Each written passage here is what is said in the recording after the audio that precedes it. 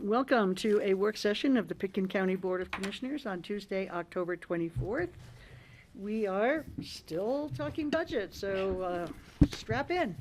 Hi, Connie. Good morning, everyone. Connie Baker, Pitkin County Budget Director. And let me share my screen and we'll get started.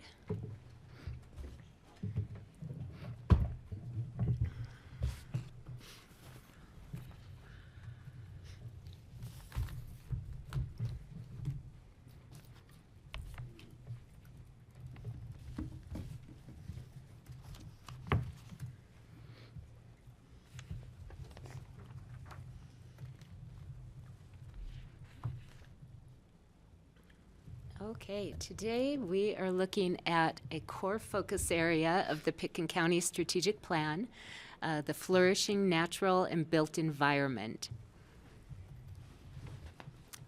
There are a number of success factors associated with this core focus area: conserved natural resources and environment, responsibly maintained and enhanced county assets, ease of mobility via safe and efficient transportation systems, and well-planned and livable built environment. And we'll be touching on a number of these success factors in the presentation today and also the presentation on November 9th. This section of the budget is well over half of the total proposed budget for 2024, $138 million.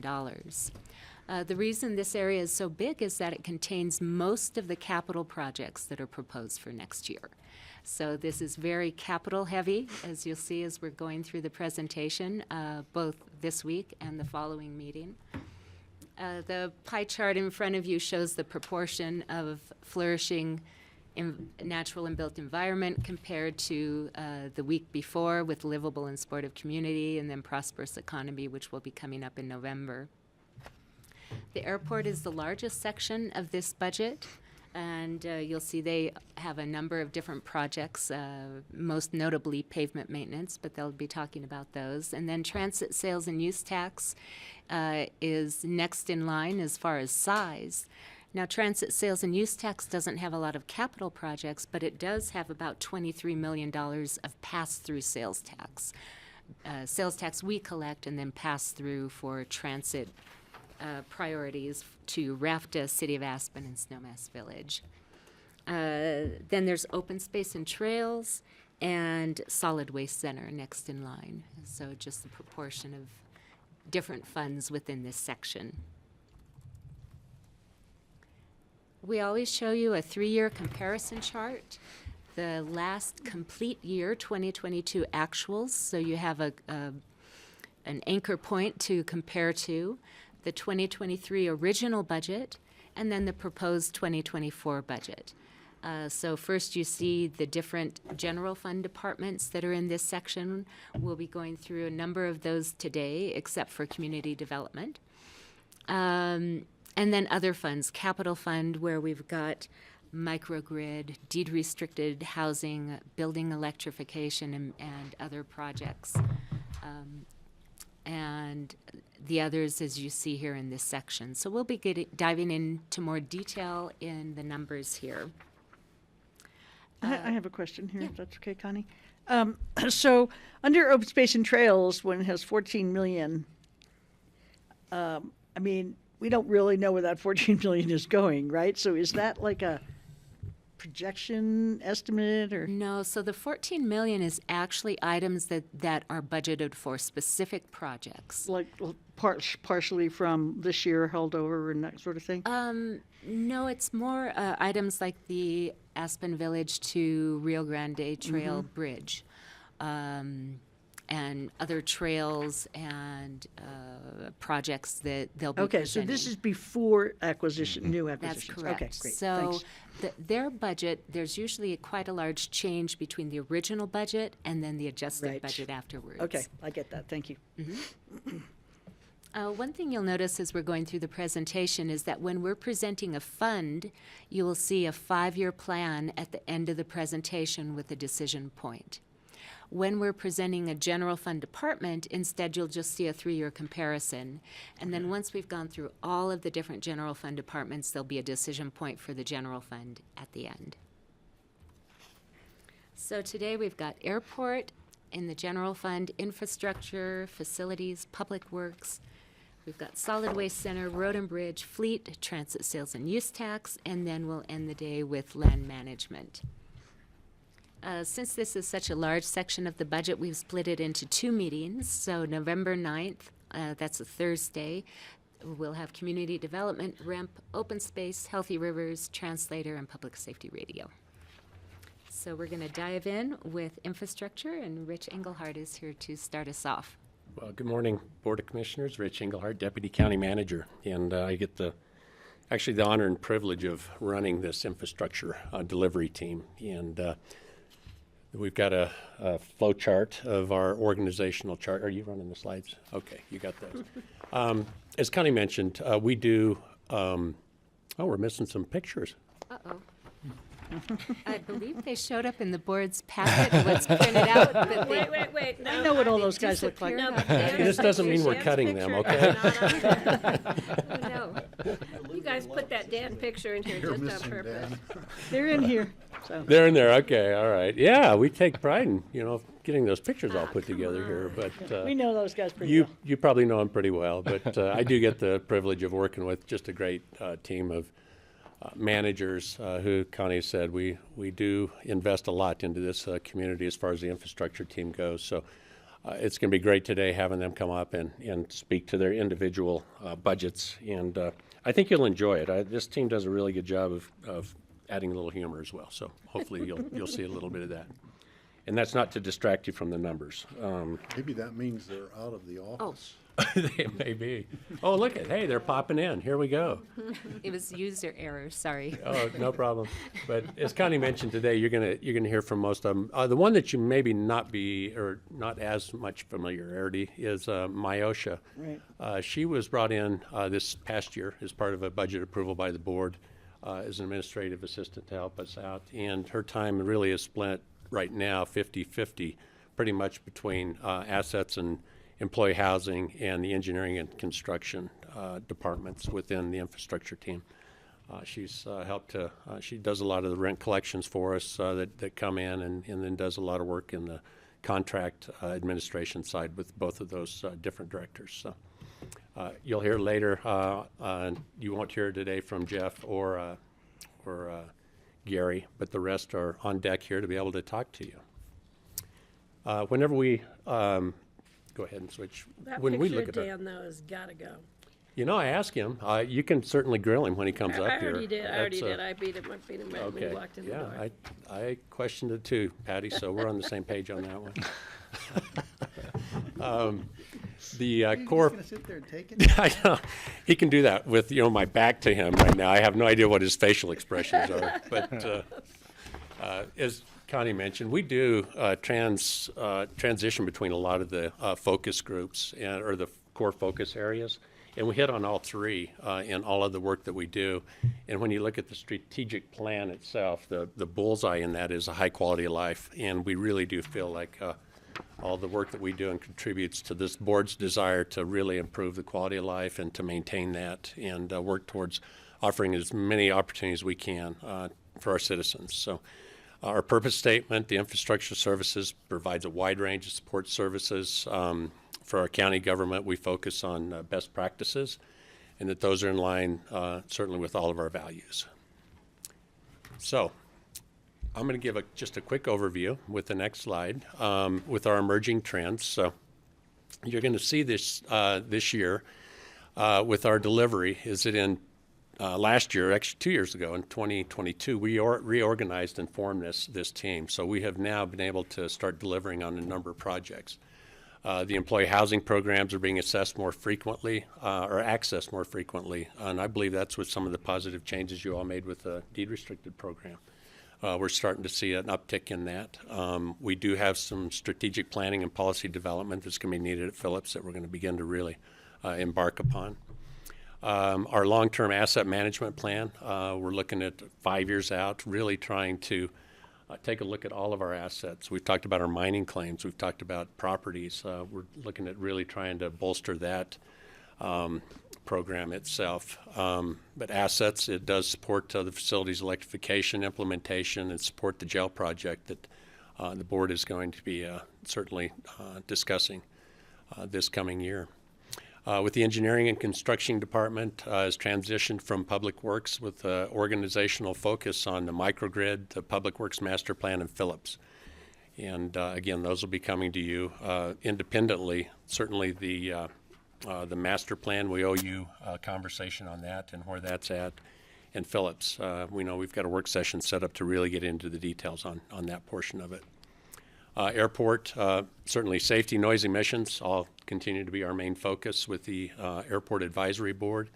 And our emphasis is on the airport layout plan, but Dan is going to talk to you about what it's going to take to manage and maintain the airport during that period of time. Open space and trails, we see high visitor usage. Staff restructuring you're going to see from Gary this year, talking about succession planning and what they're looking for to be able to deliver their services.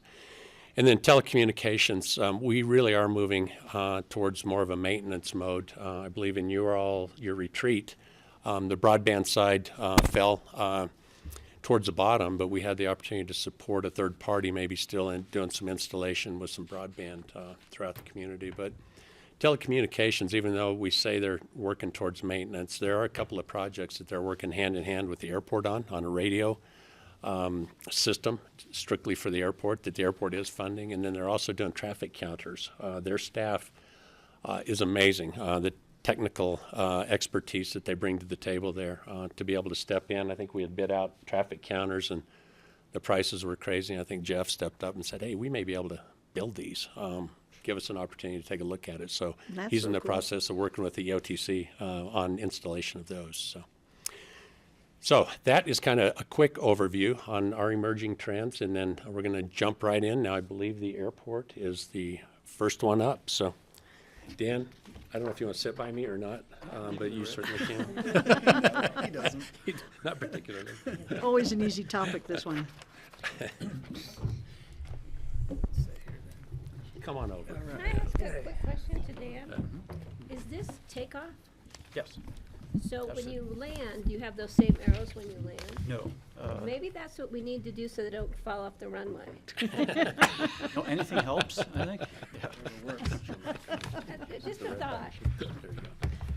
See why the pilots run off the runway, because it's all blurry. Yeah. That's when they're taking off, though. That was taken through my own eyes, yeah. So good morning, Dan Bartholomew, Airport Director. And I'm joined today by Diane Jackson, our Deputy Airport Director. Sorry. Nice to meet you, Diane. And whoever you are, no, I'm just kidding. David Schneider, our Manager of I can share. Security. Actually, he's got it in front of him. I do, but I'm trying to memorize these. No. He's our Manager of Operations and Security, and Andrew Treat, who is our Aircraft Rescue and Firefighting Captain. Welcome. Thank you. Thanks for having us. Greg Boyd would have joined us today. He's our Manager of Facilities and Capital Projects, but he is feeling under the weather today. So, Okay. so to start out, currently the airport has 45 full-time employees. Under the various divisions that we have out there, we are seeking requesting one additional employee in 2024. This would be an airport project coordinator position. And this would handle many of the new initiatives that are being suggested by our Airport Advisory Board, but then also some other business lines and efficiencies that we're looking to implement at the airport, such as leasehold management, records management, geographic information systems, some other things in addition to those Airport Advisory Board tasks. we were asked to put together an interesting fact or facts about the airport. Snow removal for us is not a job, it's a mission. And so is the maintenance of our pavement and the snow removal from that pavement. So we, actually David provided these numbers of how much airfield pavement. So this does not include roadways or parking, anything like that. This is just airfield pavement, runways, taxiways, aprons. We have about 3.8 million square feet of pavement. And I think, 3.8 million square feet to me doesn't mean anything unless we put some context to it. So it's enough to build a 1 foot wide sidewalk from Chicago to New York. It's pretty Or insane. a 3 foot wide sidewalk from Grand Junction to Denver. So that's a lot of pavement. Who figured that out? That is pretty cool. Yeah, it's a little, In put your- that engineering degree to In us. your spare time, yeah. Yeah. So, and then, because as I said, snow is a mission for us, we thought based on that amount of pavement and our average snowfall in a year, how many pounds of snow is that a year? So it's a little over 1 billion pounds of snow. Jeez. So it makes quite a snowman, which unfortunately for us becomes an obstruction, and then we have to put a light on top, and it just gets to be a mess. So we don't go down that So you road. don't go that tall. Is that at the airport or at the snow dump across the highway? That actually was at Boston. A couple of years ago, they had record snow, and they did a snowman out there. Okay. So, Should Well, put it on the I buttermilk thought we ad. would have Yeah. seen it if it had been here. Look at his buttons are tires. they are. That is one big snow person. Yes. Snowman. I'm gonna shoot for a bigger one. Must have taken a while to melt. Actually, I hear the snow out there didn't fully melt until sometime in July. Yeah. So they had piles. Yeah. Oh, cool. So right now the airport is in a bit of, for lack of a better term, a holding pattern, no pun intended, waiting on the completion of our airport layout plan. There's just some things that we can't move forward with without an updated airport layout plan. So a lot of the things that we're dealing with right now are maintenance items, completing an airport layout plan, airport advisory board initiatives for emissions and noise and safety and some other things like that. And right now, interim FBO agreement with the potential for a longer term FBO agreement. We also have some things that are coming down the pipeline with some of the regulatory agencies we deal with. Transportation Security Administration, and David will go into this in a little more detail, is rated us a Category 2 TSA airport, which means now we on average exceed 250,000 in plane passengers a year, and that changes some of the security initiatives we're required to have, although there is some negotiation with TSA on some of those. So because they come with extreme costs associated with some of those initiatives, we can negotiate with them to push back a little bit. Yes, ma'am. So this gets confusing. Mm-hmm. Category 2 safety, Yes. category 3 layout, Yep. is that, okay. Yeah, they're completely separate issues, but let's just say the federal government's not very creative. I'll put it that way when it comes to, It's a nice way to put it. yeah. How did that category change? Were we category 1 previously? Because it seemed like we've had over 250,000 employments. for We quite haven't, some we've time. been pushing back at them. We're like, yeah, we're over that. However, we're a smaller airport. We take care of it in this fashion, things like that. And David can And explain that's a little bit more. Not working anymore. No, we're just, I guess, we always plan for them to finally say, okay, we're done. You guys are going to have to go this direction. So we always like to prepare ourselves for that. And this is always something that's looming over our heads a little bit. And every year that we are able to postpone it is 1 year closer to where they're going to finally say, okay, you guys are going to move forward with this. So it requires, the additional, one of the major things with that one is it required to have a law enforcement officer at the airport at all times that we're open. So given, running all the times without, unless we're in a curfew hour, things like that, we're talking 3 to 4 law enforcement officers. Really? Revolving pattern, equipment, so vehicles for them, all of that, training. So there's a lot of cost that goes into that, and we're trying to push back and keep that away. Doesn't sound like a bad idea, though. Patty? What happened with the Aspen Amendment? Does anybody remember that? Yep, I believe they turned that down technically under the guise of, this is what DIA is doing, this is what we should be able to do.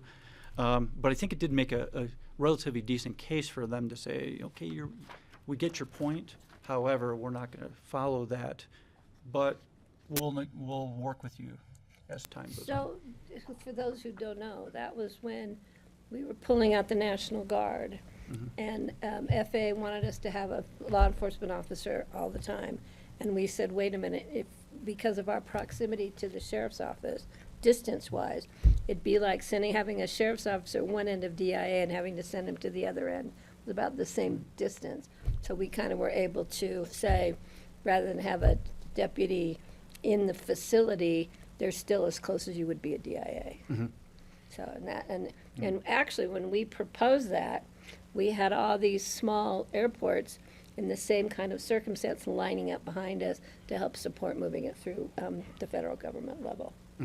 You know, this is kind of like that a right? deja vu, because I think 3 years ago, right before COVID, we had money in the budget in the sheriff's department to address this. And then COVID hit, and we ended up backing that out. And so those numbers dropped. So now it's kind of resurfaced again. But we were working with the sheriff's department on how to address it with some of their personnel. I guess I never realized it was based on numbers of plane. I thought it was always more based on mileage from the sheriff to the airport. It is a combination. So once you Combination of meet a factors. certain threshold, such as 250,000 passengers, then it kicks in the initiative of somebody needs to be X So when distance we away. kick 2 people off the plane and we have 248. Yep. Thank you, okay. That would be 2,000 people, Yeah. not 2. Steve? I was hoping we could just Yeah. get that I fringe in there. remember our discussion you're right, it several would be. years ago, and it's right when LAX had their shooting event, and we were That's right. debating whether to have a full-time deputy there at the airport. Yeah. Because we felt like we were a soft target that some nutcase could. Yeah. Putting it nicely. So yeah, that's always a security issue, something versus cost we're going to have to continuously evaluate a little bit. TSA also has a new security mandate that they just threw onto airports in 2023. A number of airports are actually pushing back and suing the TSA on this one, but it's for employee screening, and it would require us to hire, I think, 8 additional employees, plus some equipment, plus training, just to handle that mandate. And none of the funding will come from TSA. It's all from the airport. Again, federal government tends to do that. They'll give us requirements, but then say, you're on your own for implementing them. Additional mandates. security-related employees. It is. Yes, in a sense. They can be just regular employees that are trained to do the security, and we can rotate them. Oh, I see. But we still need I remember. You employees. could put them somewhere else, but they'd be there if, Exactly. Is there a size threshold for this as well as number of employments or number of passengers or? There's a size threshold from the standpoint of how many doors do you have that lead from the public area to the secure area, and how many employees you have going through those. And yes, there is that. Fewer doors. we don't have very many. Honestly, that's something we've looked into as far as just closing off some doors so we have fewer points to manage. Yes. Interesting. As I mentioned, ALP submittal, we're kind of, as I said, we're in a bit of a holding pattern because a lot of what goes into an ALP predicates what we can do on an airport facility. So until we get that submitted and approved by the FAA, we're just sort of maintaining the airport right now a little bit.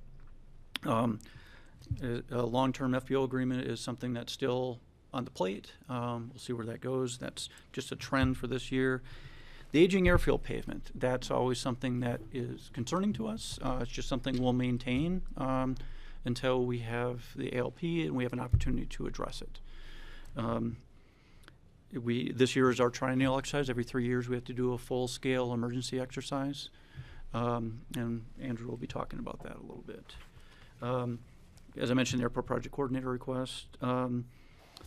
We're implementing some of the common ground recommendations, emissions monitoring and modeling, noise monitoring and modeling, safety initiatives, so things such as that we'll be implementing. And really, because we are in that holding pattern, we just don't know what we're going to be doing, especially with our terminal right now, because we're not eligible for funding until that ALP is approved and we address the modification of standard issue.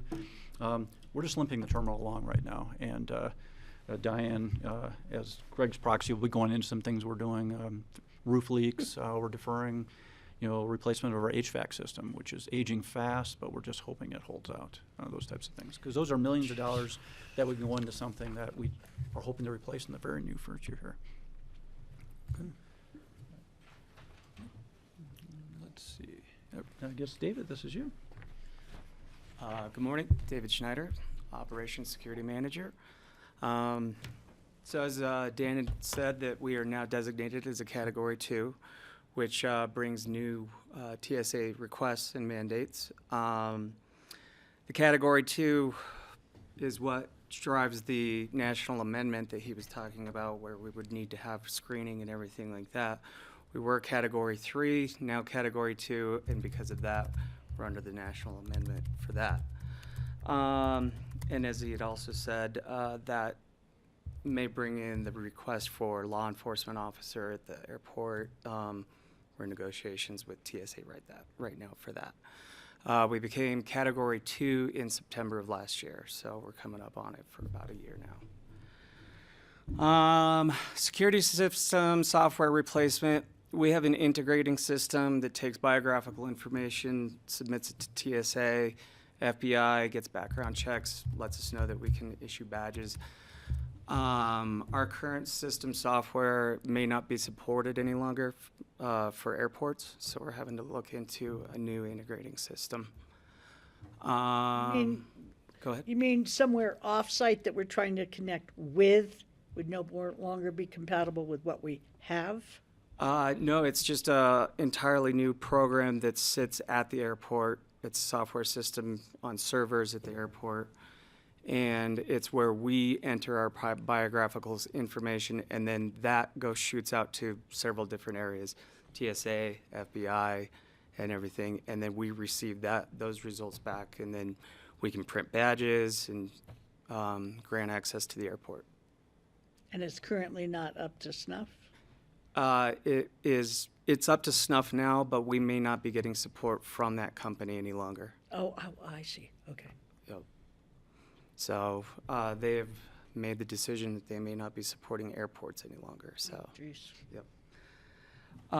The software system upgrades for like federal regulations, customer information, stakeholder notification. We have a very robust system that we use to log daily inspections and snow events and NOTAMs and everything like that.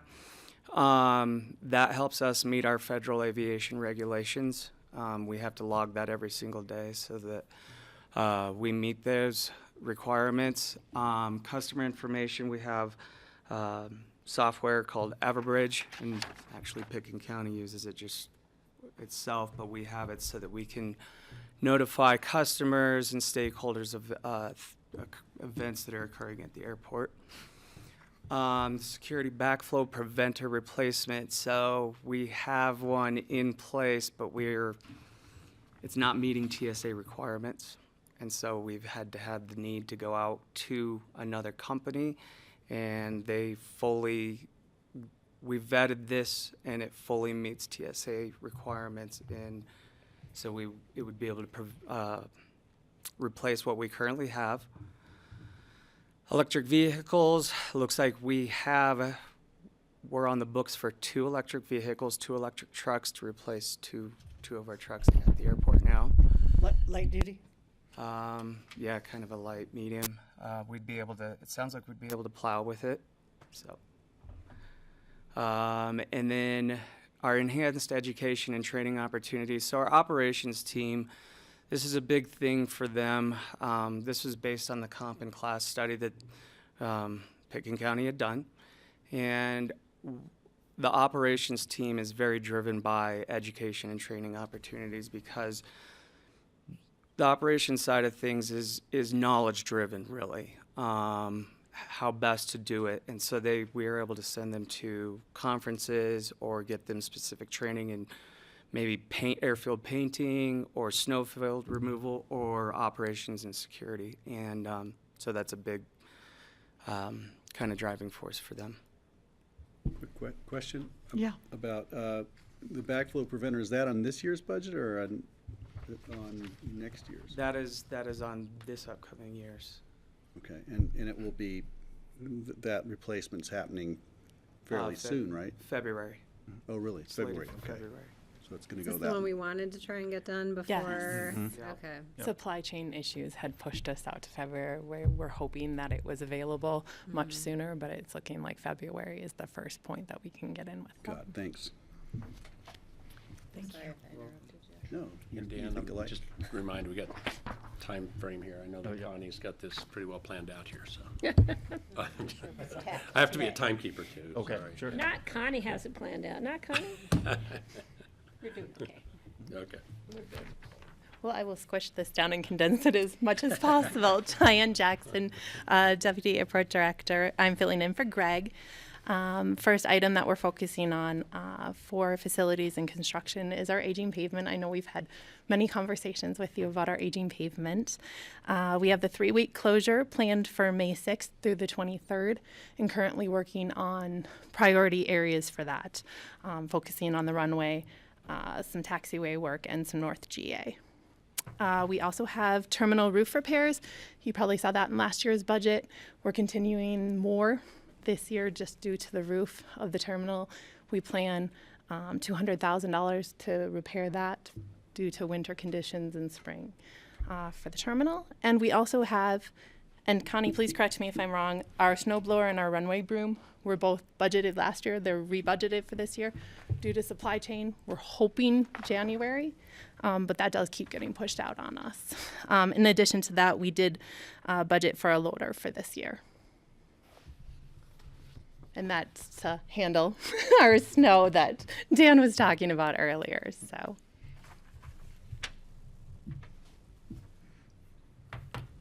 All right. Captain Treat, Sardifield Fire Department. As we kind of touched on a little bit before, we are going to be putting in a new radio tower site at the airport, which is going to help with some of our radio coverage. We have a couple dead spots in some of the buildings there. So that'll be a pretty big improvement for us since the airport is one of the largest radio users in the county. So that's going to be really, really good. We're expanding our aircraft incident and recovery capabilities, meaning our ability to recover from any kind of aircraft incident, getting planes back on the runway, back off the airfield, getting the airport reopened again. We're looking at some lifting airbags and stabilization struts to help safely perform these operations. And we're also looking at some contracts with some various providers in the area, crane companies, recovery companies, hazmat companies, to help us get back open and operational again. We're also continually working on our PPE program, providing multiple sets of turnout gear for our firefighters. This really helps cut down on carcinogenic exposure, promotes health and safety. So it's a slow process as we've been working on it for a little while now, but we're just continually getting more and more personal protective equipment for our firefighters. And this year, we also have the full-scale triennial exercise coming up. That'll be in June. So we'll have all of the mutual aid departments, the sheriffs, Aspen Fire, Roaring Fork Fire, and a lot of our stakeholders at the airport, our airlines and county folks. So we'll be doing that in June. Does that require airport closure? No, it does not. I know there are some members of the community who keep saying if we had the Airbus 220-300, we would have, I can't remember how many passengers on there, maybe 140, but we've never done a training exercise. If there was a crash landing and we had 140 people that we had to deal with who, you know, injuries and deaths and whatnot, and that might be something to consider for just adding more, getting more people there and having it be, you know, the worst case scenario, a large commercial jet Absolutely. having an incident there. And so 100%. I don't know that you could Yeah. think about that for next. We're going to this be next one. we're starting the planning process in December, January, so that's definitely going to be something that we look at. We want to make sure that we're going to be prepared for whatever has the possibility of coming in here and making sure that we're ready to take on that challenge. Francie? Francie? Yes. I don't know if anybody's thought of this, and I don't know if she's available, but Valerie McDonald was so instrumental in all our previous trainings out there. It might be if she's available, and if anybody, we might want to pick her brain and bring her back in maybe. I don't know if she's under consulting terms now or what she's doing, but that could save everybody a lot of time and energy because she's got that knowledge. Yep. So might make it for an efficiency issue. I don't know if you've I've got her on speed dial right here. I haven't talked to her. It just made me think that might be a good. Valerie was great, and Might be we a good definitely would like to resource. work with her again. Yeah. Okay, and then just some administrative things. As I mentioned, the airport layout plan completion and submittal to the FAA, and hopefully their approval is our main focus this year. We've also gotten to the point with our airport advisory board, we're with their subcommittees and task force, we're going to implement some of their initiatives this year, whether it's safety, the emissions, noise. We're doing some things with passenger terminal pre-design, hopefully getting us in line for the billions of dollars that is out there in bill funding for terminals right now. We'll be looking at intermodal terminal connection with that new terminal, and then help coordinate and heard the cats on this one. The airport project coordinator as a requested FTE to help out with that.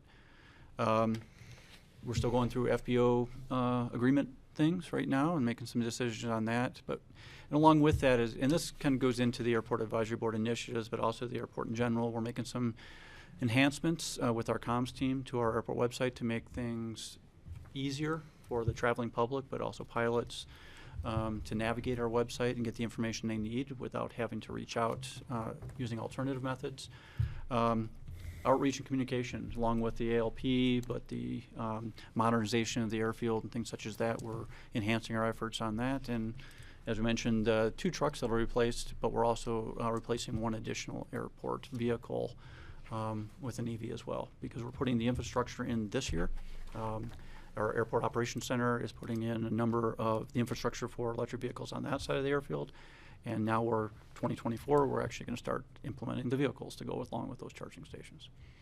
So that's where we're at as far as Question, airport. Francine. Just regarding passenger terminal pre-design, terminal design, I just want to make sure that we're looking far and wide for best practices, best design practices, not only domestically but abroad. Yep. As we go into the design of the terminal, I think the public's going to take a great interest in this. And I'm just wondering, how are you going to tee that up so that we have people are aware of where it's going and where we're looking for inspiration on how we're going to do this? Sure. So right now, what the pre-design is really looking at standards as far as, if you have this many passengers, you need this many square feet to handle per passenger, all that kind of stuff, and how many parking spots. It's like design criteria. That's true, exactly. So we consider that pre-design. We'll be going out for a very robust RFP process as far as we want people to pull out all the stops from an architectural, engineering, environmental standpoint on what they're going to propose for the airport for a new terminal facility, intermodal facility, all of that. And I think we'll have some we'll have some meeting of the minds with our subcommittee for design on the terminal, with our airport advisory board to find out what would you like to see in an RFP that when it goes out there, what types of qualifications, what types of standards would you like to see, all those types of things. And then through the whole terminal design process, we'll have open houses and those types of things to solicit feedback. Absolutely. Great. Will you be increasing the number of EV chargers on the passenger side of the airport in this next year? We've maxed out on the passenger side. Until we get a new terminal, we've just maxed our electrical How capacity. many do we there. have? We have 2. 2? 2. Two. That's it. That was pushing it. We had to eliminate a microwave to get No, those it was 2 a in. toaster. And I will Yeah. say that The- rental cars are very interested in that as well. We just don't have the capacity. This is what Jedediah was talking about. Yeah, exactly. We are right at the inch. I'm living without coffee over there right now. It's awful. But no, and we have rental car agencies that want to bring in, Hertz, Avis, they have Teslas that they want to bring in, but we're just like, we don't have the infrastructure. But we're working. Why is it so difficult to bring in more We don't- power from Holy Cross, from whatever? We don't have a transformer there that can handle it. Until we know exactly where the terminal and all the infrastructure goes with the terminal, we can't put that in there. I see. Yep. Did you have some? I am excited about, John Peacock, are you ready for this? I'm excited about the new FTE at the airport. Because I was thinking about it prior to hearing about it, and I remember bringing it up, saying, I really think we should consider bringing in somebody to manage these projects and these task force so that staff can do their jobs. And I was met with, we're already planning it, which was very exciting. So I want it recorded clearly that this is an FTE I'm fully supportive of. We do have a real need. As you know, we've got those in the Common Ground recommendation. There's a reduction, 30% reduction goals in there for both emission, noise, what we can do on safety. And Dan and his team are making these changes with our electric vehicles. We've got to start quantifying what that means from an emission standpoint. So we're going to look for somebody that can help us start going back to the date that you guys had authorized this, or even as far back as the Common Ground recommendations being approved, and start quantifying all the changes that have taken we've place, done because they're already doing electric vehicles out there. The units, what are they called, the APUs? APUs are changing over. There's been, Atlantic has done some things out there, so we are really needing to capture some of those savings and see where we really are. So that's going to be a high priority at that position. Because didn't we use some of that new grant money we just got for the charging stations? Because when I was asking about why we're asking for all these new electric vehicles so we don't have chargers, and I was told there was a hole being dug at Public Works and one being dug at the airport. So that was glad to hear that we were moving ahead. Before we bought the EVs, we were already planning for the EVs. So. Can I ask a question just regarding, it's a shame if the rental car, several years ago, I think Kelly and I were maybe up the board was pushing for, could we electrify rental car fleets? And it's like, oh, they're not doing that. Now they want to do it and we're not ready for them, which is unfortunate. I'm wondering if there's, I'm assuming our power issues apply to the entire ABC area, because could we have off-site charging, could there be an off-site rental car charging station over at the ABC across the street, for instance? Absolutely, and that's something we'd have to work out with the airport layout plan to be able to use that property that the airport has on the other side of the Highway 82 to put our rental cars or charging stations. So yes, I believe the power would be available, especially since that's where we're putting the microgrid and some other things over there. So power shouldn't be a problem on that side. It's just on the other side. Right. So yeah, it would make sense to charge them over there to me. Sure. Thank you. Is there an intermediary solution that doesn't require waiting for the whole airport layout plan to? The only intermediate solution would be to put in, if we could put in a transformer of some sort at risk, with risk of having to dig it up when we put in the infrastructure. Well, I just mean I guess I was thinking more working with the rental agencies to use an off-site location to accommodate their demand and now. Otherwise, we're really looking at a long horizon. I think we did discuss that a bit with them. There just weren't any off-site locations to meet their volume needs. I was going to say they've come to us with concerns with trying to even find regular off-site. How much are they willing to pay? Probably nothing. I mean, that's probably typically how the rental car agencies work. It's an easy answer. Yeah. We would love, it pains us to have to say no to something like that. It really does. But we'll certainly check into that, Kelly, because it is, that's a biggest challenge right now. We've got so many things that we can make some real positive impacts with. It just seems like we're stuck, until some things get approved. Yep. But we can have those conversations. It's funny because you recall, was it 2 years ago, I think, when we were negotiating that contract with the rental companies, and they're going, you're not going to force us to do electric. And it's flipped.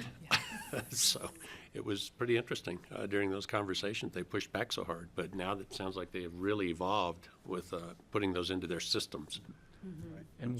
And we will be putting the rental cars out for an RFP this coming in 2024, actually. So that's something potentially we could stick in the solicitation to say, their willingness to pony up. Right. Maybe it's something with microgrid, that we could Yeah. look at. I just don't know what their volume. Are they talking about like 20 cars in each rental fleet that they're looking to have space for? Well, with and the mandates electricity from the survey? state, it's going to probably grow very rapidly to a much higher number very soon. It was a significant number of vehicles, and when we did talk to them, it's like, well, maybe we could handle one or two, and they're like, no, that doesn't do us any good. It needs to be X. Right. But the problem is still, before we can even put the infrastructure in on airport property, the ALP has to be approved to show that infrastructure going in. That's our big holding issue right now. As far as 2024 revenue, the main driver of that revenue is the revised FPO agreement that we have right now. That is just compared to the revenue agreement we had a month ago, compared to the one we have now, just night and day. So it is a significant boost to our revenue. But unfortunately, on the expense side, most of that revenue in time is going to really be going to pavement maintenance until we can get a handle on what we're going to be doing with runways and taxiways and other things that are aging right now. So that's kind of where we're sitting. And oh boy, that's quite the chart. So. I just noticed a blue star in the corner, so I'm just go right to that. So this is a decision point for the board. This is the airport 2024 budget and 5-year plan. So as Dan mentioned, the revenues we saw in a little bit more detail on the other slide, but we have that increasing in 2024 to 39 million. And the expenditures are all fairly in line with 2023. Things that we have that are new, well, it's not new, the terminal building that we mentioned previously. And that was actually budgeted in 2023. It's obviously not happening in 2023, so we're rebudgeting that in 2024. And then things, we have this larger expense in the heavy equipment. Again, that's because of those two pieces that we're carrying forward to 2024 that are not being received in 2023. And the pavement maintenance, so that's in that one-time projects area. So that is another big increase that we are seeing this year. It looks like a pretty rosy budget at the end. What am I missing? No, and I think that's What's where the you're. catch? I think that's where you're seeing this holding pattern that we're in a little bit. Yeah. So there's not a lot of capital projects, and then the FBO revenue. I think as you're seeing those Right, two well, in there. obviously that makes a big difference. Makes a big difference. Yeah. Unfortunately, some of the things that it's behind the scenes is such that heavy equipment is eligible for FAA grant funding, but we're holding on that and we're paying it out of pocket, so to speak, because that money needs to go into the pavement, because that's our main priority. So those are the things that that's taking place right now. There's definitely a push and pull, and you're going to see this a bit in our rates and charges that we'll be bringing to you in the next several weeks. That we have to go through every year and to get your approval on the revised rate and charges. You're going to see some increases in those because of the pavement costs, unfortunately. And should I go there? So redoing the pavement and then redoing the taxiway. Mm-hmm. I mean, is it not worthwhile to relook at how we deal with the runway? I think right now we're trying to stay true to the common ground recommendations. Right. And get those codified on an ALP and see where we can go from there. Even though it means 2 major airport closures and lots more pavement work and. Yeah. Yep. So Francie, right now there is a board resolution that's giving staff direction. So if Right, that I was, understand. yeah, and so if there was a desire to have that conversation amongst the board, I think it'd have to be a conversation to change that resolution right now of board direction. There are pros and cons to both approaches, right? From a cost and engineering perspective, balanced against kind of the community conversation perspective, and staff, we'd be happy to lay out pros and cons along those lines if that was a conversation that the board wanted to have, but we probably wouldn't weigh in on the board's resolution at this point. Right, that was made before the whole Understood. information about the degradation of the runway. So I just wonder whether that precipitates a new look at it. That would be a board discussion. You see her looking at all of it. Really easy board discussion. Yeah, Francie and I have had that discussion driving down the highway several times, and I think she and I are both on the same page in terms of having a look at it. Is that when she got the speeding ticket? Actually, it was a ticket for driving too slowly in the left lane. Really? On 82? All right, any other questions that the board has on the airport budget? Nice move, Liz. Looks good, Liz. Looks good, Liz. Keep moving. Yeah, it looks good to me. Everybody okay so far? Yeah, I'm good moving, especially that new FTE. All right, thank you. Thank you. Thank you, guys.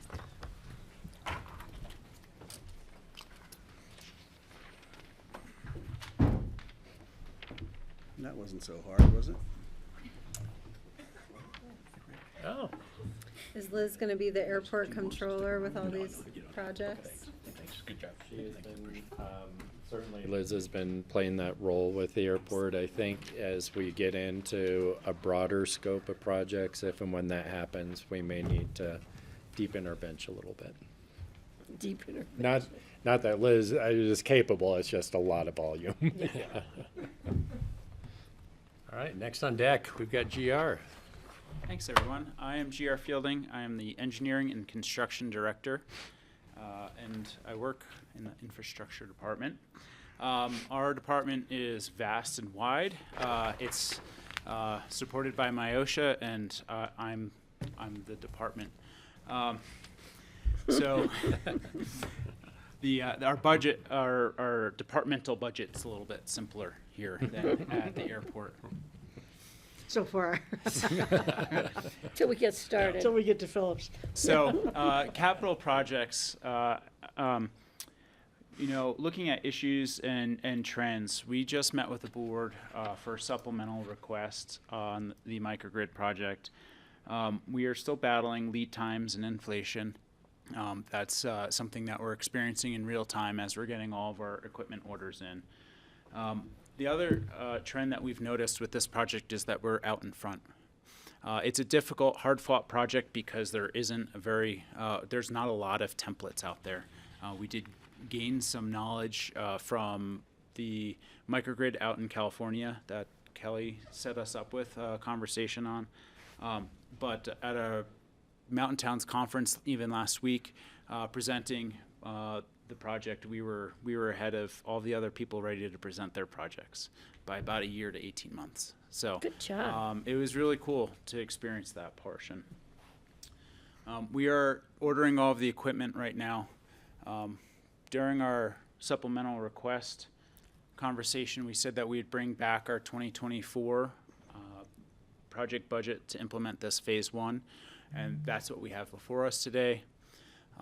Under the other sources to be determined, we have $125,000. We believe that some of our project partners are going to bring that to the table. They're going through their budget process as well right now, and we anticipate that being able to fund part of the project.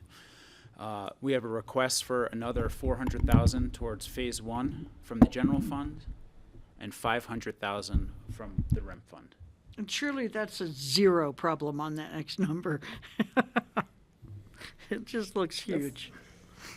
For the phase the 1 phase total, one? it's the only one for some reason that ended up with a decimal point. So It's a little intimidating with those extra zeros there. we're just trying to aim for accuracy. It's for you math people. It went right over my head, so. If it's a budget ending in 00, we know it's not that accurate. Yeah. So the last line there is a grant match for $400,000 that we're asking for. We have a lot of irons in the fire for grant requests, and even this morning we were reviewing a few new opportunities to look at for phase 2. And so that $400,000 would be to use as a match against any of the grants that we might obtain. I have a couple of questions here. Does anybody else have a question at this point? So you're asking for 800,000. In other words, one for the grant match and one for the general fund. Okay. We're and asking then- for $800,000 from the general fund and $500,000 out of REMP. Yeah. Okay. And then when you go for grants for this, are they specifically grants for microgrids? If there aren't very many, or is it a more general category? Yes. Yes. It's both, Francie, and the grants that I was looking at this morning are FEMA grants looking at resiliency. Some of the grants have been about innovation. Some of the grants have been we were asked to compete for one of the Department of Energy grants with several other potential microgrid projects, and we applied through the state to a federal grant. So every different grant strategy that I've experienced, we've utilized on this project. And are you getting help from the organization that we hired to help us with our grant writing? Yes. Oh, good. Yeah. Your name looks pretty lonely up there. Our support from Sustainable Strategies is really important in this area because the volume that needs to go into this and the expertise is very broad. There is a very high technical request for these types of grants, and so that's where I spend a lot of my time. And then there's a lot of things like the Justice 40 initiative from the Biden administration, where it's difficult for us to compete in that realm because of the demographics of our valley. So they really are able to help us navigate those sorts of things because that is a totally different set of expertise than I have. Yeah. That's great that we have them. I will mention before we move away from the microgrid, I'm going to tout our county manager here a little bit. We were in Austin, and I don't know if y'all know or not, but John actually presented on a national level the microgrid project. Did a great job. He was up there with some others around, I can't remember where they were. Kansas. Yeah, Kansas. Was that before or after you went to Austin City Lights? It was before. That's good. I noticed the timing of that conference in Austin City Lights. But he did a really nice job of explaining this and talking about kind of where we're at in our process, and a lot of people in the room, a lot of great questions. So I just wanted to mention that. Did he show any weird cartoons? Actually, yes. Oh, Which is, true form of John Peacock. So it was We would have perfect. been so remember him. disappointed. Can we get a copy of the PowerPoint? He saves the we wanna see the obnoxious video. ones for We you want all, video. but yeah. He saves the obnoxious ones for us. Yeah. But anyways, it is getting national attention. Thank but you, I think John. that helped. I think John. Thank you, guys. And it helps us when we go out seeking money. This stuff starts to get out there. So our next slide, I just want to mention too, from a departmental standpoint, Phillips is the other big chunk of time right now between Myosha and I. Myosha has been helping a lot with our grant administration on this. Between our architect, our landscape architect, and 7 concurrent task orders with engineers to try to figure out all of the Jeez. various parts and pieces of this, it pretty quickly becomes a lot of administration to get all of this done. We're looking forward to bringing the schematic design to the board when we can get a work session, hopefully early this winter. The board did already look at the project budget for this during the housing section of the budget last week. But from a departmental standpoint, this is one of the things that's really keeping us busy. I'm biting my And it'll tongue. probably continue to do so. I'm biting my tongue. Well, and so, John, and I don't think I showed Rich and GR today, I found us another trailer park to buy. Yeah, let's get the first one done. Can you send me that How far address? away is it? I'll send it to you. It's You sent me the $2.5 thing, but I million. need the It's on address. South Grand Avenue between Berthoud Motors and Rosebud Cemetery. And the plan is to buy it and scrape it. I know that one Yeah. very well. And it's a very nice park, so we need to find partners, but I'll send it to you. Thank you. This GR wasn't happy to see me. I have to throw that in there. This last slide, I wanted to pop in here because one of the consistent questions that we've gotten since we've reorganized, and I've gotten to settle into my new position a little bit, is what all are we working on? And so while the microgrid and the Phillips affordable housing is certainly a big chunk of the time. I'm also participating at the airport still from time to time, particularly with the intermodal team. I hear our lunch bell going off, so I'll hurry up. Housing, I sit with the Holt team for housing. Even though I'm just focused on the capital, we do meet fairly regularly. In assets, I've been working a lot with Jody, particularly around the electrification implementation and a couple other areas. We overlap a lot with things around Phillips. Climate Action, working with Michael Port, and he's been really helping us look at some future phases for the microgrid and everything that came out of the Energy Box studies. And just broader participating with Rich's full infrastructure team and just looking at all these ideas that we all have and seeing how we can best deliver those projects. GR is really great. You're doing all that, and I appreciate your technical background to help with these projects. I'm really trying not to let that get in my way. And I really appreciate Flexing the some other fact muscles. he's in the office so much. Yeah. You're in the office a lot, and I think it's a great communication factor for all these teams and for the board to have you there. And I appreciate thank your you. efforts to be in the office. Besides that, you're so entertaining. And it was really great to see you at the conference last week. Thanks. It's been a little while since Question. I've done that. Question about, once again, microgrid charging. If we decide we want to install more charging for, say, hotel vans, what if all the hotel vans in our community decided to go electric, along with rental cars? Is that on Michael Port's radar and yours for capacity? It is now. And Great. Okay, that's you all. know, the conversation around Good answer. the electric grid around the airport, it's certainly something that I've studied recently with the microgrid, since that's within its boundaries. And we are really in between a rock and a hard place through that area as we have our aging infrastructure that includes those transformers that service those properties there.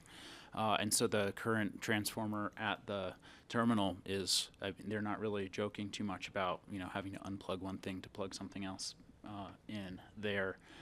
And adding anything in that neighborhood will certainly be on the microgrid, and it's something that's on our radar as we consider this with full electrification eventually, knowing that there are huge consequences of that electrification, and we are trying to put in the infrastructure at this point with the microgrid that will help service that in the future.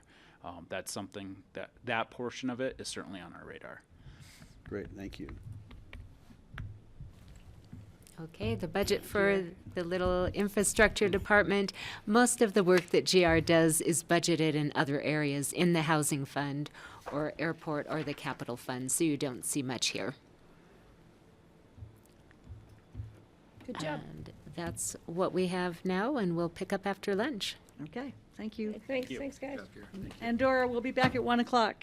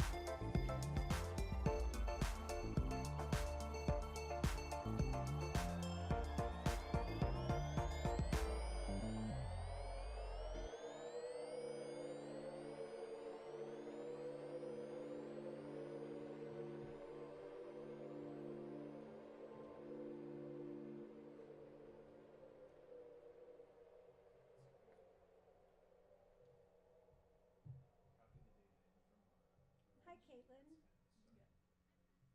I'm good. How are you? So are you?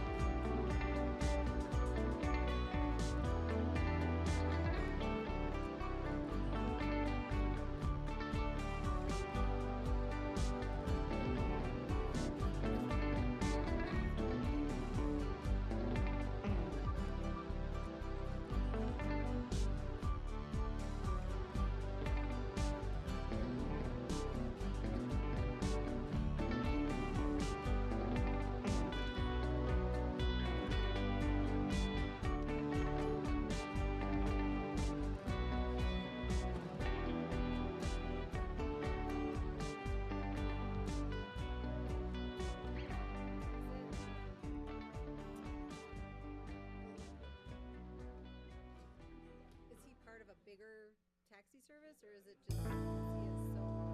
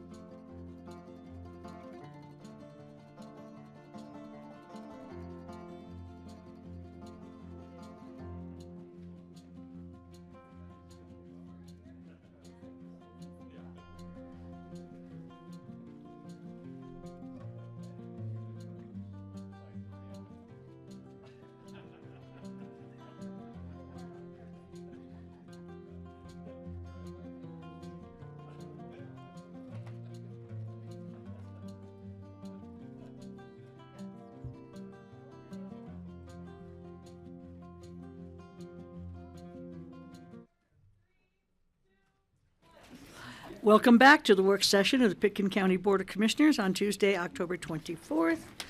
We are back to Connie for more budget.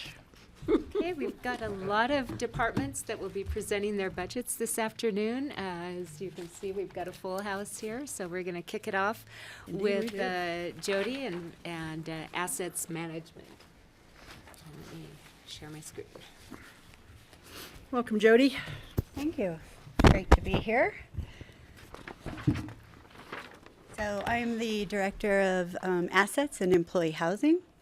And today we're going to just talk about what we're doing as soon as the slide comes up. So as you can see, my name has changed in the organizational chart. So now I'm a Jody Grady. And then I'm supported like GR by Myosha, who's in the audience here, as a part-time, or half and half. So we share the administrative specialist. Is that a new name or an old name? Grady, Grady. it's my new name. Okay. Yeah, yeah. Just making sure. Thank you. Is there a reason why you have a new name? Yeah, that can go either way, can't it? Congratulations or condolences, right? And sometimes both. Yeah. Grady, who used to be a deputy here in the county for 28 years, and I got married. So. great. Well, congratulations. After 33 years together, there's still hope. It's important not to rush. No, all good things take time. It took me 5 years to change my name. So our capital projects this year for 2024 are really focused on capital again. Facilities will be reporting out on their maintenance and repairs projects. Those used to be part of what we did, but they're now separate. So the board approved last year for 2023 budget a solar project for River Park Center and South Side buildings. We went out to bid recently. We're just finishing the evaluation and looking to make sure we have enough funds in that line item. I think that we're ready to pull the trigger on that. And we're also working with Open Space and Trails here in the coming months on adding their solar project to this. So, right, getting a magnitude of order on that. So that will happen in the spring once the roofs thaw out. The second part is to assist with the detention facility planning, which Rich is still leading that charge, he and John and many, many others, and I'll be there to support however I can. We're working with the Public Works Facilities, IT Department, Airport, Open Space, Fleet Risk, Climate Action, and many more on assessing our current software and implementing an asset management plan, whether we use our current software, which is Cartograph, or we shift to another. Right now, I have 11 departments that all are really excited about joining this team and evaluating and looking at an asset management plan, which really is looking at ways to really track all of our fixed assets, be able to really know and plan budgets through reporting and knowing the use, hours, those kinds of things, and then budgeting and planning for the future. We still have, I think, 6 more departments to reach out to see what their interest is. And then we'll be working with North 40 on their future space. The lease ends in 2026, and so we don't know if we're going to release with that. I'll be working with Brett and his, that team on how they want to move that one forward. Can we back up to the item before that? Sure. When you said that you're working with all of these different departments to see if, to help manage the assets in a more efficient way? Yes. But then other departments can choose whether they want to be managed efficiently or not? No, I just haven't had a chance to reach out to those other 6. So, yeah. We're assuming they're going to join you, right? Well, Hoping.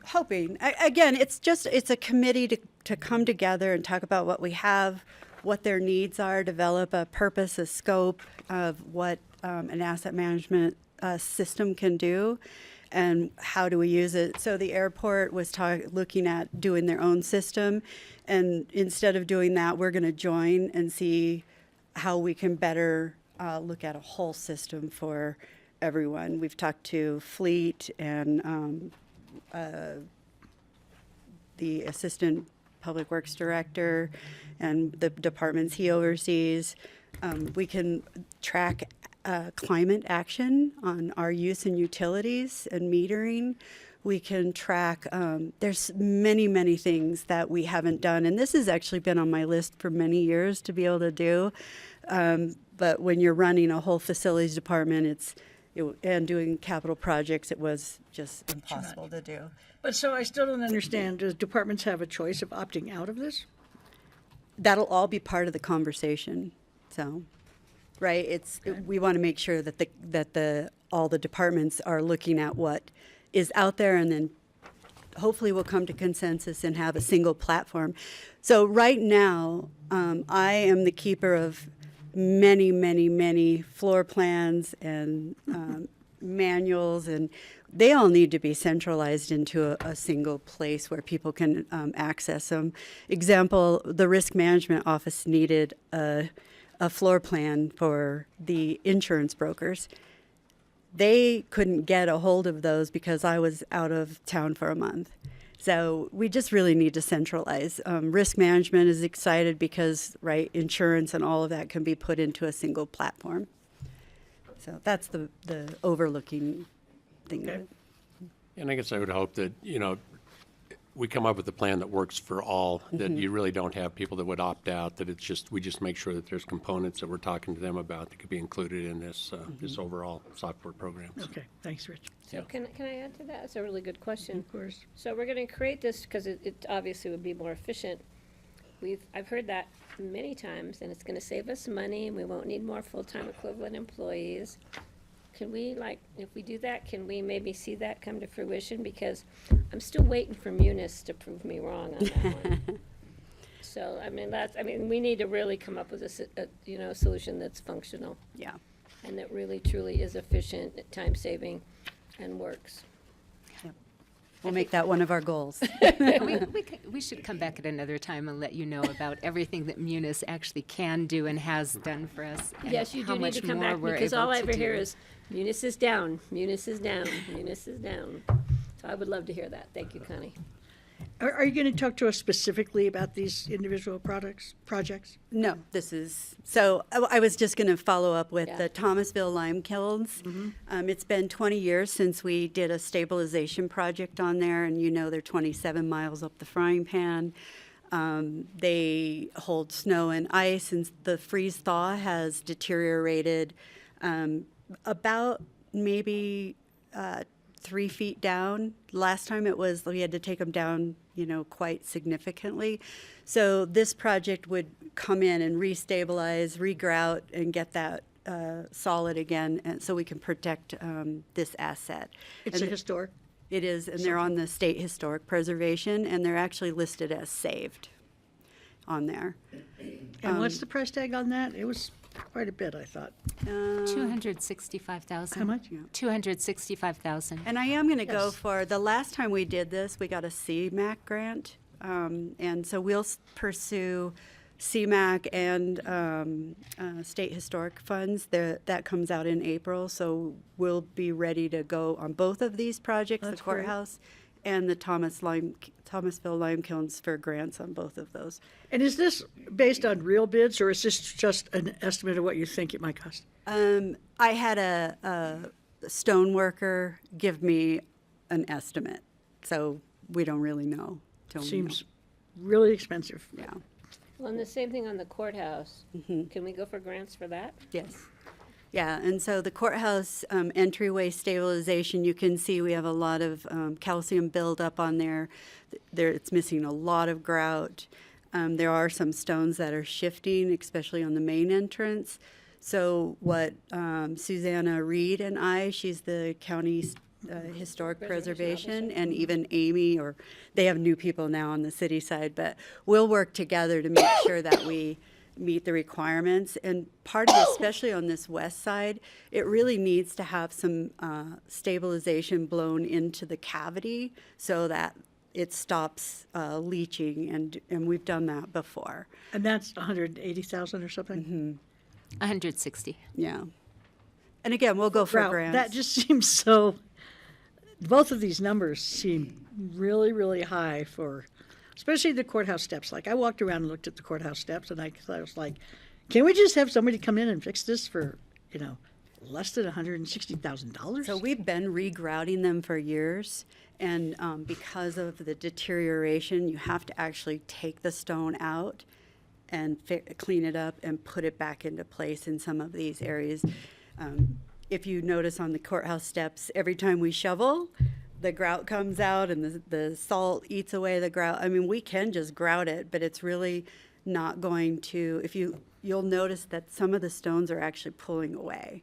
So we want to remove those and put those back on and get them restabilized. And of course, when we go out to an RFP, I mean, hopefully it will come in cheaper. Again, these are budgeting items of an estimate. Okay, thank you. That's why I wanted the main entrance on the other side of the building. So we can get the wear and tear on the front side. That didn't work Like either. I GR, lost that one. Like GR asset, so we've already presented our employee housing budget with you. But just to kind of give you an idea of what else Assets is doing is working with the infrastructure team, kind of just making sure that we can participate and work on anything that they need, including the Public Works Master Plan. We're also very involved in the internal services in the future workplace and AI policies and procedures and many other. We have quite a list of tasks that we want to take on in that team. The safety improvements, we're working very closely with risk management, along with the sheriff. We have Public Works, IT on that team also to make sure that we are evaluating and defining the scope of work and now we're prioritizing on what we want to implement on that safety, whether it's filming the windows for bullet resistance, or do we want to bulletproof windows? Do we want to put bollards out? There's many, many ideas. We went through it yesterday. We're pricing, and then we're going to prioritize what we want to hit first, and then we'll go out to bid for that. There is budget in the 2023. Not sure that we'll be able to encumber before that time, and so there is new money in 2024 that will cover these safety improvements. And then climate action, we're working with Michael Port on the energy efficient. So again, whether it's the boiler replacements, solar, he's working with us on that. He's really looking at almost anything that I will be doing to implement a project if it includes any kind of power, gas, or utility. Great. And we're even talking about what products are we using, recycled carpet, That's those great. kinds of things. Good. I want to sorry, the North 40 future space, I'm having trouble connecting. What are we talking about here? Yeah, I think Brett spoke to Dispatch. that. I think, I'm not sure you were here for that with Dispatch at the dispatch. fire Our station, lease right? is coming up at the Space North with 40. Yeah, okay, that's at that at the dispatch fire space. department. Yes. Yeah, that's what I thought. Yeah. I just thought I'd better Yeah, ask. Yeah. and if it comes down to you need assistance with us to talk to the Fire Protection District Board of Directors, I think we'd be more than happy to do that, to encourage them to see what we can work out to keep our facility there, if that's the direction we choose to go. So that explanation for Greg was kind of shorthand. Could you give me the longhand on the, Well, our North lease. 40? Yeah, we lease our dispatch center from the Aspen Fire District. oh, it's the dispatch center. Yes. Okay. Yeah. Okay, thank you. Sorry. That's all right.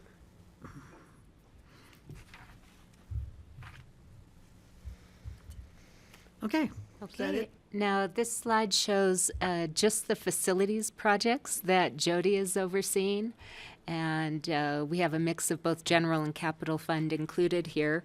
There's the jail design, the safety project that Jody was mentioning, the lime kilns, the courthouse entrance, the solar projects, and then also Health and Human Services electrification. That's all included in the numbers that you see here. So the property and replacements, that's where the electrification is? Yes, it is. Okay, Any other questions? thank you, Jody. Thank you. Thank you. We'll move on to facilities management. Hey, Jay. Hi, nice to see you again so soon. Hi there. Thank you. I'm Jay Clark, Facility Operations Manager. Thanks for coming. Thank you. I guess this is our organizational chart. We have a picture there of our custodial staff who supports us. I do not have a picture of our maintenance crew. Unfortunately, we've been rather thin these last few months and haven't been able to get together. However, next year I'll get you all a great picture, I promise. Okay. Our fun fact, we vacuum the equivalent of about 4.5 football fields every day. No kidding. That's 1,600 football fields a year. Wow. So, and if you were to measure it straight, it'd be about 5 trips back and forth to Dayton. So I have to ask though, who picked the ball field? That would be me. Okay. The Just Gators. wondering how I'm the from Gators Florida. got in I'm from here. Gainesville, It got me so- so confused. Broncos So- not good enough to put up there, huh? Personal bias, sorry. I was questioning it. And at the time, the three major Florida teams were ranked. Of course, that's kind of fallen apart since then. And you didn't You know, think there's this team in Colorado. I know. He didn't think You we'd play catch football that. He here? wanted to make sure we're reading the budget, that's for sure. Thank you, sorry to. Our priorities, well, basically our number one priority is providing a safe and clean environment for our employees and our community people. We also work at having a timely response to our repairs and requests from employees. Big thing that we're concentrating on is recruitment and retention, just like everybody else. Training on the new technologies, and by those new technologies, we're constantly evolving to try and help with our energy efficiency and reduction of our carbon footprint. Thanks for putting that right next to the picture of the snow melt. I was You must gonna say, Seriously. might not have been a good photo to use, but I kind of like it myself, so. You know, if I could, I was on a call recently, and the facilities guy from Steamboat was on, and he said he thought they actually could save money by turning off their snow melt and using snow shovelers and sweepers. But that must mean he has a labor force. He must. He But might have a it's smaller food for- footprint as well. Food for thought, because it sounds like, I think apparently as we were going to learn, the external environment heating bill keeps going up and up and up for things like this. Are you volunteering to shovel? I might be. I'll drive one of those little sweepers. I actually love to shovel snow. It's one of my favorite things. It's kind of zen-like when you get into it. I mean, it really is. Yeah, it's nice to be out in the winter and I'll doing wait something. till winter comes. I know where you live, and you know where I live, and I have a shovel. Right. There you go. I haven't abused my novelty. body for 40 years doing it, so, yeah. Our next slide here is going over our capital and our operations projects. Basically, the major capital project we have is our train tracer system, which is what we use as our backnet, which we use to control all the heating and air conditioning controls throughout the facilities in the county. The ambulance building, when it was built with a different system that does not integrate into all the other systems. So this is to bring it up to speed with the rest of our systems and software, and that way we don't have a problem operating it and engaging it. Does it have air conditioning? Yes, And this is the ambulance building we built recently. Okay. sure. Why does it have air conditioning? Keep them cool. it is a 24-hour facility. We have People that live do sleep there. there. People- overnight, so They pretty much live there. we have rooms in Pretty there. cool there. Southside? I mean, It's a No, climate, it's a climate. It's a ambulance high barn efficient over by HHS. system, highly efficient. It's a climate control system. Yes. It is. It's Climate not control. necessarily a chiller. Correct. except there's a chiller in the jail, because it says it. There is. Those are in our operations upgrades, and yes, there is a big price tag there for the jail and chiller and boiler upgrades. Those will have to come about one way or another. Either we're going to do it because of the electrification process, or we're going to do it because we've been limping along and we are at end of life. And now that we have occupants back in the jail, we have to maintain those systems.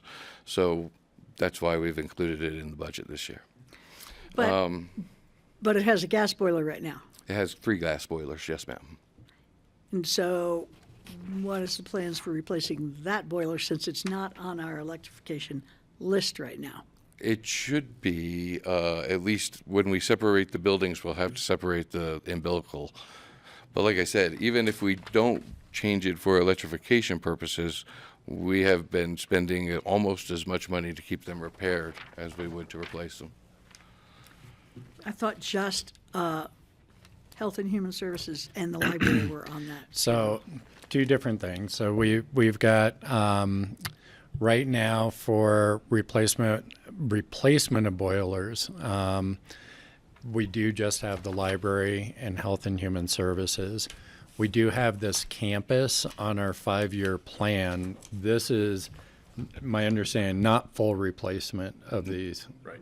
These are not full replacements. These are to keep these going until we decide what we're doing with the jail and what utility replacements we So want. the whole campus will happen at once because it comes out of the jail building. Correct. That all our utilities for. Come out of there. Correct. Yeah. Okay. Also, there's to me, a human element. Reading about the jail system in Texas in the summertime where the temperature gets probably 110 or 120 degrees or some just terrible, inhumane things. Now, I know it doesn't get that hot here, but I don't want to have anybody who's incarcerated here treated inhumanely like they do in some other states. Sure. So Absolutely. keeping it up to the best level we can, to me, is important. What would the temperature in the jails be without this system?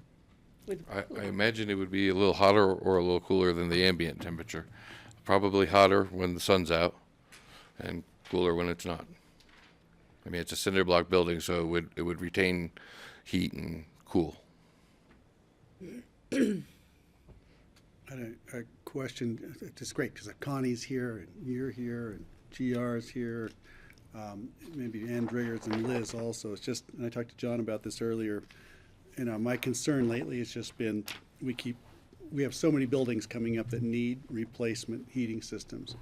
And the easy thing to do would be to replace it with the existing, whether it's a gas or a legacy electric heating system. When I think that doing that, you're putting in something that might have a 30-year life, and we can't really amortize the cost of one of those systems over 30 years any longer if we have been. And that's where I get in over my head regarding the financing of it. But we have to look at the actual cost, because the way we've been moving, and we're expected to move from, governments above us, leaders, at a higher level, is that we need to electrify with efficient systems as soon as we can. And so I can imagine putting in, say, a gas boiling system and then tearing it out in 5 or 10 years rather than 30 when its useful life is over. Or less, when Or the jail's less, ready to or be built. perhaps even sooner. So I think that, the gravity of it and the seriousness of it, I can't impress anymore. But when we budget for these things, we can't look at a 30-year lifespan any longer. No, and we are, whenever we replace systems, we are replacing them to the county standard. We're trying to replace gas furnaces with heat pumps. Everything is a higher efficiency level. We'd like to replace the gas boilers with electric boilers. So if we're going to move forward like that, that's how we would proceed. Music to my ears. I know it's an expensive thing, and that's going to be one of our challenges. Yeah. I understand that. And we do have a study of 10 county facilities. It did not include the airport terminal because we had anticipate designing that ground up to be net zero. But of the remaining, we have analyzed all 10 remaining facilities for electrification. And we have the probable estimate of cost built into what it would look like over a 5-year replacement schedule. That does have close to $24 million, just under $24 million price tag to it, because there's a lot more, obviously, than just replacing the boiler itself. You've got to upgrade the electric service in the building. Sometimes you have to upgrade the electric service outside the building. You have to build a building to house the and those, building. yeah, like at the airport, that's one of the things you'll see with the library that involves a transformer and such. But we are going to bring that back to the board. And we're trying to find time in November to replace that. Just one quick question, if you don't mind, Patty. Oh, go ahead. And then I'll get to you. But we don't have to go to heat pumps to electrify. We don't have to redo all the ducting and everything, right? That's Can we just go correct. to electric boiler without redoing all the ducting? Oh, yes, you wouldn't have to redo the ducting to change it from an air conditioner furnace to a heat pump either. You could still use all the same ducting. And, You could. We're yes, analyzing it both ways, though, because heat pumps, where you don't have to do facility improvements to accommodate them, like Yeah. you're talking about, heat pumps are a challenge on retrofit, but they tend to be less expensive as an initial capital investment. So we are looking Then at what? than doing, for example, an electric boiler. Oh. Yeah. So we Well, looked certainly at over it both ways, but for retrofits, it appears that the boilers have been a better fit, no pun intended. When we do ground up design, we'll reanalyze heat pumps and such. They may be a more effective Okay, Patty? tool. Yeah, my concern is, and thank you, John, for bringing that up, I want to make sure it comes back for broader discussion, and I'm not sure the board is totally all in agreement. I think there's some other issues for me. I'm concerned about batteries, I'm concerned about storage, I'm concerned about used batteries. All I can think of is nuclear power plants. What a great idea. And now we have San Onofre sitting there on the California coast as a storage space for waste, for nuclear waste. So I think there's technology as we sit here is evolving. So I think we need to keep that in mind. I don't want to rush into something and then go, darn, if we'd waited a year, this new technology is coming out. But I have a significant concern about batteries. And I know that technology is evolving as we sit here. So better batteries, because old batteries are not good batteries. And Eric Kelly. Thank you. Would I find, I'm looking at the facilities capital project plan. Is this where I would find it looks like 8-year layout? A 10-year, for the- yes. Yeah, I know it's time, but it really only goes out 8 on my capital project plan budget.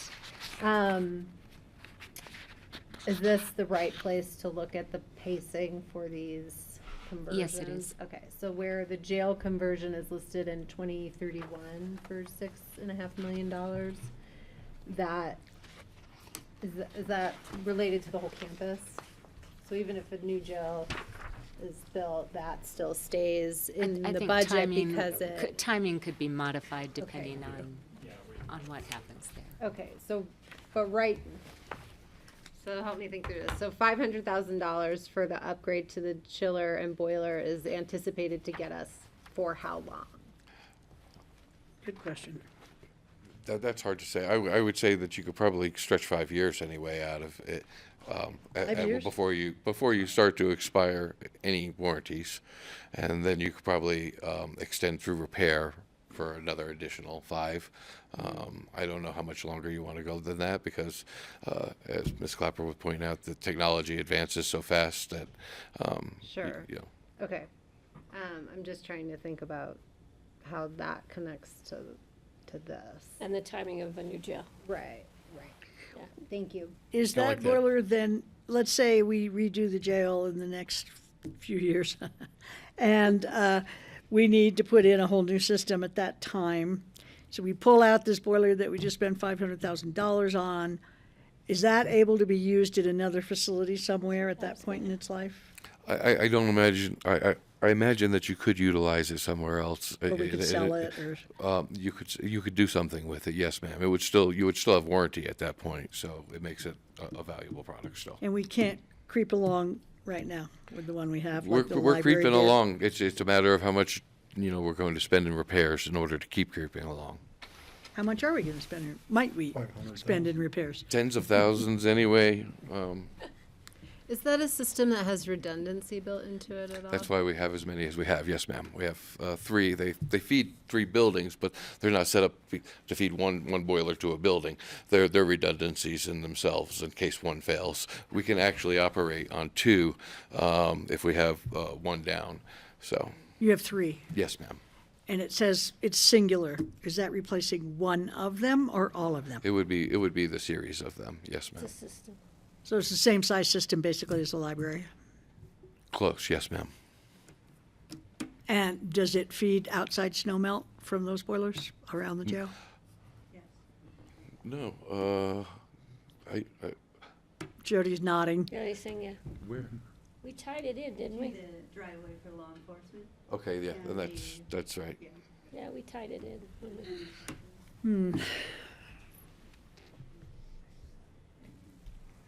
So Francie, unless you're gonna knit a lot of blankets, or you're gonna There's wave a no lot of blue fans. star on here, so I'm Yeah. just not gonna do anything right now. Well, and like John mentioned, we are, yeah. Blue Star is coming. Oh, it is. We'll come back with a lot more detail on this and some additional get down thoughts to whenever the we get to nitty-gritty. that. I think John had mentioned we want to get in front of you with a lot of details here. So this is the These are just driveway that comes placeholders. in from Main Street that gets snow melted? Yes, ma'am. No, we don't Or have a down driveway below. that comes in from Main Street. For the Rio Just Grande. right from the over Rio Grande. Rio Yes, Grande, ma'am. Rio Grande. That's Rio Grande in the back, right? That's Rio Yeah. Grande, yeah. Yep. What's Rio Grande? Well, we don't have a driveway that comes in from Main Street. Oh, but we have that, So there's Rio Grande. We have an below you. access, we have an access into the secured parking right where down there, yeah. law enforcement, the reason we snow melted that is the 24/7 hour nature of Yeah. their services. Yeah. okay. Okay, It ties in with APD. And it ties in with APD, correct? And we also do have one other snow melt area right outside the courthouse, on the sidewalk there, and up the stairs, or, up the opposite side. Yes, ma'am. I see. Okay. All right. Okay. HHS Security, they've requested new cameras for incidents that they've had. Southside is where we have our dispatch and our communications. And they are end of life on their furnaces and air conditioners, and we're wanting to replace them with heat pumps. Southside has a small remodel, part of the sheriff's office touchdown there. And we have some library woodwork that needs to be touched up. And So the south side building, you can do a retrofit with heat pumps for 32,000? yes, ma'am. Are we putting Cool. solar in there too? What's that? Are we gonna solar south side? Yes, ma'am. It's a great exposure. Great. Okay. Okay. Anybody else have questions? Thank you. Is part of the custodial services cost a budget, salary shift? Yes. Is that part of that? Okay. There was a salary shift quite a bit with the project we did last year for class and comp. Where our big costs are coming in are just the cost of our consumables, our toilet paper and paper towels, hand soaps, things like that. The increase in cost on them has gone through the roof. Okay. As we all know at home. Yeah, and we also are still working a hybrid system with contractors and with full-time staff. So that's also part of our cost increase. Thank you. Utilities, I'm just gonna blame the utilities on that. And we're occupying a lot more facilities full-time, and that contributes to that. But the cost of utilities has gone up in general as well. And then HHS security is, that's the part of getting a live security guard that we came with the grant. Oh, that's a person, not cameras. There are cameras for one part of it and live security for another. Oh, I see. Okay, thanks. Yes, ma'am. The 32,000 on the operations budget, that's for the cameras. The 100,000 would be for a full-time lifeguard. Okay.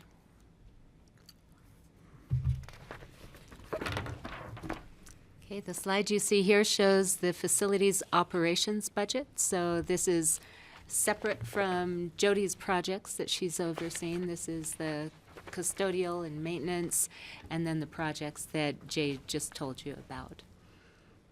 Any questions? What are property services? Property services include custodial, they include utilities, repair and maintenance, so you also see some of those repair and maintenance projects see. within that. Okay. Question. Right now you have 2 vacancies in the custodial staff. 2 part-time, yes. And are you having to pay any overtime to anybody else to cover the work that they would be doing? Not necessarily overtime. We've brought in temporary workers to satisfy that need because we need the workforce. So. Yeah, I was thinking that was something, you could burn out all the others if they were like doubling down and trying to do more work than Absolutely. they could. And then you lose more staff and we have more openings if you don't Quality goes down. cover the labor that you need for that. Yes, You sir. just described the issues at RAFTA perfectly. Yeah. And I have to tell you, the staff that I run into on my late hours or whatever hours have been very helpful, very friendly, and I really appreciate them being here. Thank you very much. I'll spread the Let 'em word. know. Are those 2 employees budgeted for in this budget? Yes, they are. Okay. Yeah, we budget for our full approved FTE number. Okay. Any other questions? Thanks. Okay. Thank you very much. Thank Sorry you. to grill you so Appreciate much. He's gonna be glad Now, to get these back to work. photographs I have great concern over. Yeah, these are interesting, aren't they? I love this photo, I've got to say. Hi, Whoever Brian. took this picture, my compliments. I was having trouble figuring out where it was. Did you take it? I thought it might have been you. He hired a graphic artist. It was only 100,000. If it was a He nighttime only shot, 100,000. That was that's per all. photo. Here and there. if it was a nighttime shot, it would have been Ann Drigger's photo. I don't know, I'm gonna definitely have to have mine AI. redone after these photos today. I'm working on that. I'm Brian Pettit, I'm the Public Works Director. And if we go back to And I can't keep a the straight facility, face. please. Yeah, so this facility is 34 years old, and we continue, we're fairly outgrowing it in the fleet area, and all the offices are full, and a couple offices have multiple people in them. Oh, wow. So We love it out there. we do love it out there. We are behind a berm, so anybody that drives by doesn't even know this facility exists, so we have to be very careful on explaining to our visitors where to show up. So, but we look forward to redeveloping this campus one day. And did I just get a thing, you guys are having some kind of barbecue tomorrow? I think the barbecue is actually here. Oh, it's here. Yeah. Oh, it's facilities. What does that mean, facilities? I mean, what That's do you mean when you say Down that? in the base, behind the jail. The division that maintains the facility. They're having the barbecue tomorrow. I saw it. And it's here somewhere? Yeah, it's downstairs, right? Yeah, please come down and have a burger. Basement of the gym. You sure you want me there after I gave you such a hard time? She's cooking and then she's gonna do the snow melt. Okay. Besides wanting to talk to you about the Public Works skincare products we have, I do want to point out that Hey, sign me up. this is the leadership team at Public Works, and I'm really proud of these folks. They bring energy and pride to the job and run their departments like it were their own and not a public organization. So it's a really great team to work I with. don't think I've on a ever met any day-to-day- of these guys. Day-to-day basis. You know, I Very think good looking, this picture. good came looking. out. It's the This is skincare products. awesome. you set a new standard for our Romany annual did this? Romany, did you do budget to this? have these kind of photographs with everybody's pictures. Glamour shots. Yeah, They're they're glamour awesome. shots. Really good. I'm having you read. Can you come to redo our wall as we walk in? Those are I know, little- yeah, I already got her. I'm signed up. All right. Those are good. This is our organizational chart. These are reporting relationships only, and I would just tell you, this is a team environment. These folks get together on we have a staff meeting every other Monday. And this last Monday was an example of the teamwork. Linda DePriest, who's trying to put together a ribbon cutting for Brush Creek Park and Ride and finish up that project. When she brought up some challenges she was having, virtually all these folks jumped to the table and said, how can we help? Let's figure this out together. We can help you bring this, do that, do this other thing. So these are reporting relationships only. We have 57 employees at Public Works. And we provide the primary public facing for maintenance and construction of our assets that we have in the county. So if we go to the next slide. Out of the 57 employees, when I first started with Public Works, the policy for the county was you couldn't live any further down than Carbondale, just for emergency response and that type of thing. As you can see, over half the Public Works employees live further down than Carbondale, and is further, Glenwood Springs the big winner with 16 employees living there. But we do have many employees that live down the I-70 corridor, and thankfully the county has provided commuter vans for those folks to use. So our 15 passenger vans are virtually full on a daily basis. And many of these employees that live in the I-70 corridor have said they wouldn't work here without that van. That is really cool that you do that. The van is Really great. great. Well, it's what you do, so thank you for making that happen. So, It's really great. can I ask how often the Parachute, Battlement Mesa, and Grand Junction departments come to work up Yeah, here? so Parachute, Battlement Mason, Rifle, those folks are all 4 days a week during the summer and 5 days a week in the wintertime. The Grand Junction is a virtual employee that comes to work at least once a week and sometimes more often. Wow. To Public Works in To the landfill specifically. landfill. Yeah, so the rest are every day. Really? All the rest are every day?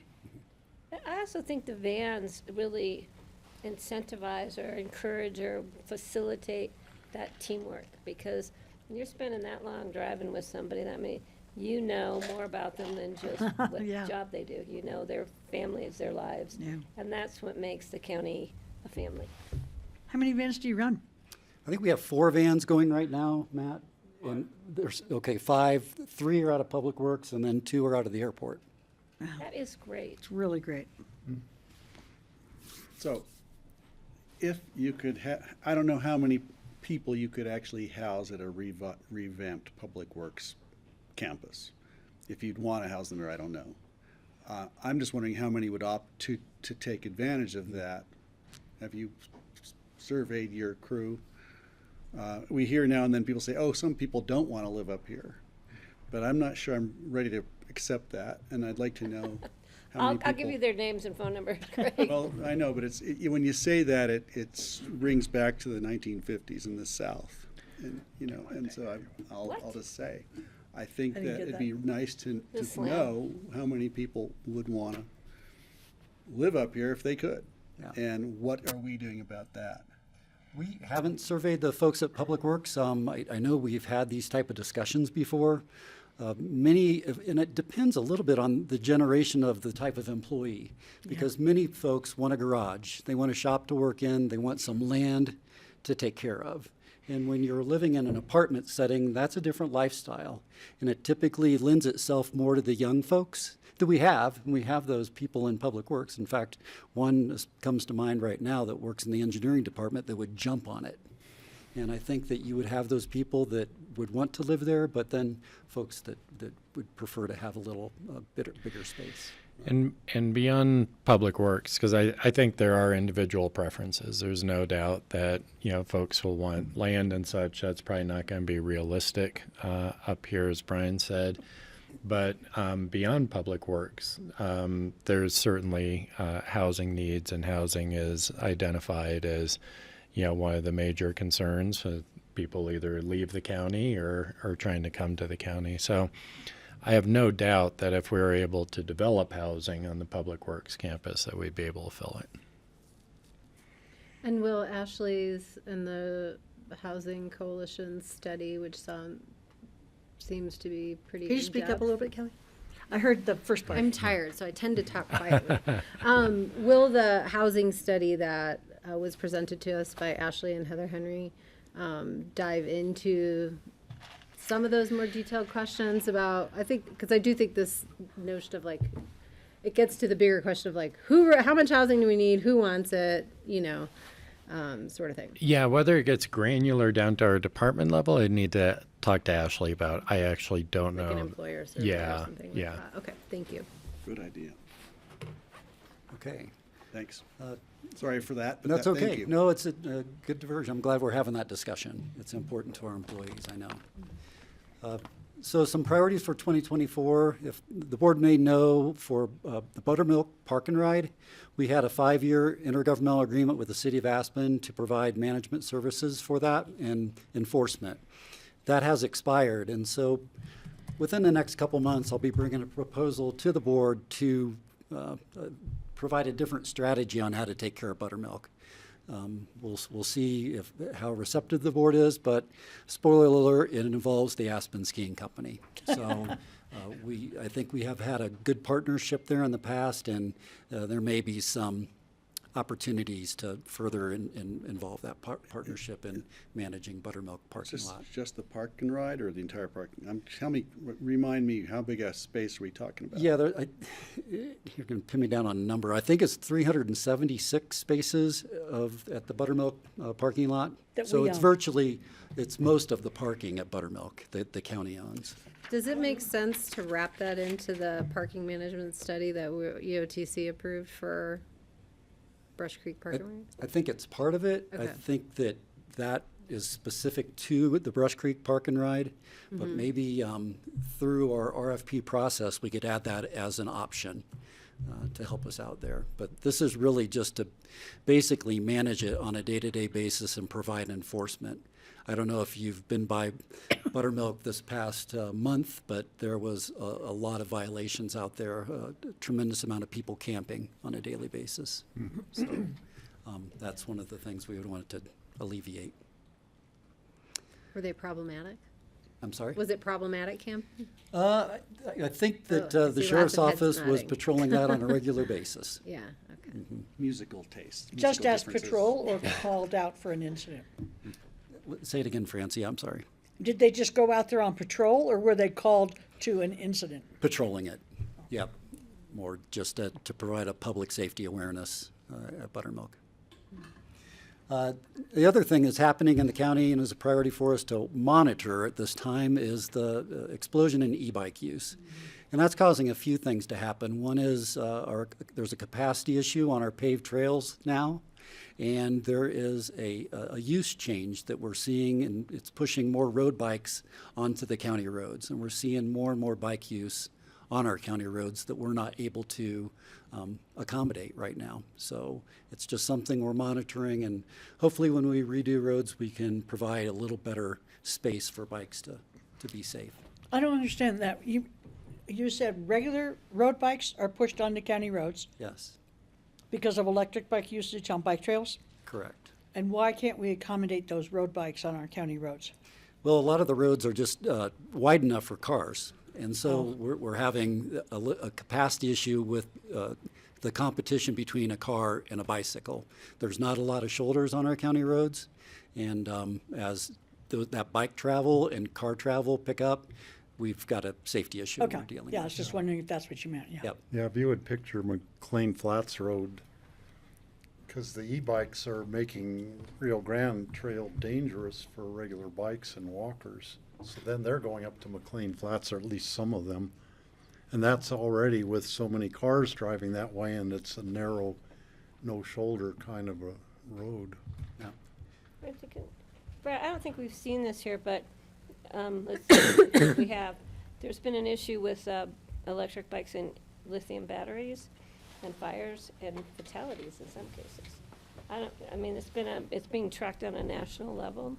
I don't think we've experienced any of that here, but that could be a concern if we are talking about putting e-bikes on some of our dirt bike trails. and in fire season. So just, I'll try and find the article for you. Yeah, I'd like to see it. Next, it's always a challenge hiring and keeping qualified employees, especially highly technical jobs. And our fleet mechanics are an example of that. I don't know how long we've been advertising for a mechanic now, but it's very, very difficult to attract that profession right now. So Or combustion engines. correct.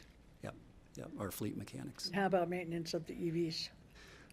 Hopefully, we can continue to train those folks. So I think that, having an in-depth training program for EV, I think we can keep our staff great. abreast of that technology. Great. Is that part of the recruitment? Like, does someone who's being recruited know that they might have access to be trained as an EV mechanic in the future? Absolutely. Okay. Yeah, we would point that out. And we do have an extensive training program for a fleet mechanic, so it's a matter of where that money is going and what training they need. But it seems more and more that folks need more intensive training, especially at the county because of the diverse type of equipment we Right. have, from $1 million snow blowers at the airport to a lawnmower or something smaller. I'll do the lawnmowers.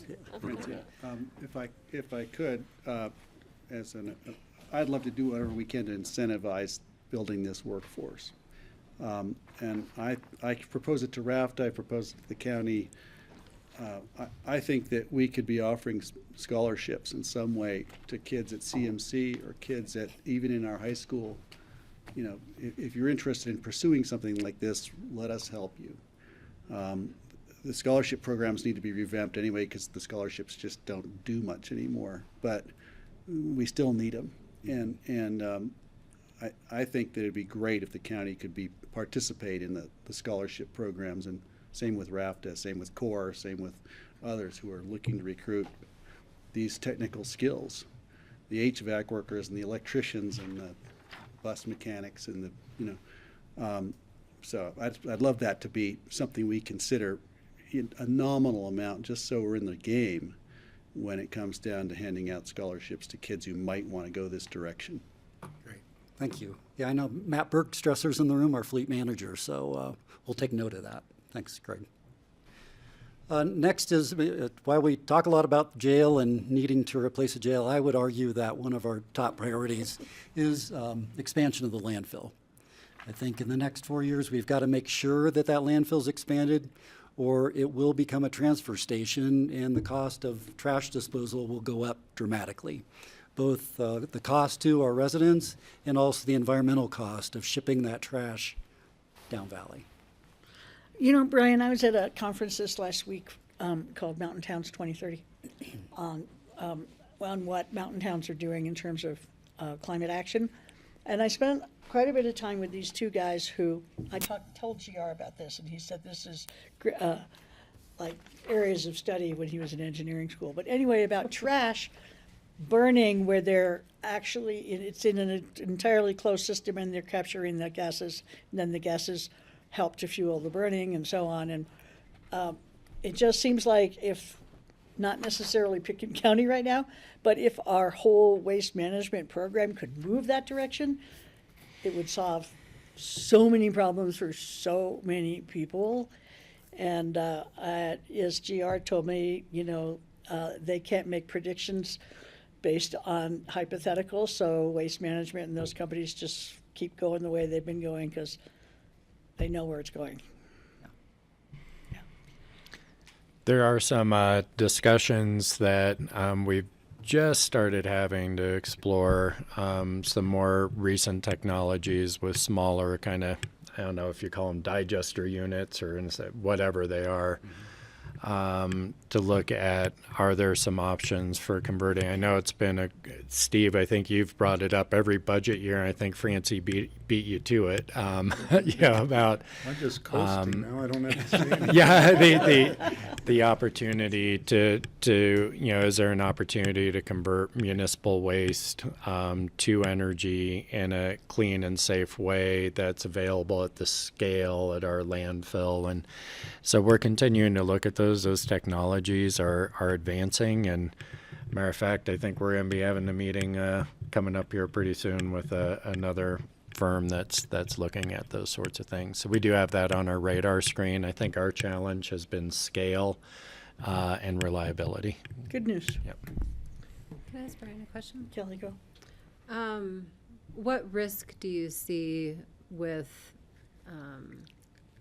not expanding the landfill? Like, do you sense risk from the board that won't proceed, or is there budgetary risk towards not Permitting. doing that, or, yeah?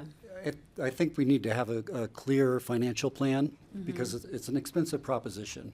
We're moving a lot of the facilities, and Kathy Hall will talk more about this in her presentation on what the plan is there in order to expand the landfill. But I think to have a clear financial plan where we have the funds necessary to create the expansion in a phased process, that's what we're gonna. That's the threat.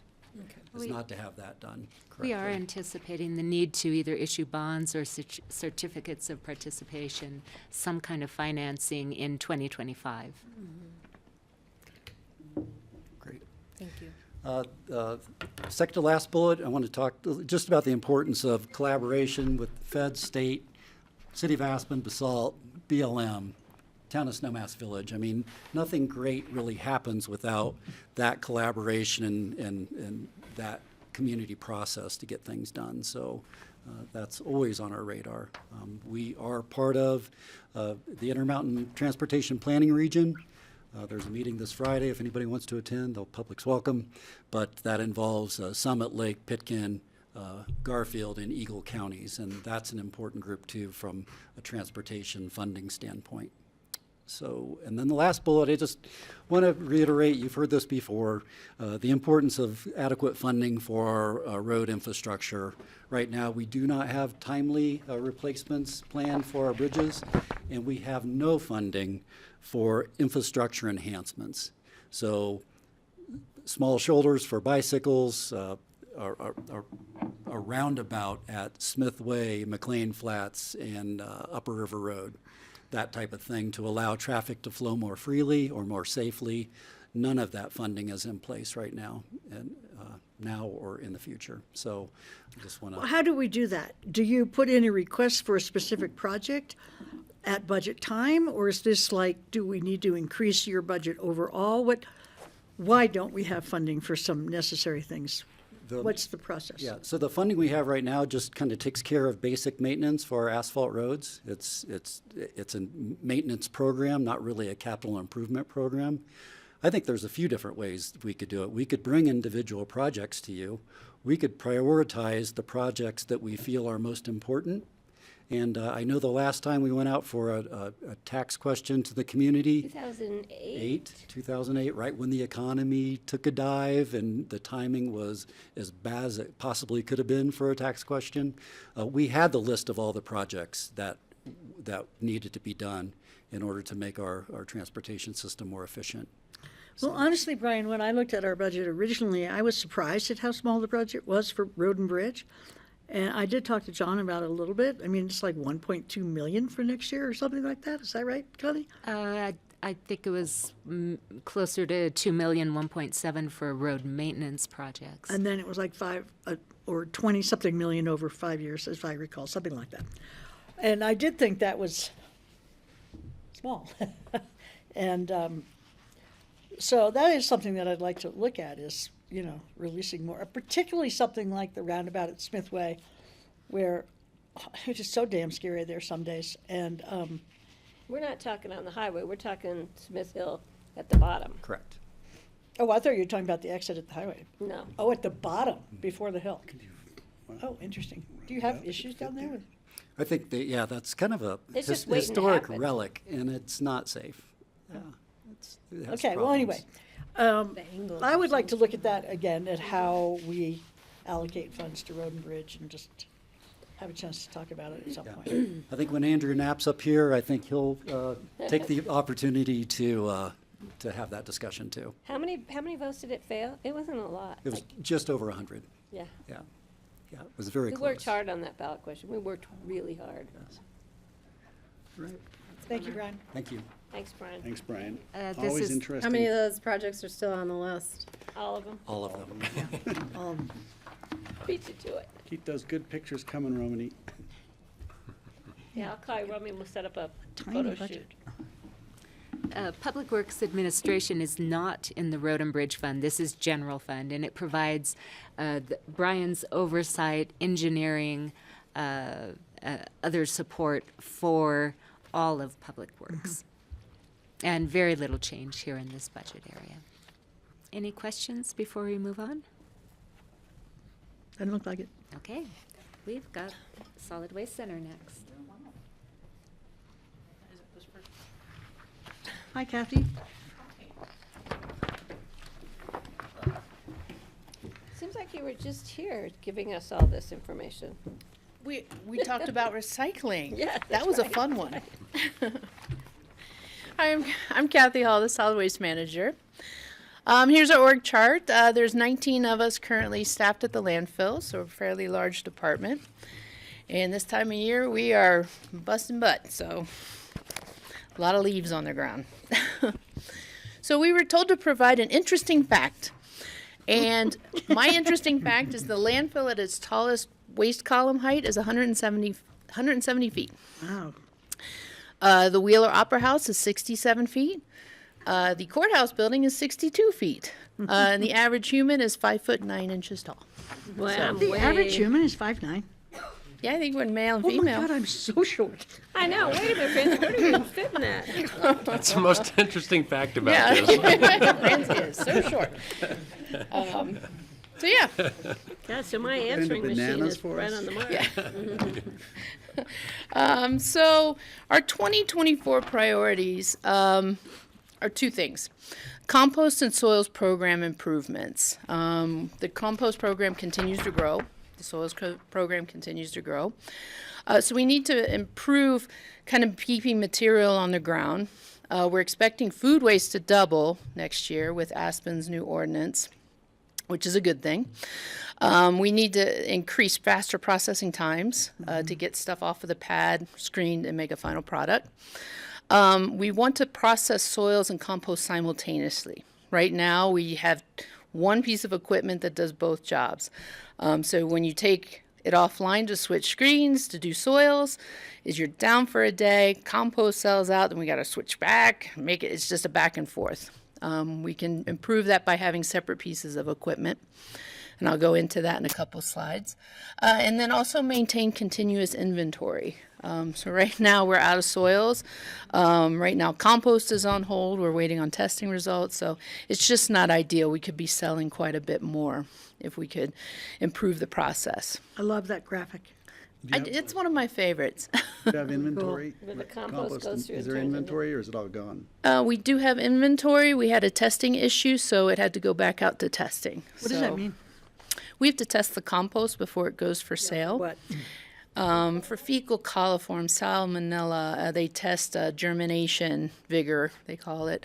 And so what does it mean that we had a testing issue? The fecal coliform failed. Well, damn. So, yeah, so we had, it was out of limits, so we resampled it. And, yeah, just the way it is, so. What prevents that? More heat? No, the limits for compost fecal coliform are really low. So you could be scooping your sample into the bag and catch a piece of elk poop or bird poo, and then it'll throw your fecal coliform off. I see. I think it's cooked and everything to the right temperatures. I think we just got a bad grab. So the stuff I shoveled myself was good though, right? Yeah, we wouldn't give it to anybody, and it's really I the went and fecal shoveled coliform's my not own that high. stuff. Yeah, you're fine. The stuff that failed is tucked away in the corner, waiting for retesting. We did it this morning, so hopefully in a few days. So do you receive compost every day from Evergreen?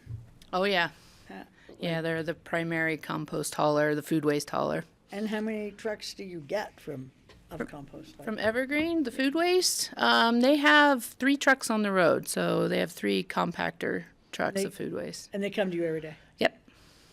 Have you seen an increase since the city's ordinance went into effect? Not necessarily yet. It just took effect beginning of October. Yeah, it's only It's been there a week or so.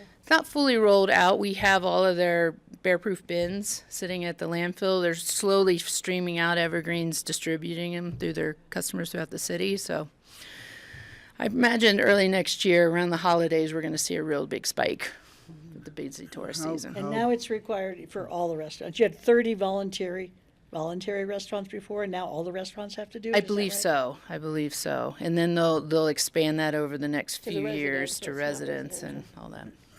How much bigger would it have to grow to actually have enough capacity to, say, produce methane or ethanol or something? For like in a digester kind of system, I don't really know. It has to be significantly larger. It's not a matter of double or triple. It's I imagine much it's bigger. probably 20 times. Somehow Eagle County 20 seems times. to be planning to do it. I think they use some of their wastewater treatment sludge too. And they're making ethanol, I think. Yeah. So, yeah, we'll get there. I mean, like as John Peacock mentioned, it's scalability. Right now, we're really pretty small, and it's just they haven't cracked that nut yet for a smaller site. Got it. Yeah, but they're working on it. It'll get there. It sounds like the volume's increasing, so. Yeah. Our next big priority is the South Landfill expansion that Brian mentioned. So we have begun the design process. Early next year, the engineers will submit the full designs to the state, and then we'll begin the back and forth. So hopefully by end of 2024, early 2025, we'll get approval from the state. That's our engineering design operations plan. It's our permit. We'll have to redo the CD, but hopefully early 2025 we'll be good to go, and we can start construction when we're ready. But part of that South Landfill expansion is infrastructure relocation, and I'll show you on the map in the future why we've got to move infrastructure. And then also, as Brian and Connie mentioned, funding to pay for all of this. Somebody asked earlier, what would happen if we didn't get the expansion? So where would it go? Well, if we don't get the expansion, we'll move to a transfer station, which is still a very expensive process. Right, and then Building to build. Where would it all get shipped to? It would probably most likely go to South Canyon, Garfield County would be our next closest options. And they will probably charge us a very high rate for it. Do you have the capacity there? Garfield County does. South Canyon's working on a pretty sizable expansion right now. But the other impact is you're putting a lot of semi-trucks of trash on the road, Highway 82. Yeah. And Jackson Hole went through the same thing a few years ago. Their landfill closed. They transfer all of theirs out. The price over doubled. That's something else you guys can tour when you're up there. Oh, yeah, okay. But it's closed. So our compost and soils equipment, again, we're looking to improve our process flow because we're seeing it's growing and it's just going to get bigger and bigger. So we're looking to replace the trommel screen. If you've been up there, it's a big yellow machine with a big spinning drum that does both soils and compost. We rented a star screen, it's called, earlier this year, and it doubled the compost process output. It was so fast, 2 loaders couldn't keep up with it. So that's an ideal machine. We're proposing to replace the trommel screen with a star screen. And that would only be compost dedicated. It would just focus on compost. The shaker deck for soils production, it's a large machine that just shakes soils. It would be soils dedicated. Year-round, we'd be able to year-round screen soils. You can't with the trommel screen in the winter. It doesn't do well with the frozen chunks of dirt, but the shaker deck can handle that easily. And that's a cost of $360,000. The stacker is a conveyor belt. It's a large conveyor belt. You've seen them probably on large construction sites that are processing aggregate. This is to maximize space. If you've been to the landfill at the top, we're very space constrained, where we could put rock and aggregate products, soil products, compost. This is a large conveyor belt that you can move. So as compost is finished and coming off of the star screen, it can be immediately dumped in the spot where you want it. It cones it. It can go up high. So it's a lot less space on the ground. The other benefit is reduction in the use of a loader. Right now, the loader, when they're screening compost or soils, is constantly moving back and forth. It's a lot of fuel use. It's a lot of wear and tear on that equipment. So that would be a $260,000 purchase. And Matt will go into more detail. So when people come to buy compost, do they shovel it into a truck themselves, or do you bag it, or? We usually bag it. This year, manpower just being short, we didn't get a chance to bag much. So what we did was put free piles down there of potting soil and compost. And bags, or we bring And our we own? have bags if people don't have it, or Didn't people have out any of... when I was there, but I had brought my own. Yes, yes. So a lot of people bring their own, or they'll bring buckets and they can shovel it in for free. And that was our solution, since we couldn't really keep up with the bagging. Okay. And people seemed happy with it. They didn't have to pay for it, so. It was easy. It was kind of fun. hanging But out then, there. do you have loaders that could load a pickup truck full? Yeah, pickup truck or trailer. That's where most of our sales happen. Okay. Through bulk compost soil sales. The South Landfill expansion, we were here a few months ago to go over the initial designs. Again, that is the engineers are currently designing it. And early next year, it will go to the state to start the back and forth review process and approval. So yeah, that's a budget of $100,000, and that is built into our contracted engineers budget. That's just design work. Yeah, and if you can see on the map what we're talking about, the expansion, that's the red, yellow, and blue area. If fully designed and permitted, it could be 70 to 80 years of life. So it'll take care of us for quite a while. The green area there, that's our current north expansion that was completed a year and a half ago. You can point out the red is where the facilities are impacted by basically burying garbage. That's permitted land there. And so we would need to move those facilities to a different location in order to bury trash. Yeah. That's So once the trash is all buried, let's say we closed our landfill in, I don't know, 50 years. Who knows what technology will be like then, but let's just pretend. So then, is that land ever reusable for anything? It can be. On the East Coast, where I originally came from, they've built golf courses, they've built recreational areas. facilities. We don't really need a ski area, but yeah, it could be a ski hill. So yeah, it can be used for other things. There's a lot of engineering that has to go into it because you do have landfill gas concerns. Yeah, because I did hear at this conference last week about something that was built on an old landfill, but can't remember. I thought it was a housing development, but Yeah, when the engineering firm I worked at before coming here, they built like businesses, big box stores. We had a Lowe's. You have to do a lot of landfill gas mitigation systems. There was one site that had baseball fields built. Every year it needed maintenance because the trash settles and there'd be big dips running to first base. So it has its challenges, but it can be done. No, Aspen used to, we capped the first dump, as it was called, at James E. Moore. They put a football field on it, and it wasn't because it slumped, it was because trash was coming out through the surface. Yeah. So it was getting a little risky to tackle somebody and have to wonder if you're gonna hit a car bumper. Yeah, get tetanus. Steve? That was the truth, That's right? what I was gonna say, the playing fields by the rec center. The Carbondale landfill or dump, the Carbondale dump is where the solar farm is down there now. Yeah. By the high school? Oh, over, Up on, going up towards Missouri Heights. oh, really? Huh. Yeah, the big solar. An solar ideal farm use up for a there. closed landfill is solar farms.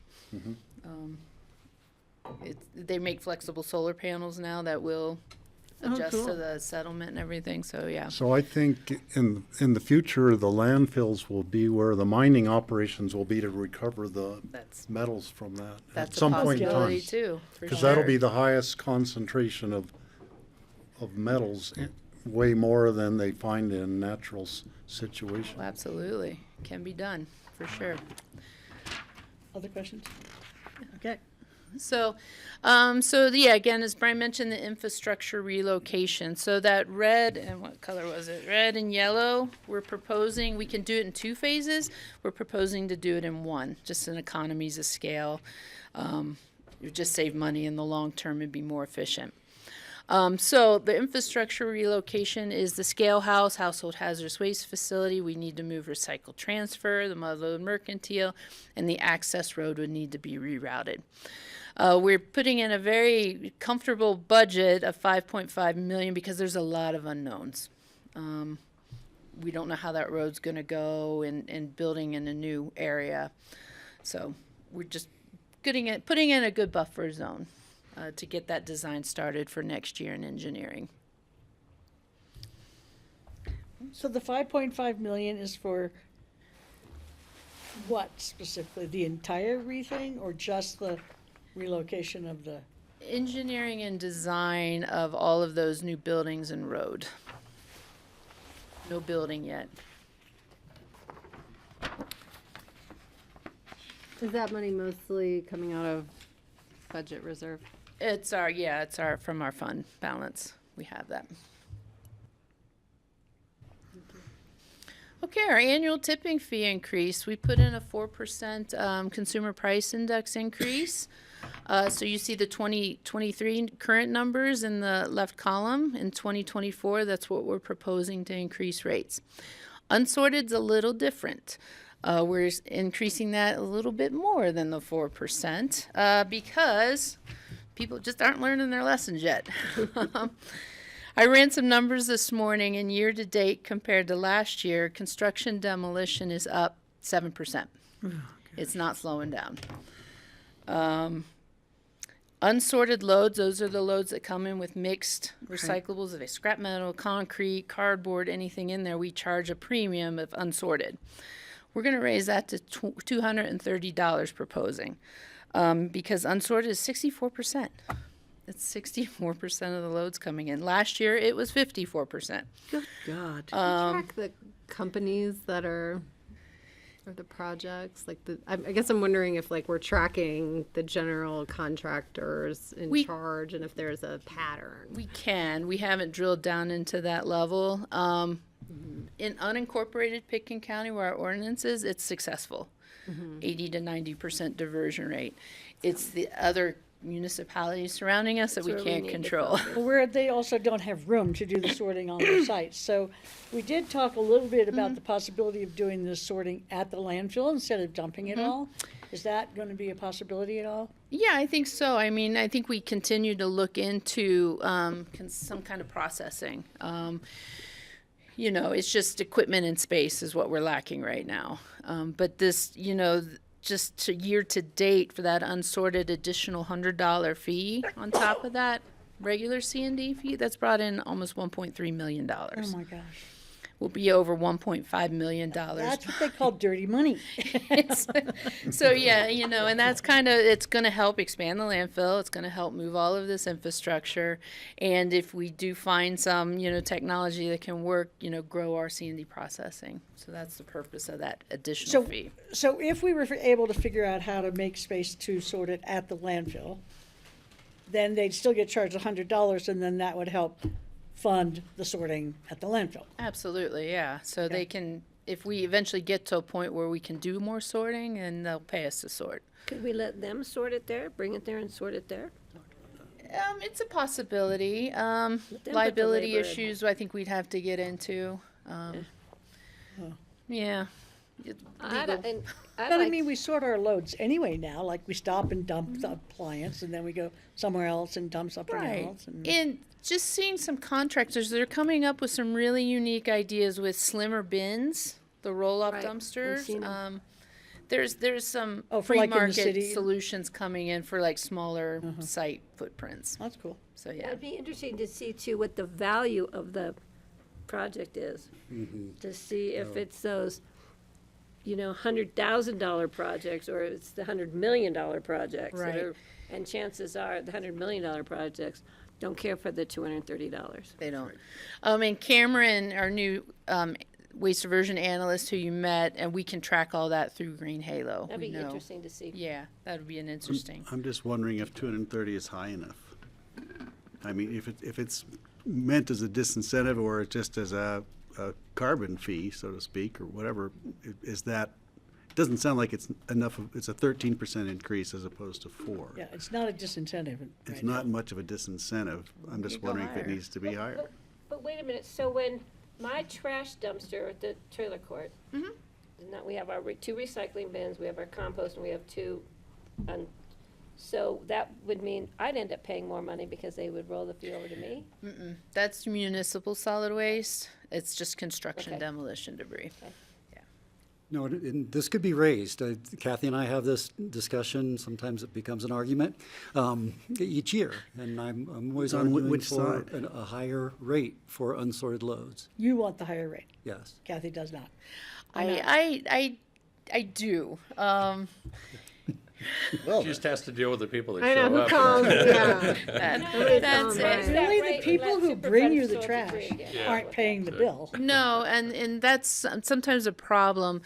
The waste haulers that are bringing in the roll-off cans, I mean, we've had to increase their credit limits at the landfill because they're just getting, and then they have to collect those fees and they get in the hole quite a bit, so that's, God.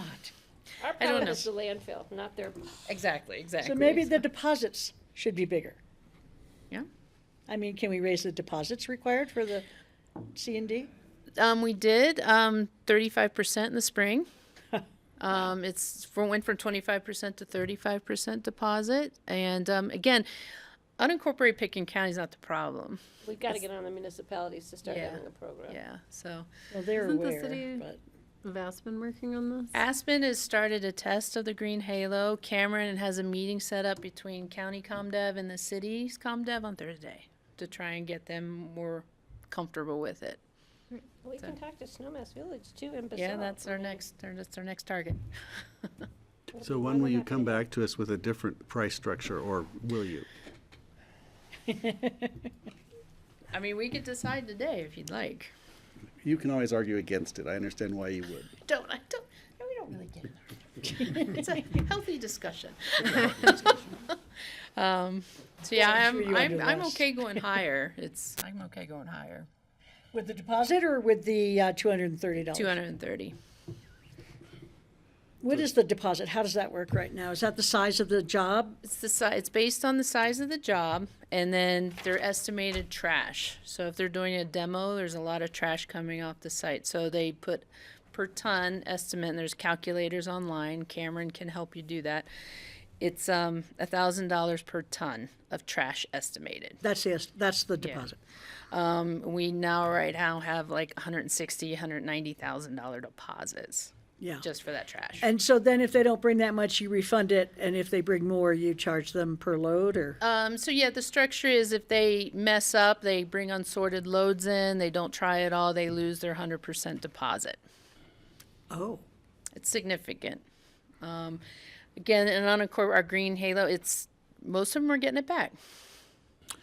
Well, I would recommend that we raise the unsorted per ton. 240, 245? 250. 20%, 20% increase? 240. Going for. I'm okay with that. I mean, Well, you guys have a better idea on Yeah, I mean, we can test 245 and see how it goes this year and come back to you and see if it's made any change in behavior, and adjust again in 2025. how many tons do they bring at a time? Is it like on a 1-ton truck, or On a roll-off container, depending on what they have in it, it can be 4 to 5 tons. 4 to 5? So $500 difference. Oh, I've seen $2,000 loads come in with that unsorted fee. Wow. Yeah. Okay. All right, 245 it is. All right. Sold. That was easy. thumbs up. Yeah, thumbs up. Are you thumbs Well, up? and be sure that we've got board consent, or I'm You good know, with it. I feel uncomfortable doing, without really digging into the whole thing. I think we should have a work session and bring this back personally. I'm good with going. Maybe we end up increasing it, but to me, this is what you're proposing for this year's budget, which is what we're looking at today. Patty, how do you feel? I'm good with just raising it. We've talked about it a million times. How do you We've feel? been trying it out at different levels, and I think it's time to go up there. If people aren't learning, Okay. we gave them the opportunity. I certainly would love to have an explanation of it so people understand why we're doing it. And so it's clear why we're doing it, and that it's also a work in progress. Okay, so we have Yes. 4 people who approve, and Steve would like to see more. So I think And I probably would we could actually, plan on it, and then if we need to take another step Yeah. before you institute it. I think it would be interesting to see, like, as the percentage increase elevates, is there a make a difference? percentage increase that accommodates, you know? Like a 25% increase, does that get us, a 10%? If it's anything like Cooperation local or whatever. restaurant prices, it Yeah. won't make a difference. Yeah, it's Well, true. we can plan on that and then Very bring it back strange for a place work to session put more discussion money as well? if nothing. Okay. We'll drill into the data. Yeah. I would actually like to have a deep dive into looking 50 years into the future at the Picken County landfill. Because if we build a 40-year expansion and then it fills up, and then we get to become a transfer station, and I've been told by county commissioners from some of our neighboring counties that they will not accept any transfers from Picken County landfill. They don't like us, they don't like our politics, we don't like theirs. Now, maybe those commissioners aren't still in office in their county, but that's the sentiment in some neighboring counties. So where do we go to, up on the road above State Bridge to go to the Eagle County landfill? That is really a long distance to Canyon, get yeah. to there. I believe technology is going to solve this So I problem. think starting now to look at the Crash the great technological equalizer. fix of waste to energy kind of solution or something, so we don't have an end date at our landfill. It can go on forever, basically, is what I would like to achieve. Don, did you want to say something about that? Well, not necessarily about that. I heard so we had a proposal on the table that I think a majority had agreed to on the fee change. Steve had suggested bring it back into a work session that would cover both the fee and then a broader kind of look. And I just wanted to make sure we were getting the right direction from the board, because I was hearing something that I saw maybe that I think four of us are comfortable with raising it to 245, and Brian's gonna make that move, but he's going to bring more information back for Steve, correct, Brian? Correct. You okay with that, Steve? Sure. All right. Okay, thank you. That sounds good to me. And then our other pricing, soil and aggregate pricing, is just like the nature of the world. Things are getting just more expensive. So we did just a general, like a $5 increase on most everything. Kept bag material the same, colored mulch the same. This is still really reasonably priced compared to the market comparators. So I don't think it's going to drive a lot of people away from our compost and soil sales. It's awesome that we sell all that stuff. Okay, the 2024 budget and 5-year plan for the solid waste center. There's the blue star. The charges for services, those are all of the tipping fees, the C&D, everything that Kathy was just talking about. That's about 95% of the revenue for the landfill, so that's what supplies everything. We're looking at a total revenue budget of just a little over $9 million for 2024. On the expenditure side, our personnel and the normal costs, you see that there's not much of a difference in most of these costs. But then here we have the $5.5 million for the design and engineering, beginning the process of the landfill expansion. Looking out through the 5-year plan, you see the other phases. So it's about a $26 to $27 million project in total is what we're estimating. Looking back up on the revenue line in 2025, there's a placeholder for issuing $25 million in bonds or certificates of participation. Really? How is that envisioned to be paid for? And down in the last line of the expenditures is debt service. Right now, this is just a guess. We haven't done any official numbers, so it's just a placeholder for the moment. But you can see that the landfill does have enough revenue to cover that debt service, to cover its normal operations plus capital. It's just that it can't fully cover the scope of the landfill expansion without, it's more a matter of cash flow. If we were able to drag it out longer and have the existing landfill last for twice as long as it's projected to last for, we could cover it without the debt financing. So it's a matter of timing and when they estimate that the current space will be filled up, how soon do we need to begin this process to get the new area ready to go? Okay. Cool. Now I've got it. I want to know the number. How many unsorted tons do you anticipate per year? I'm just wondering how much money we raised. That's how many Gator football So fields. as of today, year to date right now, we brought in 12,630 tons of unsorted. Probably, yeah, by the end of this year, we'll probably be at about 30,000 tons. 30,000 for the year? Yeah, Of unsorted. of So unsorted. that's a $300,000 increase in revenues if we raise it by $10. We raised by more than that. We raised Like it by $40. 660,000. Okay. So I I we think raised it by 15. Didn't we? Of course, the hope No, is to today it's increase the 203. number of sorted. So as you go Right, yeah. up, That's the point. yeah. We're talking about unsorted or in general, or everything? Sorry, Francie and I are having a sidebar. It's currently 203. The proposed was 230. We directed 245. No, the unsorted is 230, isn't it? That's what we're proposing, but you guys want 245. Yeah, the direction we got, so let's clarify this. The direction we thought we had was to go to This is what happens 245 after 160,000. 5 hours of budget. for the unsorted. have any And more then to the idea behind that is to provide an incentive for more sorted I see what you're saying. loads. These guys I can't was take thinking any of more of this.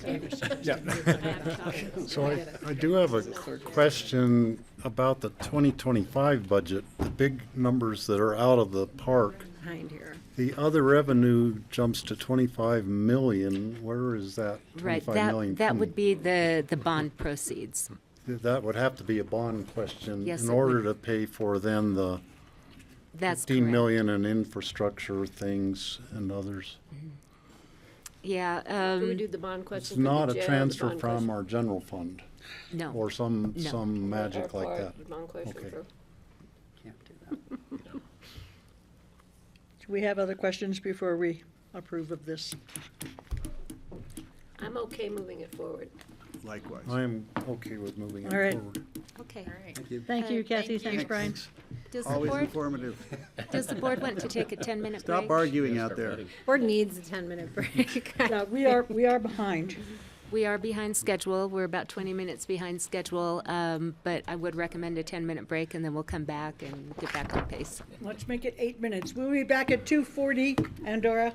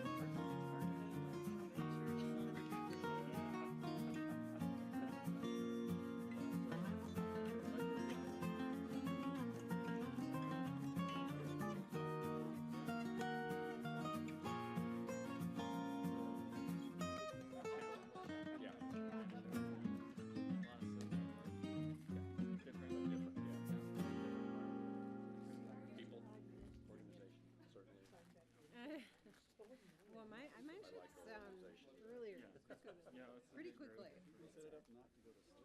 Yeah, you can. It's just a setting that you can change. part about leaving for me is people leaving. Wow, no kidding. Yeah, so that was the hardest part. Yeah.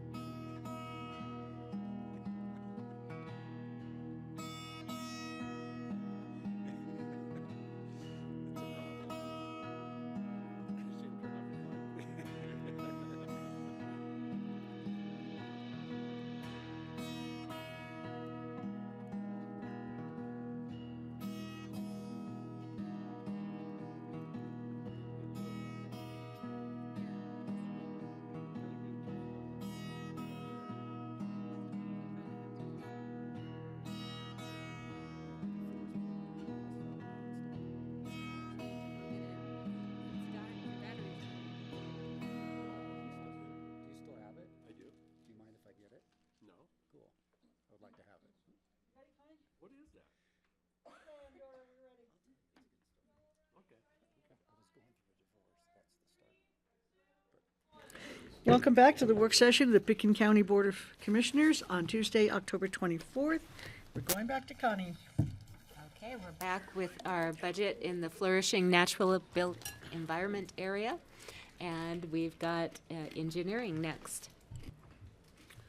Hey everyone, I'm Andrew Knapp, the county engineer in charge of the engineering department.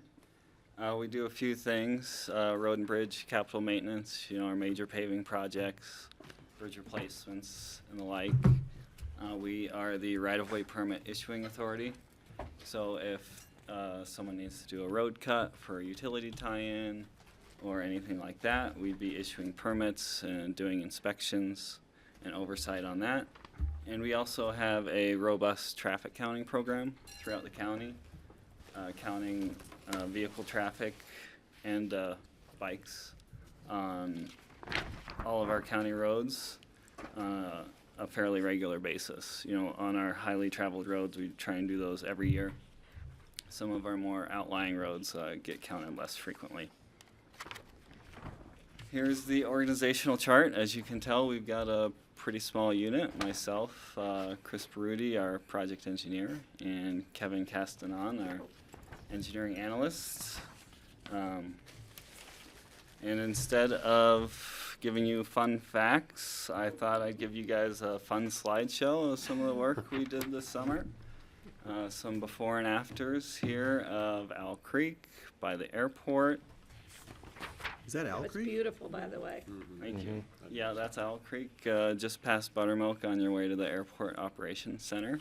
Oh, I thought Did that you was- see how they made everything green? I know. after- I know, isn't that amazing? Those are enhanced just like It's a their magic photos. wand. Enhance the pictures. Romany at her best. I thought right? that It's was. that AI policy that we're looking at. I thought that was a mock-up, and I was going to say, so you're saying the road to Snowmass is paved with good intentions? Among other things. Here is another photo of Owl Creek near Sinclair Divide. And then moving on, here is some of the fun work we did on the Smith Bridge this summer. You may have noticed all the activity down there and temporary traffic signals. We removed the asphalt off the bridge deck and repaved that. We were unsure of the condition of the deck underneath, so we were cautious with our durations that we messaged the public, but fortunately the deck was in good condition and didn't require major rehab prior to being repaved.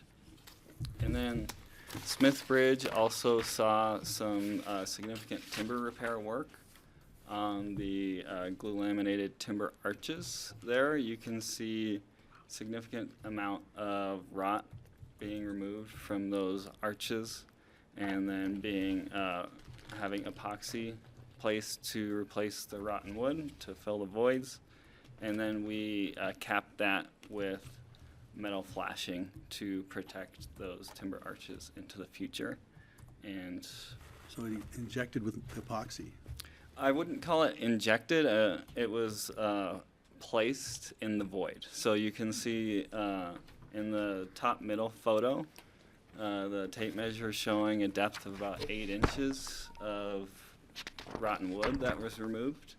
And then the epoxy you can see in the top right, it's mixed one bucket at a time, and there's one of our contractors emptying the bucket to fill that void with So the just pour it epoxy. in. Yep. And there were 2 different epoxies. One there on the top right is takes the bulk of the volume, and then there on the bottom left, that's the cap epoxy. Different pricing and performances on those materials. Are the other 2 bridges down the river in the same condition in terms of rotting wood? Similar. So the Jerboz Bridge got treated a year or 2 ago before I got here. It, from everything I've heard, was in worse condition. Had worse rot and damage and a carpenter ant infestation. I think a lot of that is due to the sun exposure. It's a very shady spot in that location, so it doesn't dry very well or very frequently, leaving it saturated and causing that accelerated rot. The Snowmass Bridge, we also addressed that as part of this contract.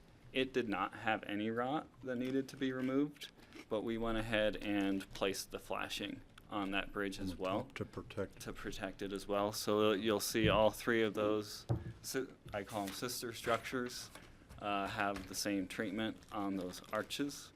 And those are 3 of our glue laminated timber arch structures that I'll talk a little bit more on as we get into the presentation. So moving into our 2024 budget year priorities, top priority right now is to maintain our pavement condition and prevent that from deteriorating further. To do that, 2024 is what I'm calling year of the chip seals. And kind of the big picture thought process moving forward is to have alternating years, 1 year of chip seal, 1 year of pavement, and then chip seal and pavement, to try and get the best economies of scale we can on these projects, instead of having a smaller chip and a smaller paving job in the same year.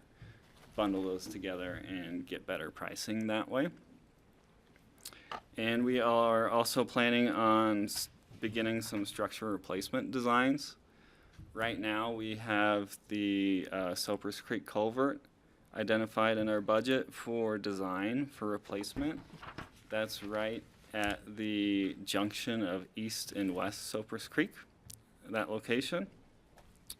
And we have funds identified in 2025 for the construction of that replacement. I was hoping to be able to begin design on replacement for Redstone South Bridge. That's our #1 bridge replacement priority. However, at this time, we had to defer the start of that design until 2025 to be able to start working on that replacement design. That is the oldest bridge structure in the county. It's got a scour critical pier in the middle of the Crystal River, even though the Crystal is only like 50 feet across, it seems. So we want to get moving on that replacement design so we can address these structures before they become emergency situations.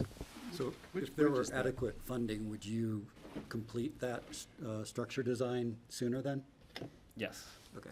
Yes. Which bridge is featured right there? The photo on the top right, that's the Woody Creek Bridge just above Lanedo.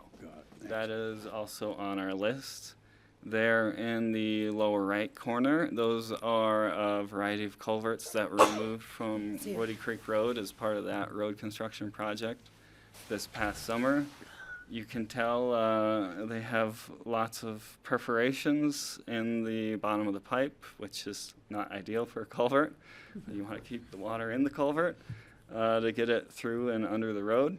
I've heard old timers call those tin whistles before. So we have a few tin whistles around the county that we're looking on getting removed and replaced as we can. The Sulphur's Creek culvert among them. So kind of moving on to talk about pavement asset management. And, you know, I kind of think of our road and bridge network as having two major asset categories, our pavement and our structures. And right now, and you know, most of our funds are dedicated towards pavement asset management. And what we're trying to do is, you know, use the most cost-effective treatments at the right time to keep our pavement deterioration in the green zone. So what you're seeing here, the solid line that starts at the top kind of starts pretty flat and then falls off a cliff and curves down to the bottom. That's your pavement condition over time. And what you can see is that shortly after construction, your pavement doesn't deteriorate very quickly. But if you don't treat it and you let it continue to deteriorate, it'll get to a point where deterioration happens rapidly. And if you let that happen, you're no longer able to do cost-effective pavement management treatments, and you have to do more intensive reconstructions and full depth patching and overlays on these roads, which is not the most cost-effective way to manage the pavement in the county. Kind of like the airport runway. Yes. We're giving that to Road and Bridge now? No, thank you. You guys got it. You didn't take any time to say that. So the treatments like a chip seal is a much more cost-effective treatment compared to an overlay. So we're trying to stay in that chip seal zone. And if you are able to do that, you can kind of see the bumps and deteriorations there on that shark tooth graph in the top right corner. However, if you go too far, chip seal is no longer an option. So you have to So those pay a big bill. three things, slurry seal, micro seal, and cape seal, are those forms of chip seal, or is one of them just for putting some more liquid asphalt on and getting it into the existing chip seal, or? More like that. So this is not my personal graph. I got it from our pavement management consultant that helped me. But some of these treatments are not available in this area. But to your question, like a micro seal or a slurry seal, that's going to have like an asphaltic material, maybe with some sand mixed into it. And basically you're just painting the road with that asphalt and using some of those aggregates in the mix for a friction surface and to help fill some of those cracks. The chip seal is a little more intensive, where you put down your asphalt tack coat and then you broadcast your chips across the road, and those bond to the asphalt and they provide you a new wearing surface. And they're also protecting the underlying asphalt from continual UV exposure and degradation and oxidation, because that's how a lot of pavement damage happens, in addition to traffic and loading. What are the chips made of? They're just small rocks. So chips, typically you have a choice between a 1/2 inch diameter chip or a 3/8 inch diameter chip from the main producers here. We exclusively use 3/8 inch chips because they're much better for cyclists. The 1/2 inch chips are slightly better for adding additional structure to the roadway, but it's a really marginal gain that, as far as everyone seems to appreciate the 3/8 inch chips better. So it's like road base, kind of.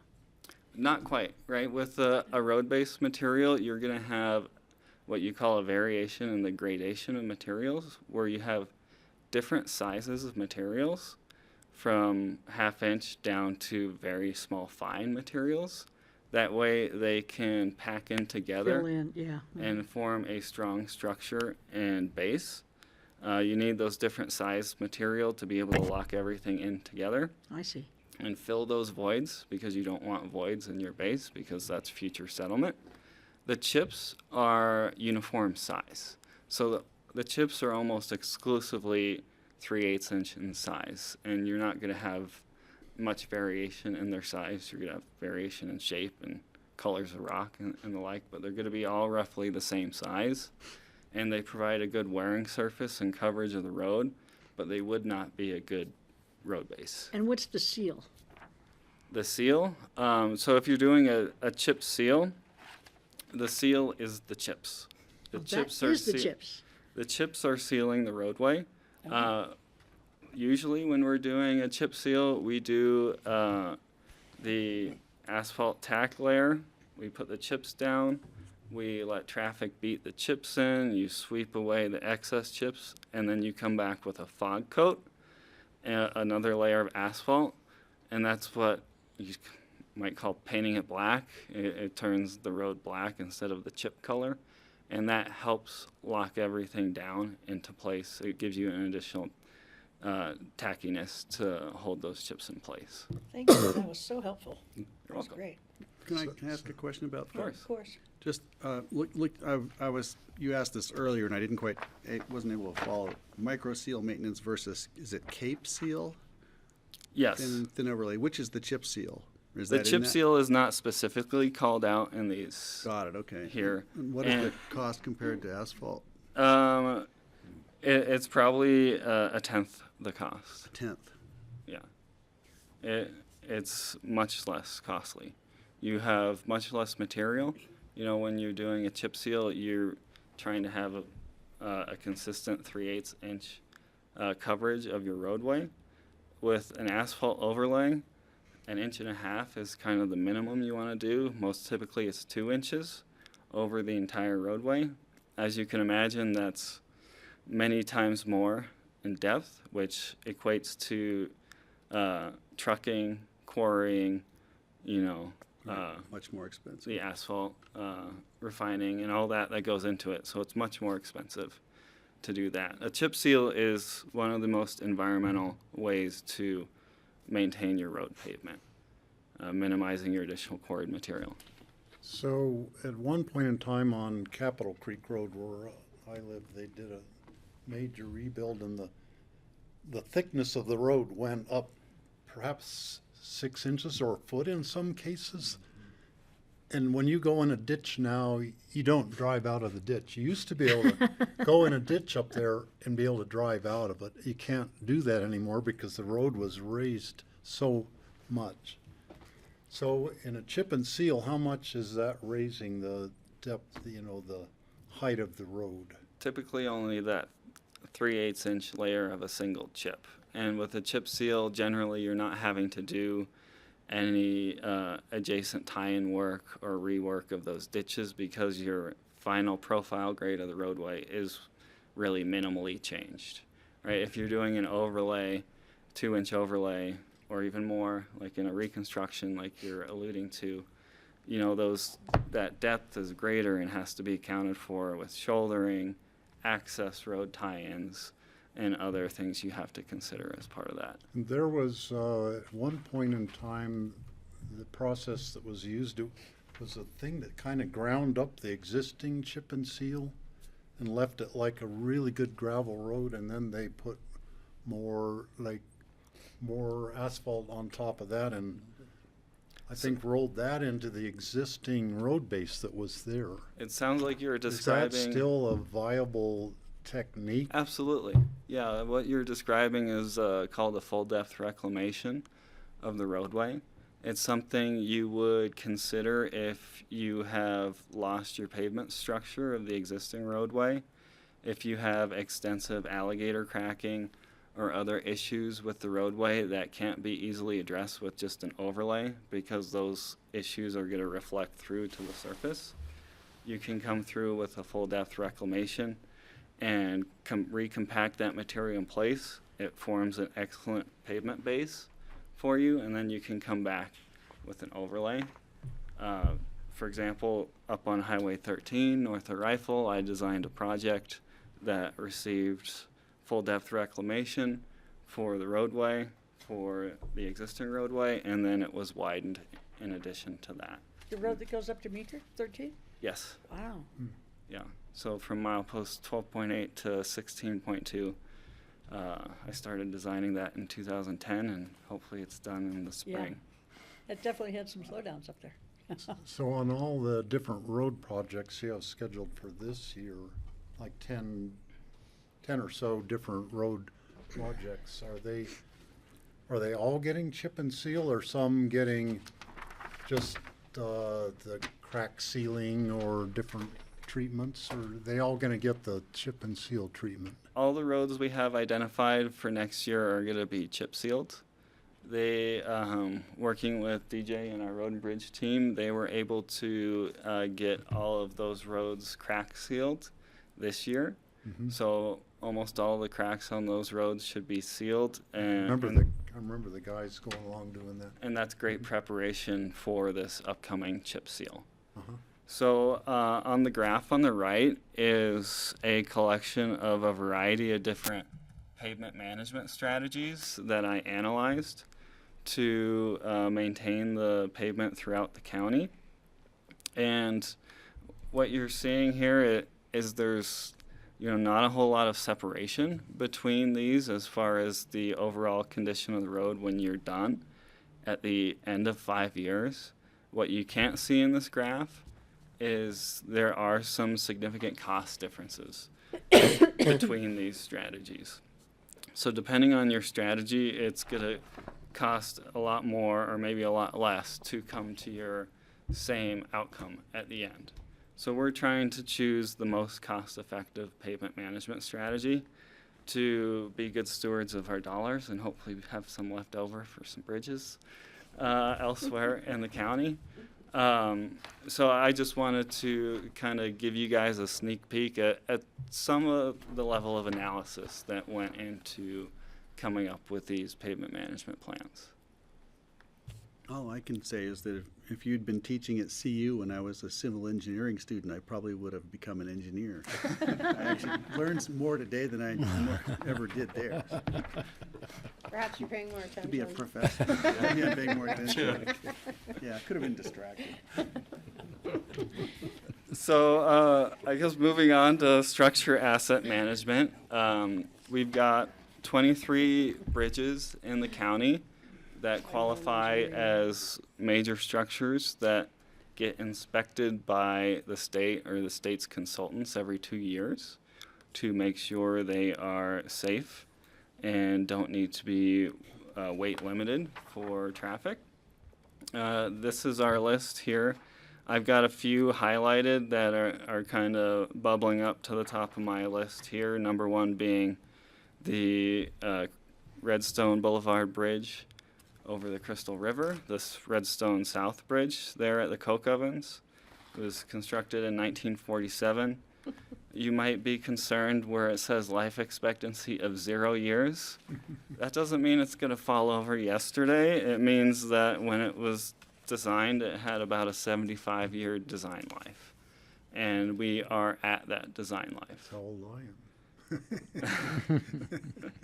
There are, as I mentioned, We're going to replace you. Yeah. some Your issues. design life is longer, We're a Steve, year don't past worry. it. Surpassed it by a year. The Redstone Bridge has a pier in the middle of Crystal River, which has been identified as scour critical. The abutments have scour concern. It's got concrete and steel I-beam girders, which have finite fatigue life cycles. So we don't ever want to put ourselves in the position where we have an emergency where a bridge either needs to be weight limited or closed to traffic, because if we have an emergency bridge project, we're going to be paying twice as much for this work. It's just not a good way to manage our assets. In addition, we have some old timber bridges up the Frying Pan and the one up Woody Creek, and they're not highlighted, but they're definitely in my crosshairs, is those glue laminated timber arch bridges. They're on the right here. As you can see, those timber arches are joined in the middle by a very large bolt. That bolt is considered fracture critical. So if that bolt fails, the bridge fails.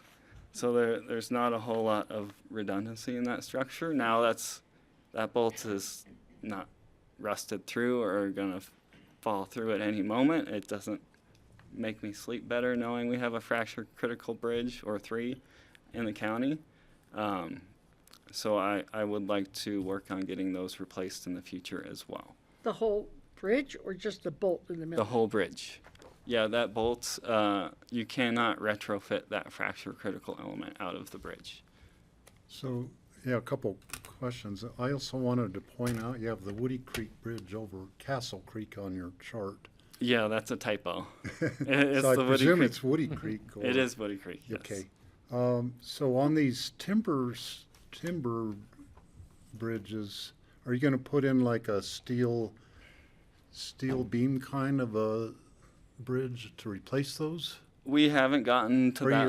You haven't started. You're not that far along on exactly figuring out what you would replace it with. So if you're doing a major bridge replacement and you want to be eligible for federal funds, you have to do what's called a structure selection study that analyzes the different construction techniques you have available to build the structure and come up with the most cost-effective structure that meets the project's needs and goals. So we haven't gotten to that level for these bridges yet. I would anticipate concrete or steel girders for those bridges, but we won't know until we go through the process. Okay, thank you. Seems like the glue lamps have fallen from favor. So I'm sorry. They have their time and place. I don't know if this is their time or place. They're pretty.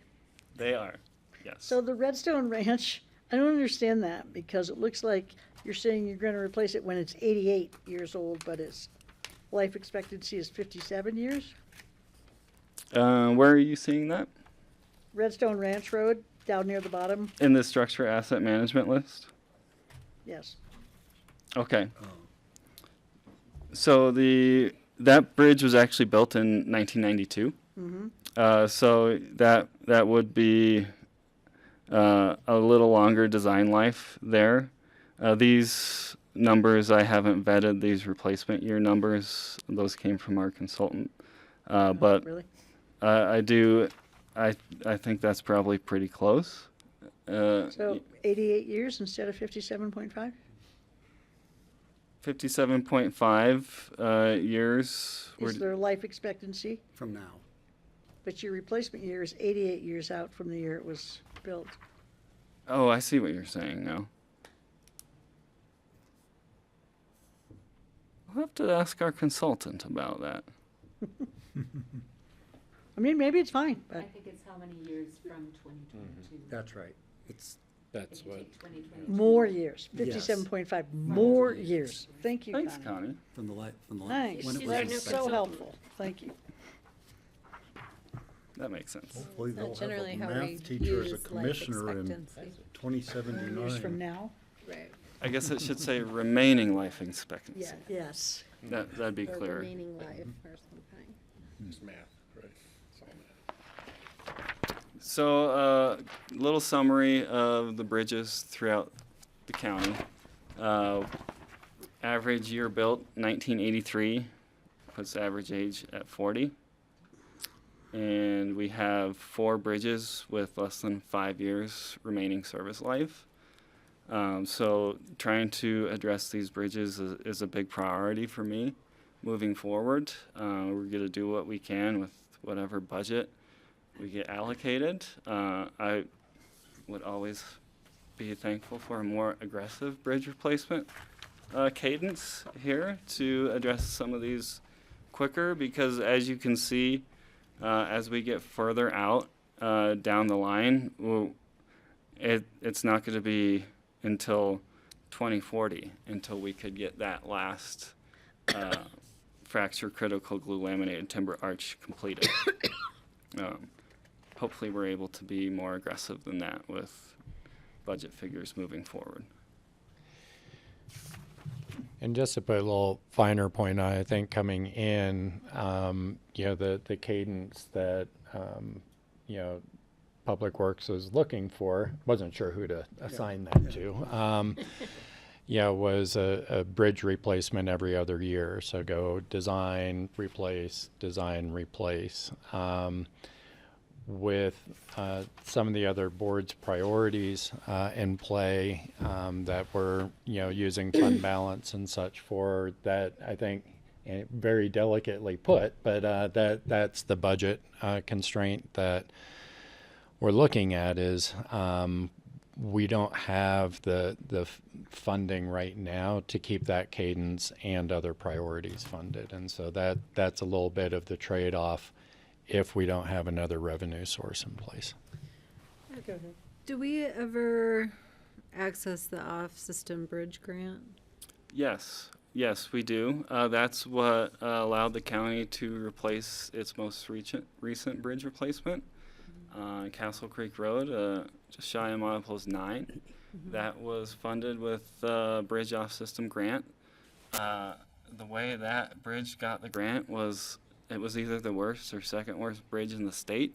There's not a ton of money in that. I don't want to be in that position again if we can avoid it, collecting poorly rated bridges. One way to get the money. I think we can, with relatively small amounts of additional funds, I think we can make some major improvements to the county's bridge network compared to the overall budget.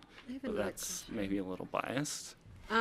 This is a bit of a bigger picture question, but we're in a situation where some revenue is going to be generated by fees, across the state that was then put on hold. I'm forgetting all the details related to that, but it was 2021, the state passed a big transportation fee proposal, and then in 2022 put that on hold for I think next year and this year, 2022, 2023. Will that have any meaningful impact on revenues for us? I don't think it has enough of an impact with the dollar amounts we're looking at. That would be the highway users fees that you're referring to, and we're estimating 1.2, 1.3 million.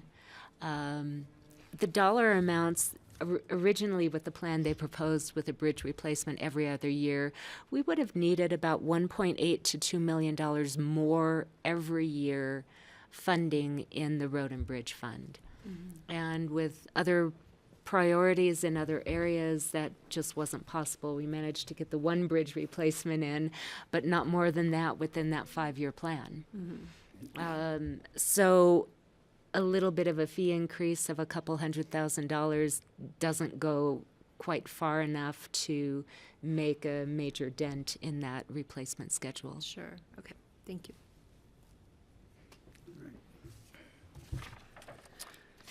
So proposed changes to the 2024 budget, as Connie discussed, she was able to find some additional funds for us to be able to replace that Redstone Bridge within our 5-year plan. It doesn't fully address our growing structure needs, at least to the level I would like to see. But it will allow for the Redstone Bridge to be addressed in the next 5 years. But as Brian mentioned, that does not allow for what I would call any network expansion, any roundabouts, bike lanes, any additional infrastructure improvements to the system. This is just maintaining the existing system as it is today. A big part of the 2008 ballot question was a lot of rockfall mitigation, especially along Upper River Road, Castle Creek, and Maroon Creek. So that hasn't been done, as we talked about earlier. That would be something else that would be on the list, though. Yes. We also get frequent requests to extend the paving on Watson Divide or Woody Creek Road. And those are all hard no's with our current funding levels. Hard nose or easy nose? It's an easy answer, but it might be hard to communicate. Yeah, so our 5-year budget plan, a lot of numbers here that will probably cross your eyes because they cross my eyes if I stare at this too long. But it accounts for the funding that Connie has currently identified for us, beginning the design on the Soapers Creek culvert. We have some contingency funds for structural maintenance, slope stabilization, and culvert repairs. These are frequent items that need to be addressed in short order when they develop. We also have ongoing expenses for guardrail maintenance and lighting, and we have outside consultants helping with some structure design and some other specialty engineering designs we can't do in-house. And then our capital plan is our list of county maintained roads and the identified funds for those. Like I said, 2024, the roads you see identified are to be chip sealed. And then 2025, that would be overlay, 26 chip seal, and so on for those roads. These figures and roads that were chosen kind of go back to that pavement asset management strategy slide and those different models we ran on how to best utilize our funds to manage our pavement. And I didn't pick one model or the other. I had to blend kind of some of the results to get something that made a little more sense, big picture from a human's perspective as opposed to a computer's perspective, and also try and spread some of the work around so all of our constituents don't feel like they're getting their roads worked on as well. I've got one. Steve. On the chart, in 2028, you have the old Snowmass Timber Bridge replacement design. 2 pages previously, you have the current tentative replacement plan, and that bridge isn't even mentioned. So the old Snowmass, Smith Hill, Woody Creek, Lower River Road. Well, maybe that's Lower River Road. I'm not sure. I think maybe what you're saying in Lower River Road maybe is that the wood bridge all over the Roaring Fork at Old Snowmass. that's what that bridge refers to. I went through multiple iterations of the spreadsheet based on updated budget numbers, and I think I might have an old version in here that had some more aggressive bridge replacement in there. That is not accurate. Old Snowmass bridge replacement design would not be happening in 28 with the That current. seems like it would be one of these other bridges that Correct. you have as a higher priority. Yeah, and with the current funding level, one way to still make progress on some of our bridges is to work on smaller bridges as opposed to larger bridges, because your costs are and correlate very strongly to the area of bridge deck. So we can do some smaller bridges perhaps with lesser funds. So I'll have to take a look at that. Steve, thanks for bringing that to my attention. Quick question just about Castle Creek Bridge, scupper retrofit. There are no budget items in there, but which bridge on Castle Creek is that? So that was a line item for 2023, which got clipped out of this presentation. Okay. That's the new bridge that was just built with the Bridge Off System grant. Okay. There was a minor issue with the grading of the roadway, and the low point of the road was supposed to be beyond the bridge.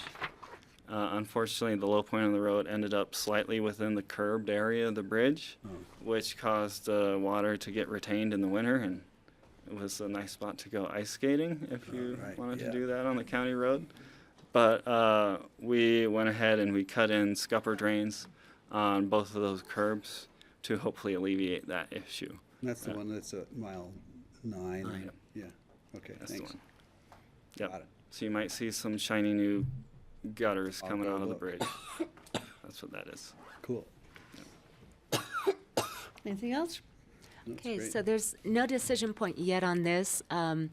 These projects are budgeted within the Road and Bridge Fund, so we'll have Road and Bridge operations next, and then the 5-year plan Okay. that includes these. Connie, if you wouldn't mind going to the chip seal list again, I just want to point out to the board, because you will likely get some feedback about chip seals occurring on these roads from bicyclists next summer. But, you know, the answer is 1 year of this chip being on the ground, it's going to be flat again. Right. After it gets snow plowed and cars and trucks wear on that road, it'll be smooth again. But initially, it's going to be a little rougher than it is with asphalt. We expect to be hearing from George Newman about that. Yeah. I'll be hearing about that for sure. We might hear Just about a few bikes down the there. Soapers Creek culvert from him as well. I think he lives nearby. So can you build a dip into a chip and seal project? Like to slow down Speed traffic. dip? You could. That's yeah. called a chip and dip. To slow down the bikes or the cars, because the bicycles complain about dips in the road. They Yeah, complain well, about the chips it's and the better dips. than getting hit by a car. They complain about the chips and the dips. Good job. Thanks, Andrew. Thanks, And they Andrew. voice their you. Yeah. concerns, I should say. Okay, we've got Road and Bridge operations next. Hello. Hi.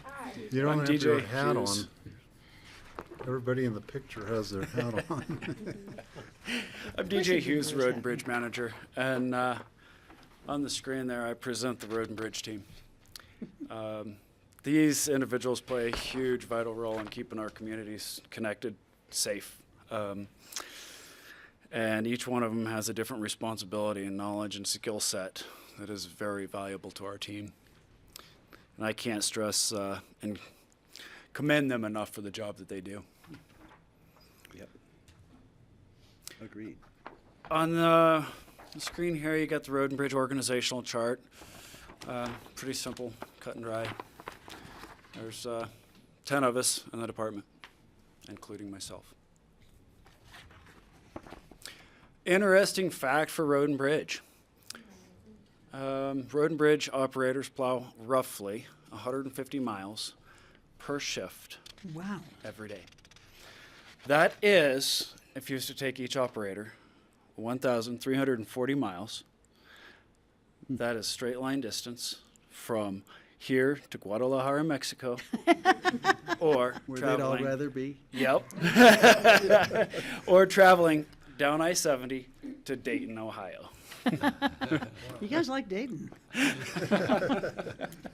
want to see the football field with the Gators. Wow, that's quite a long way. 150 yes, it miles is. in a shift.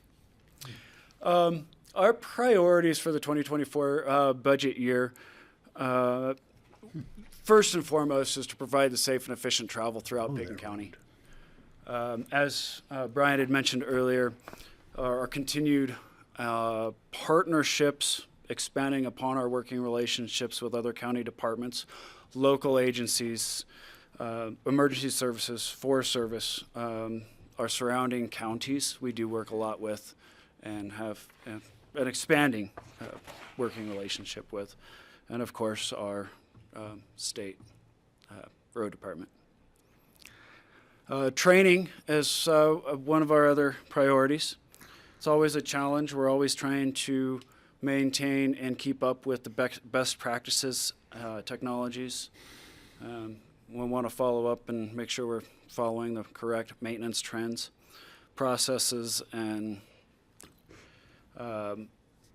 one thing that really points out to training is our commercial driver's licenses. For us to be able to drive our snowplows that we currently have, we have to have a commercial driver's license.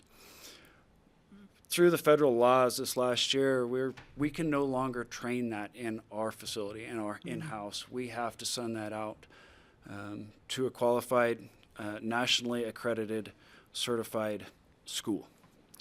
Costs a little bit more. Cheating? The federal government feels they need to have a little bit more stricter requirements, and I guess you could say control on it. I'm assuming. So they're paying the cost difference, right? No. Is there So a does that mean when they're going in for, I'm sorry, for a renewal as well? No. Okay. Once you have your commercial driver's license, it is the driver's responsibility to maintain that license, and it is as simple of maintaining a certificate, medical health or a medical health certificate.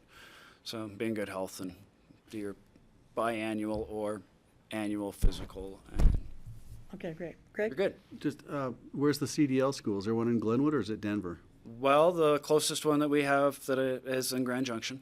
Grand Junction, okay. Beyond that would be Denver. Now, RAFTA has to do that too, I assume, right? RAFTA is accredited. So they can teach. They can teach. Can you send your drivers to RAFTA in Carbondale and save the trip to Grand Junction? I think there's a little bit difference between driving a snowplow and driving a bus, but Probably. I wasn't sure what the license requires. The licenses are broken down into different vehicles. they are broke down. They are divvied up between Categorized, okay. class of vehicle. Yes. Okay. Well, I knew it was a bad idea, but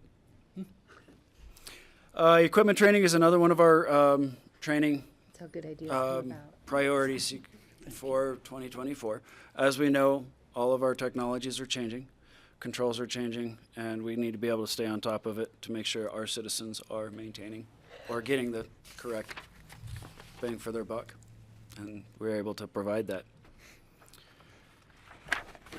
Last but not least is our incident management, working with our local emergency response partners. Never know what kind of unpredicted emergency incident is going to arise, and as first responders, we need to stay on top of our incident management as well as our sheriff's department or emergency services in the valley. One thing that brings me with all this training is our partnerships, establishing and improving them throughout our area, also with our community. Getting our community involved in, knowledge-based of what we do, bringing forth the community education, awareness of our road maintenance programs, our maintenance management plan, road and bridge, social media, the flyers, our open houses, the touch of trucks, and all this is leading into our retention and recruitment, which is a huge priority. Road and Bridge has not been fully staffed for 2 years.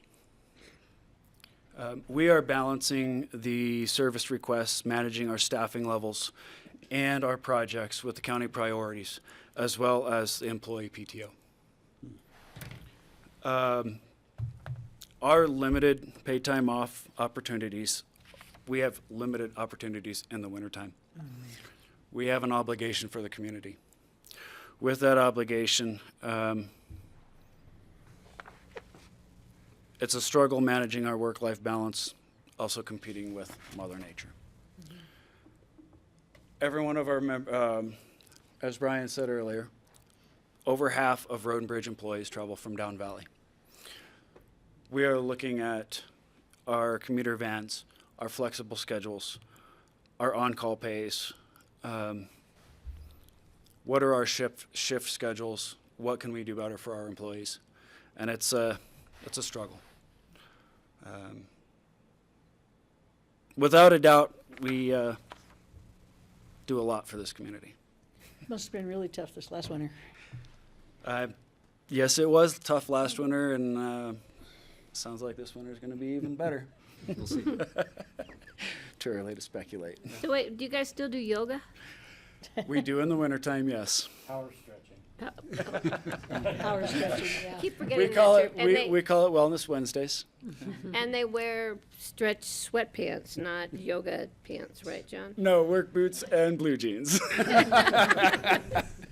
I love it that you guys do that. And I know it made a difference because staff was always saying that they thought, oh, yeah, right, we're going to do it. And then they're like, oh, yeah, we're going to do it. Yeah. It's a great program, and That's amazing. Thank you. It does help us out a lot. So is the minimum age, or the max, the youngest age for a CDL is 21, is that right? 18. It's 18? Correct. Now, I thought it was 21 for a bus driver, so what's the deal? You can drive in-state at the age of 18. You just cannot drive out of state. Over 21. With a CDL. With a CDL, correct. Semis, snowplows, everything? Semis, snowplows, as long as you have a commercial driver's license, which you can obtain at the age of 18. So, once again, I'm going to ask that we try to recruit in the high schools and at CMC. Mike Lowe. We do a lot. Myself If they stay in the personally, valley and work in the valley. Scholarships, whatever it takes. and several of our staff members have if they go somewhere else. participated in a lot of these high school job fairs. Got a lot of interest out there. They're just And starting pay is, dependent upon qualifications. I know we had this issue with CDOT where Wendy's was actually had a higher starting pay rate than CDOT did for their plow drivers, and it made zero sense. Yeah. And I'm hoping they fix that. It's definitely a struggle in our valley. Do your drivers have the random drug tests called in? We do. We are I know required. for school bus driving, we would get a call on the radio, you need to come in after you park your bus, and everybody knew what it was for. They couldn't tell you on the radio though, but I didn't know if it would be the same for, a plow driver. Yeah, we are federally mandated Okay. to be in that drug lottery, or drug testing pool or lottery monthly. Definitely don't want to win that lottery. Well, it's great to have It's local, not a test you have to study hard for. having local Depending on drivers your is so personal important. habits. Is that, local plow drivers, I know Raft has been recruiting drivers from all over the country, and I've heard overheard conversations among drivers saying, oh no, what do we do when winter comes? They have never driven in snow, and it makes you nervous. They may have their CDL, but I just think recruiting locally and trying to bring up people who know the roads in the valley would be such a bonus if we can pull that off. So, good work, and keep us in the loop on how that's going. Absolutely, will do. So our proposed changes for the 2024 budget, pretty easy. Due to the inflationary costs, we're requesting a $22,000 increase for our dust control. This is bringing it from 75,000 to 98,000. Is that a mag chloride dust control? Yes, it is. And we're not changing our operations. We're only asking for this just because it's costing us more to be able to help our environment. Okay, well, we are insatiably curious and we're half an hour behind, so we have to think about that as we go on. Well, we're at the next decision point. We're at the next decision point for the Road and Bridge 2024 budget and 5-year plan. Now, the Road and Bridge Fund includes all of the operations that DJ was mentioning, plus the road capital projects. Revenue sources, there's a small property tax. That's about $720,000. About $5.6 million in sales tax. With the sales tax, we've made a shift this year. We do change the allocation between the capital fund, general fund, and road and bridge fund with our sales tax. We split the county's share of the 2% sales tax between those three funds. And so we'll determine an allocation amount for the year and then stay with that amount. It was 28% in 2023 in the Road and Bridge Fund. We've upped that by 3 percentage points to 31%. And we'll have even a higher amount, 35% in 2026 with that bridge replacement. So we're doing a little bit of shifting so that we can build up the road and bridge fund enough to at least get that one bridge replacement in. We are not allowed to transfer money from the general fund to the road and bridge fund. So if there's excess in the general fund, you can't do, say, a one-time $5 million transfer like we've done for housing. That's not allowed. Why So are we not allowed to do that? it has to do with the revenue sharing of the different taxes that go into the road and bridge fund. Since they get some, they don't get some of this. Our property tax is shared with the other municipalities. You see the So it doesn't make sense to intergovernmental me. at No, we 1.28. take a general fund reserves fund, we can't take any of that money? No. So how are we gonna come up with the 2 million that they need? It would need to be The way that we have to do it is we'd either need to adjust the mill levy into the road and bridge fund, in which case you're sharing half of that back out with municipalities. So we'd have to ask them through an IGA, or you'd have to go to the voters to adjust the mill levy? It would come out of the general fund mill levy. or the sales tax being allocated less to the general fund and the capital fund and much more to the road and bridge fund. It's the first time I've heard that. So it's just a decision. Yes. Mm-hmm. Yep. Yeah, it doesn't have to go to a vote. Yeah. Okay. We've talked about this at CCI, the fact that you couldn't transfer general fund money to the road and bridge because the cities would scream bloody murder about it. It seems to me that it totally would make sense if a county has their greatest need for that year is to do more road and bridge work, that they should be allowed to use some of their other tax money for that. And I think this is something we should consider taking up with the state legislature and change the statute, because to me, it doesn't make sense. The commissioners should be allowed to make the best decision for their county as to how they're allocating their money. Period. So we could have later discussion about that possibly. But you wanna Obviously, it's discuss it not gonna now. happen this year, but maybe next year that could be something we tackle. And I will be here. The intergovernmental line, the 1.28 million, that's the highway users fees that Kelly was mentioning. 200,000 in other revenue, that's road impact fees. So a total of about 8.15 million in revenue. And then the road projects that you saw earlier, everything is included here. So that is the 5-year plan. Any questions? When's the last time we analyzed the road impact fee? I don't know. It's been a while. I mean, I was part of that maybe a decade even. It's been a while, though. We should probably bring that back. I could use some learning there. Is that a county fee or a part of a state fee? It's through the ComDev. Yeah. Oh, it's copped up. Oh, I get it, yeah. Maybe we can we perhaps parking lot, like a work session conversation related to that for January or first quarter? Yeah, when we have some time? absolutely. So I'm good with moving this forward. All More of questions? this. 'Cause All I've right, got let's to move it. Okay. Pick up my car. All right. All right. Thanks, DJ. We're on to Thanks, DJ. fleet. Thank you very much. Thanks, DJ. So Francie, just a heads up, I have to leave at 5:30 because I have to pick up my car and I'm on foot. I have to pick it up by 6. Okay. Where's your call? And you know I have to leave at Up at 4:45. Smithwood. At what time? 4:45. But we're not gonna We be won't done be by 5:30.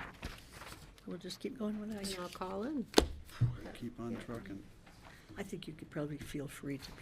I know, I do. wanna I'm not listen to calling because I'll be Jeff's walking. present. Okay, let's keep it We going have then. other things to We're in a hurry. All right, we're ready to move on. How you doing, everyone? Matt Bergstresser. I'm the fleet manager. Back Matt. again to see you. Onto the first page here, I have our organizational chart. Myself, a couple operations supervisors, 5 fleet technicians, purchasing specialists, and we are busting out your favorite, asking for an FTE. So I noticed that. should we stop there or keep going? So you're short. We still have one vacancy and One one vacancy, and additional you're, request. and you're Yep. asking for one more, so you're really looking for 2 people? Correct, yep. Okay. So this year, adding one FTE with constant growth, evolving technology, the complexity of equipment are the main driving factors of that.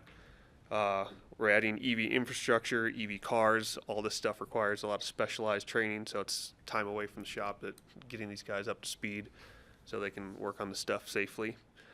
It also is going to help promote a work-life balance. You know, a lot of our guys put in overtime, long weekends, long nights to make sure everything's working and keeping everybody on the road. So we have an abundance of PTO that we're not able to use.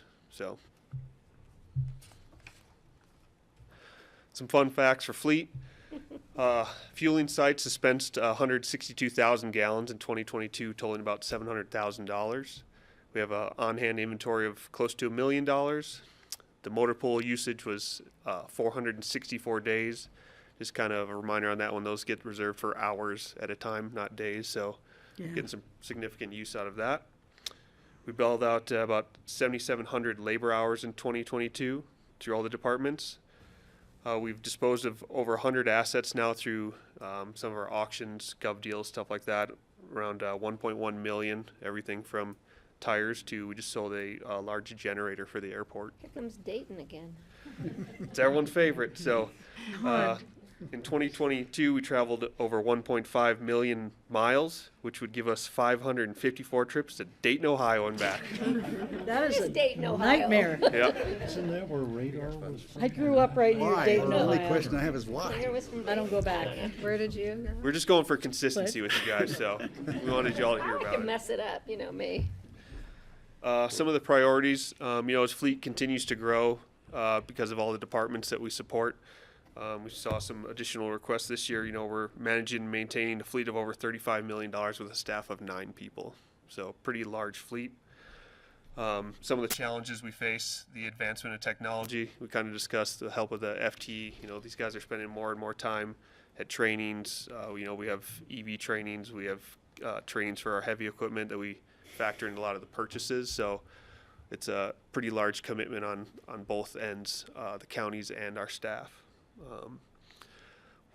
Hiring and retention has been a challenge. As Brian mentioned earlier, we have had openings since March of this year, just not getting applicants right now. So it's not much we can do about it. We're working with HR to kind of be creative and come up with new ideas. So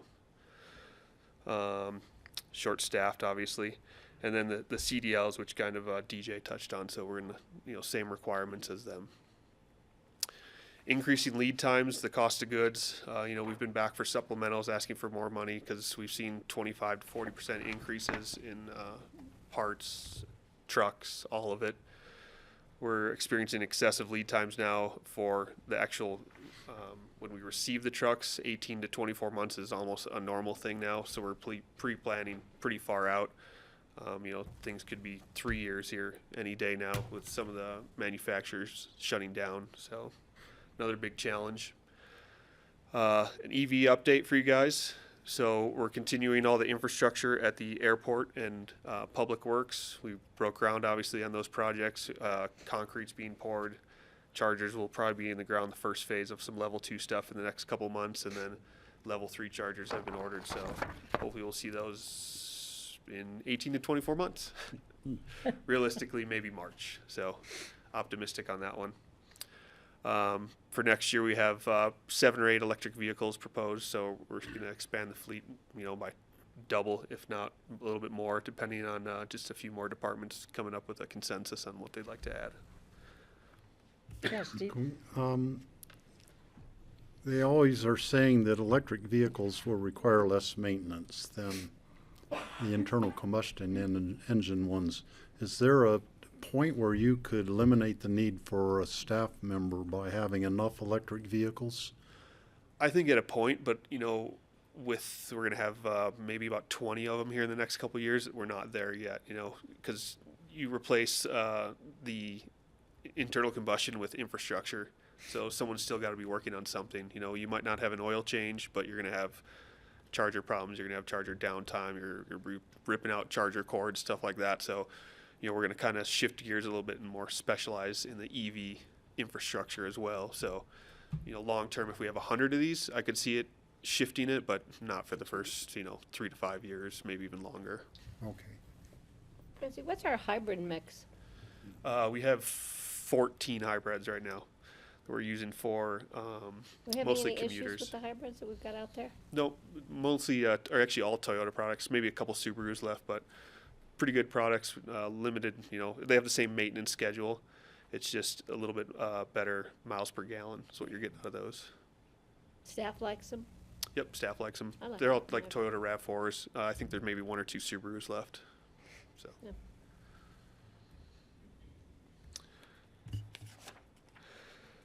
Capital replacement for 2024. We have a 10-year capital replacement schedule that we follow. Assets are replaced based on numerous factors: mileage, hours, usage, repair costs. So we kind of go through the gamut to make sure we're replacing these when they need to be, not just spending money just because we like to.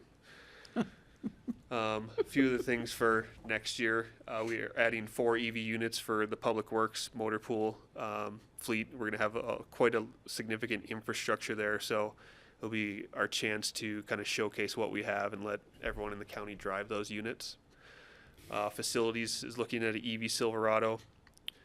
ComDev, just a replacement Tacoma. The Sheriff, a couple Silverados, switching to trucks, and then 1 EV unit for them on their admin side for Alex. The sheriff's just switching to trucks? What PPV, what's that? It's a police pursuit vehicle. So it's just What? police pursuit, different ratings, different brakes, a little less of the civilian stuff on that one. Silverados, full size, like 1-ton Silverados? No, they're like 1500s or like an F-150 essentially, half-ton Yeah, trucks. they're still pretty big. Yeah. Can I ask why? Because I remember the big thing when we went from the Tahoes to the whatever they're driving now. Tahoes now, yeah. Yeah.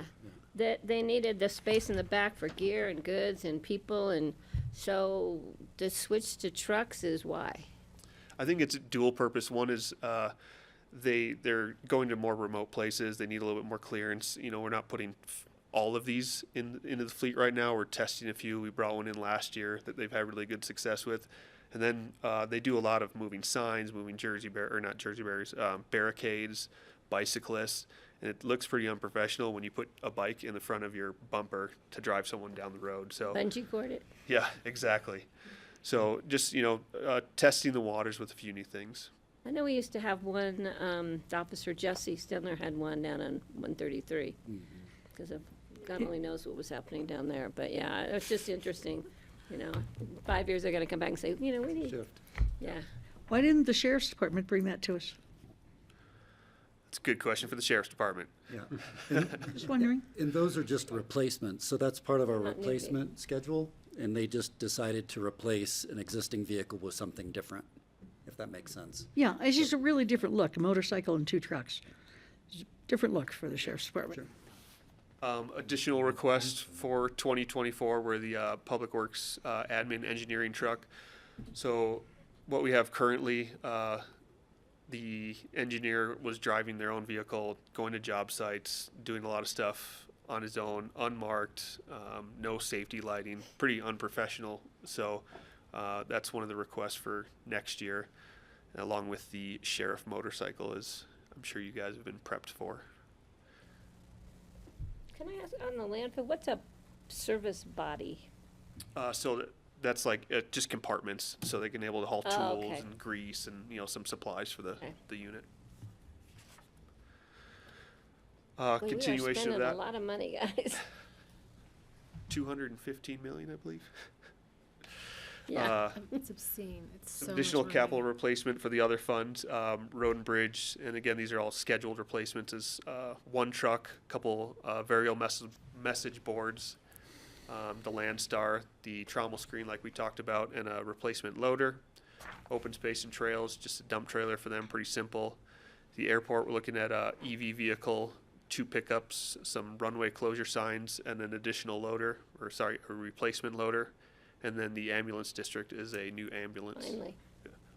Yeah, and those are the ones that are taking the most time. So we bought one last year, and we haven't even got the chassis yet. So Yeah. For the ambulance? correct, yeah. So we've shifted the ambulance replacement schedule almost 2 years to try to keep up with replacement. And we were behind They're before really that. expensive, right?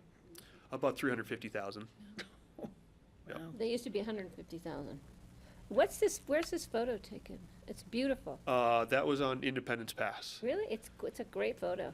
So we partnered with Caterpillar this year, and we did a project with them to demonstrate kind of what the 150 motor grader could do, and that's actually turned into a global marketing I was platform. gonna say, did we get like credit? Did we get like a new truck for?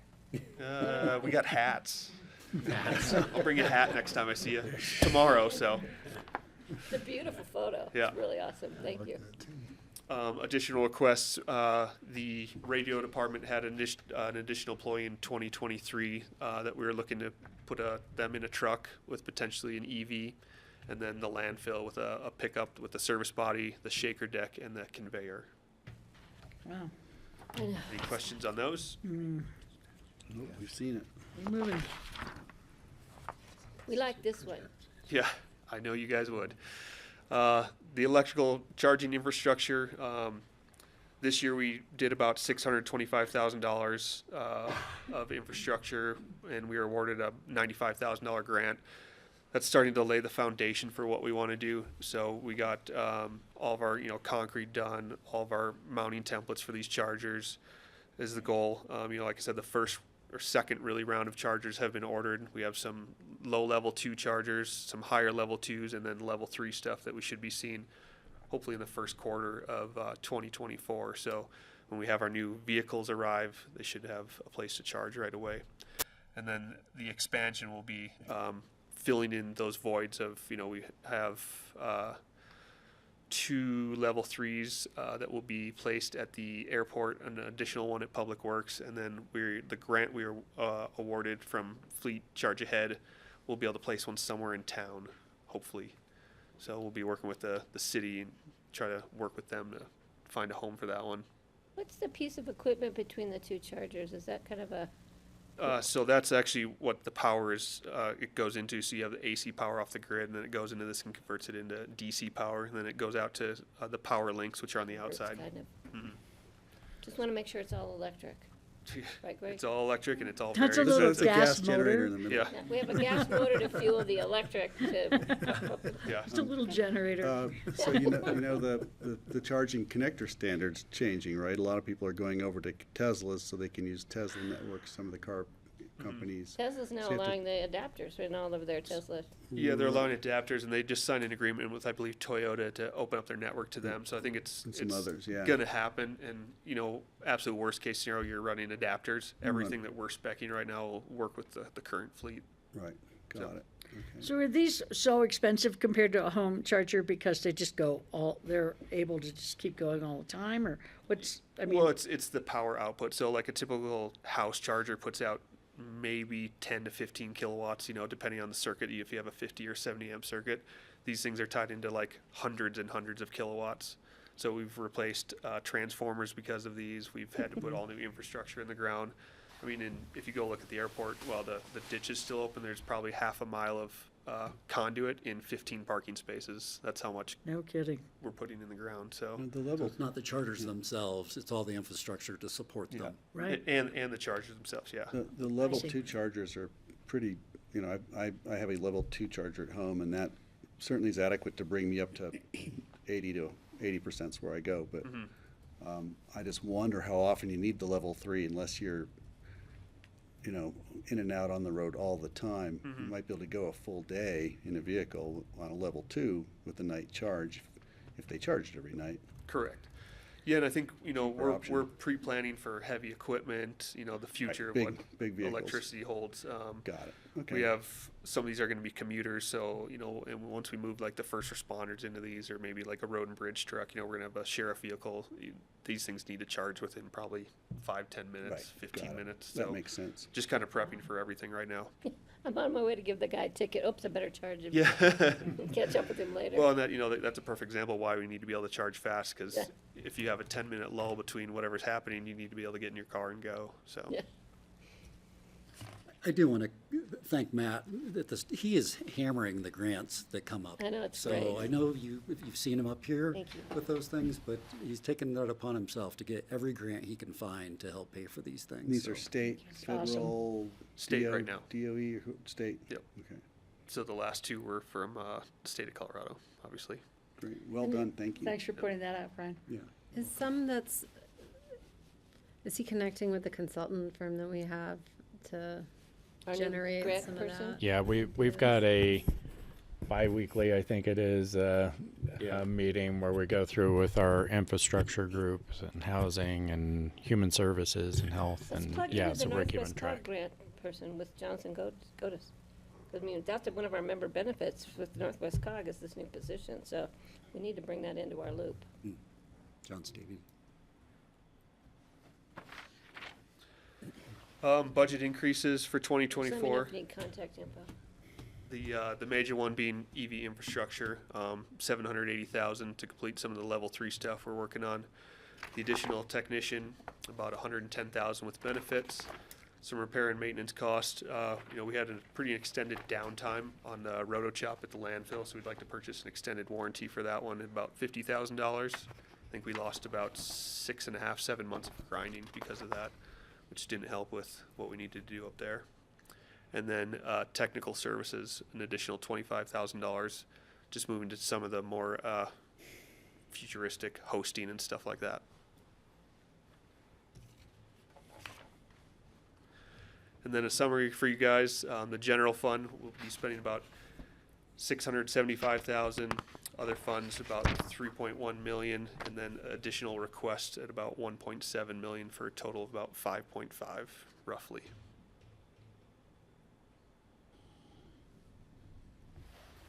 Questions?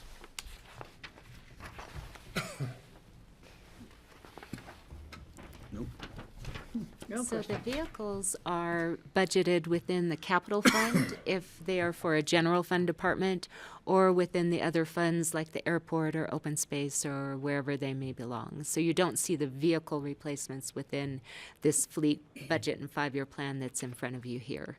The charges for services are the main revenue source, charging out their hours and parts, fuel, to the different departments that use their services, and also the Aspen Fire Department. And it's just their labor costs and parts, supplies. The larger line item is their supplies, which has both parts and fuel included in that. Any? Is there anything in the 5-year plan that we're saving up for specifically with the fund balance? The revenue tends to not come in quite as much as probably the increases are showing. However, there are some capital items that they do need to have capacity for, which would be the vehicles, the service trucks, and things that are specific to fleet or equipment replacements. We're analyzing with our master plan down at Public Works and kind of what that looks like in the future too. So there may be some need to add some fleet area. So we can Thank you. Patty? How's it going working with the new facility at the landfill? Remember we built the bigger, so you guys didn't have to drive the compactor down Highway 82 to Yeah. Public Works? It's going well. We're not fully staffed up there yet. That's part of the FT request. Right. We're spread a little thin right now, working back and forth. But we have a supervisor that's up there probably 2 to 3 days a week, and then Yeah, kind I of seen you floating back guys and forth. working under tarps and blizzards was not a happy picture, so I'm glad we have that facility It for was a you nice guys. day. Well, we're more behind now. Okay. Let's keep going. So, everything good with the fleet Yep, budget? I'm good. I'm okay with it. All right. Thanks, thank you. Thank Good you to guys see very much. Thanks, Matt. Thank you.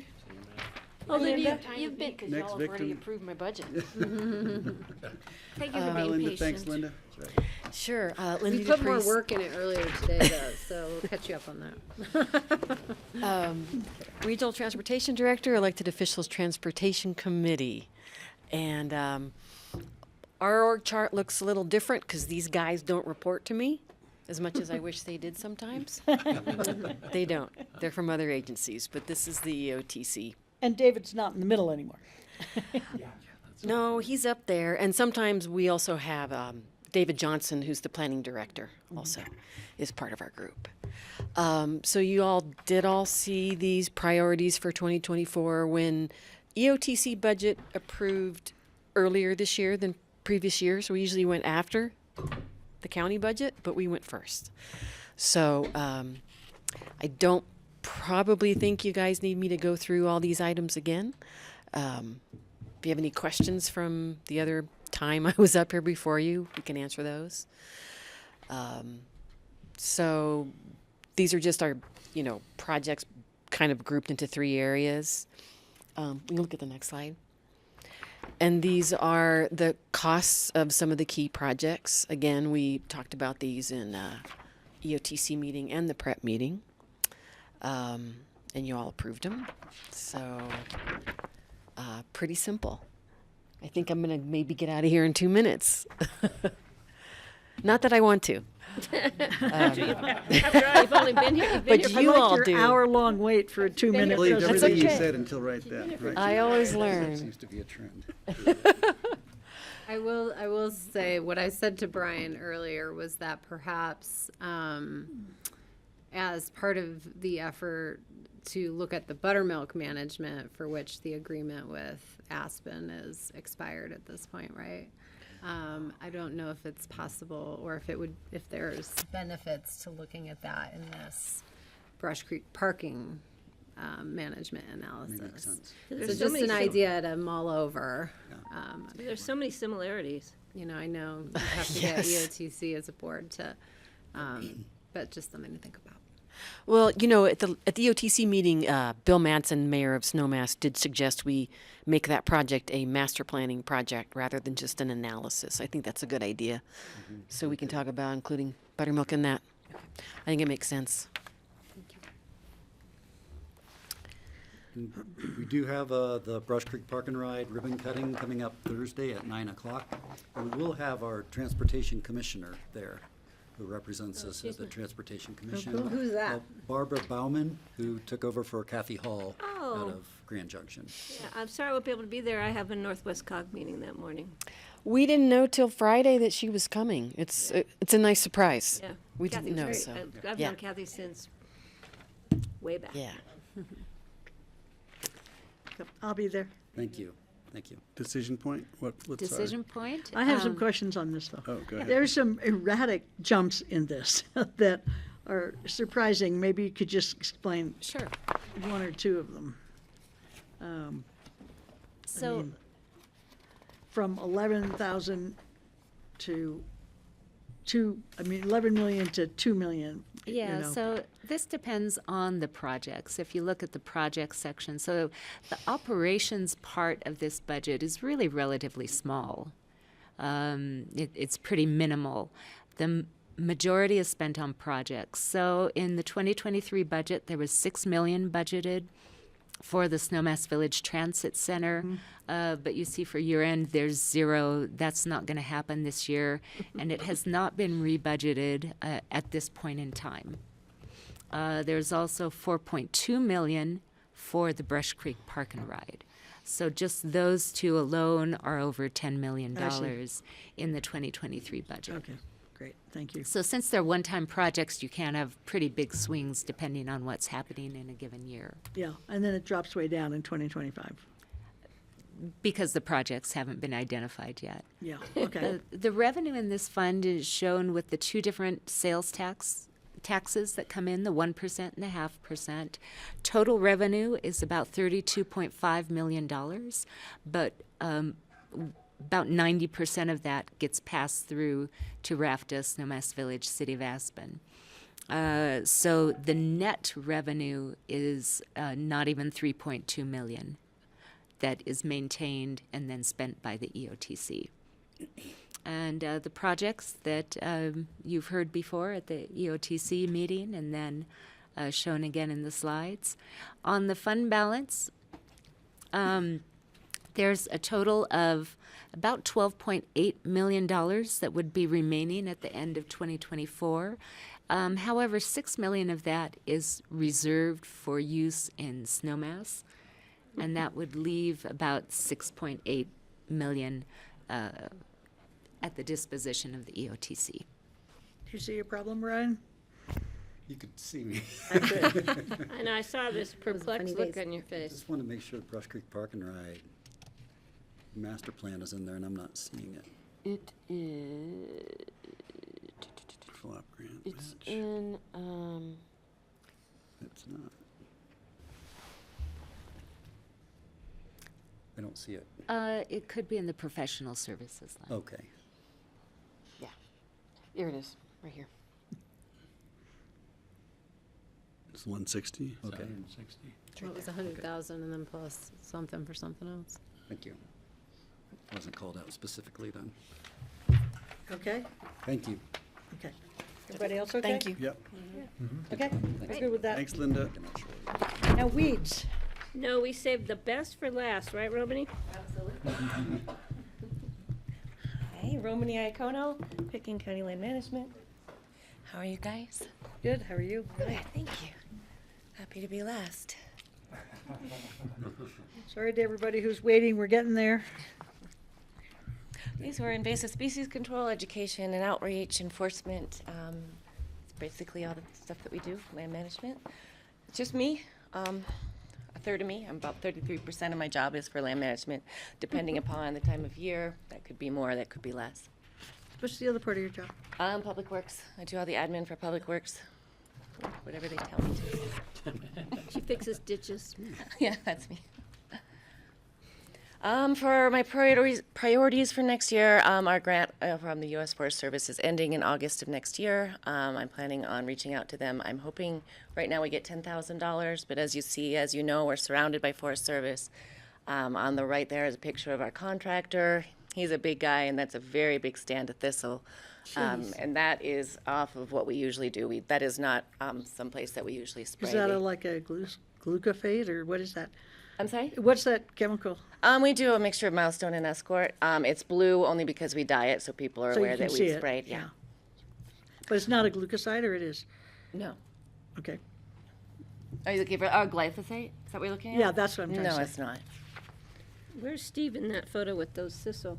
Yeah, Steve, he's out in the back there with his shovel. Pulling them out by hand. Hello. No mask. So I think we could do a lot more with Forest Service properties. They'll get more grants. Like I said, this is outside of our normal sphere of where we apply. They just happened to see this as they were driving up Maroon Creek. So there's a lot of work that could be done. So is this on Forest Service land or this? That's Forest Service, yeah, up Yeah, Maroon and up Creek. And that's on- part of the, on the 2019 with those, with the avalanches. Free That flow, happens to just be, what we're still looking at with all of that upturned land. So it had exposed land, and then Yeah, and then they just are creeping all over the place. Yeah, there's a patch like that up on Capitol Creek on Forest Service land, and I think ever since Wayne Ives retired from the Forest Service, it's been being neglected, and it looks like this now, just like Oh, a really? forest of 8-foot tall plumeless. Yeah, and it's a shame. But it's almost impossible to be on top of for us. So that's my priority. I didn't do a fun fact, but this is something that we've been looking into. It's not on a budget anytime soon. It's way too expensive at this point. But drone application is just, we did a demo up West Opers Creek this summer. It's just fascinating how quick they can apply. They can do spot spraying, they could do blanket applications. It's just really cool. So I'd like to keep my eye on it, see if the cost goes down. We did it this year at the Flying Dog. Oh, did you? Yeah, Okay. and first we thought we were just going to spot the thistle, but there was just so much that we ended up Just do a doing the whole blanket. field. But it was amazing. I could stand at my west window and just watch it go back and forth. And it's just so I mean, fast. you can ask Ty how much it cost and all the specifics about it, and he was pretty happy with it. And I walked yesterday from Housefield, which is now the Limited, what's his name? Wexner's. And I walked across that field and then into the Flying Dog fields. that my son manages, and Wexner's was completely covered with thistle. It was only this high because they had cut, you know, but it was just everywhere. And then you walked into the flying dog field and almost none. Every once in a while you could see one. It was amazingly effective. Yeah, very. So if you want that contact, I'd be happy. Yeah, I to would give love you. that. That'd be great. Thank you. It was just one day. Yeah. For the whole thing. They did 10 acres. From setting up the drone to taking it down was less than half an hour. Yeah, it's It really was just amazing. wild, so. And then no changes, absolutely zero. Same budget. It's a little bit less than last year. So short and sweet, just like Linda.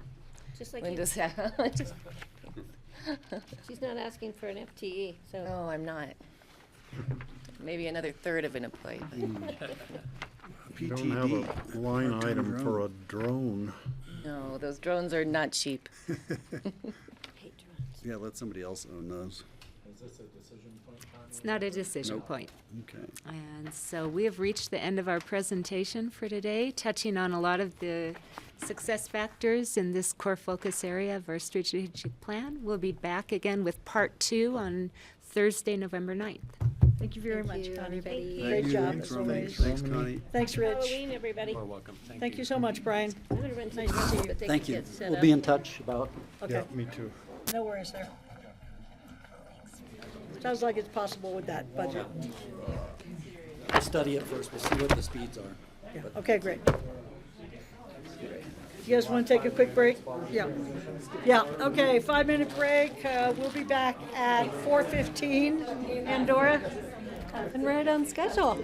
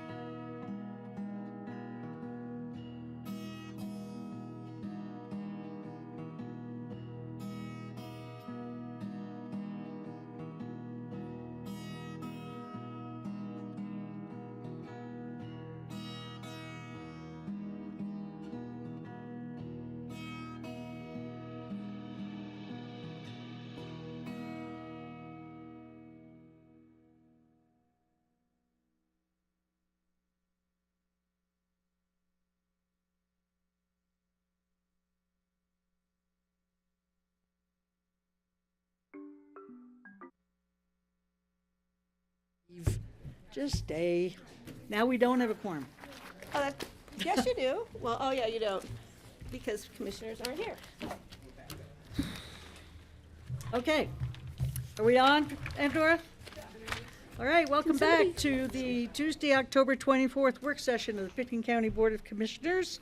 We are moving on from budget, and we are discussing the exterior energy budget and electric-ready provisions. And we have people to present to us who will introduce themselves. Good afternoon. I'll kick us off and introduce the team and do a quick overview and then hand it over. So Kara Silbernagel, Deputy County Manager. I've got Jeffrey Erickson, Chief Building Official, Hannah Hunt-Muller, Senior Long Range Planner, Alex Sanchez. I'm forgetting your title right now, which is the worst part. Community Development Analyst. Thank you. And I believe on the phone we also have August Haas. Sorry.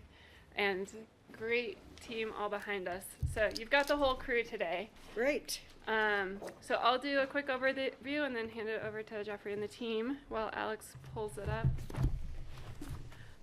So we are in front of you all today as a follow-up to the conversation we had with the board on September 26th. You can go to the next one, Alex.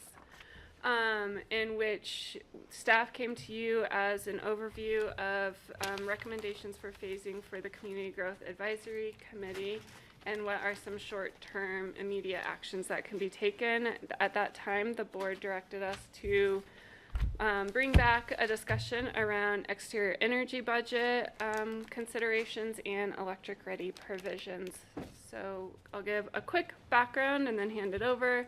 You all are familiar, but just for some context setting, in 2019, the board declared a climate emergency, and in 2021 set two very aggressive goals with 90% reduction of greenhouse gas emissions by 2050 and requiring all new residential development to be net zero by 2030. There's also been a lot of steps that you all have taken as we start to work through those. The big one is Earth Day 2020 is the Energy Code adoption. You all set up the Community Growth Advisory Committee, which we're getting very familiar with their recommendations, with the goal of trying to figure out land use and the building code that can, as levers to achieve these goals. And then, as I mentioned at the September work session, giving direction to what can be done as early action. So from that, really the external energy use and electric ready really came to the forefront, not only through the growth committee, but also staff has been working on it for some time as key levers that need to be addressed to address those climate goals. Exterior energy use can account for more than 2 to 3 times the total building's energy use, and Alex is going to jump into that pretty quickly. In addition, the first thing from the Community Growth Advisory Committee that they built consensus around was implement bold performance standards. Limiting exterior energy use was a top priority, one of the low-hanging fruit that needed to be addressed, and really a lot of talk about what are the carrots, what can be used to incentivize homes to transition to all electric to meet those climate goals. Another key piece as we dive into the conversation today is the 2020 Energy Code adoption, is that the external energy use is really not part of that HERS rating. So one of the things that's being presented to you is really a complement from that 2020 Energy Code to really start to get to those climate goals. And like I said, reducing exterior energy load is critical to meet the net zero and greenhouse gas reduction goals, and the path to electrification is really critical to incentivizing that transition, making electrification become the easy choice for everyone as we move forward. So with that, I'm going to hand it over to Alex and then Jeff. Yeah.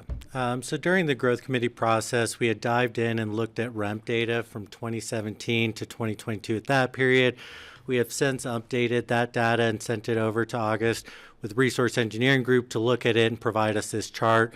So this is actual REMP permits that we've got from 2017 to August 2023.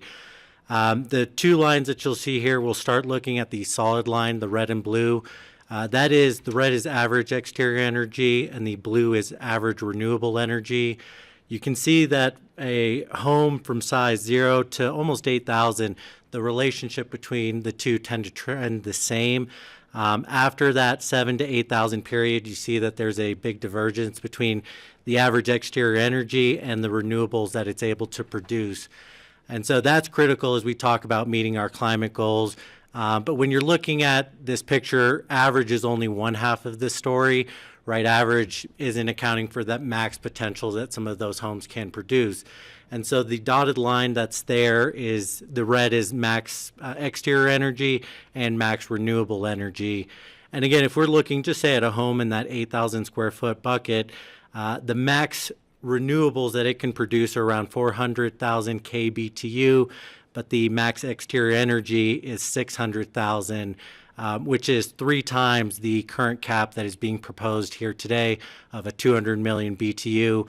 This chart is in kBTU, and Jeff will be discussing 200 million BTU, so that would be the one difference as we go into future charts when you see that change. Alex, how did you guys calculate the the maximum exterior energy? Yeah, so August, would you like to jump in? His company assisted with that.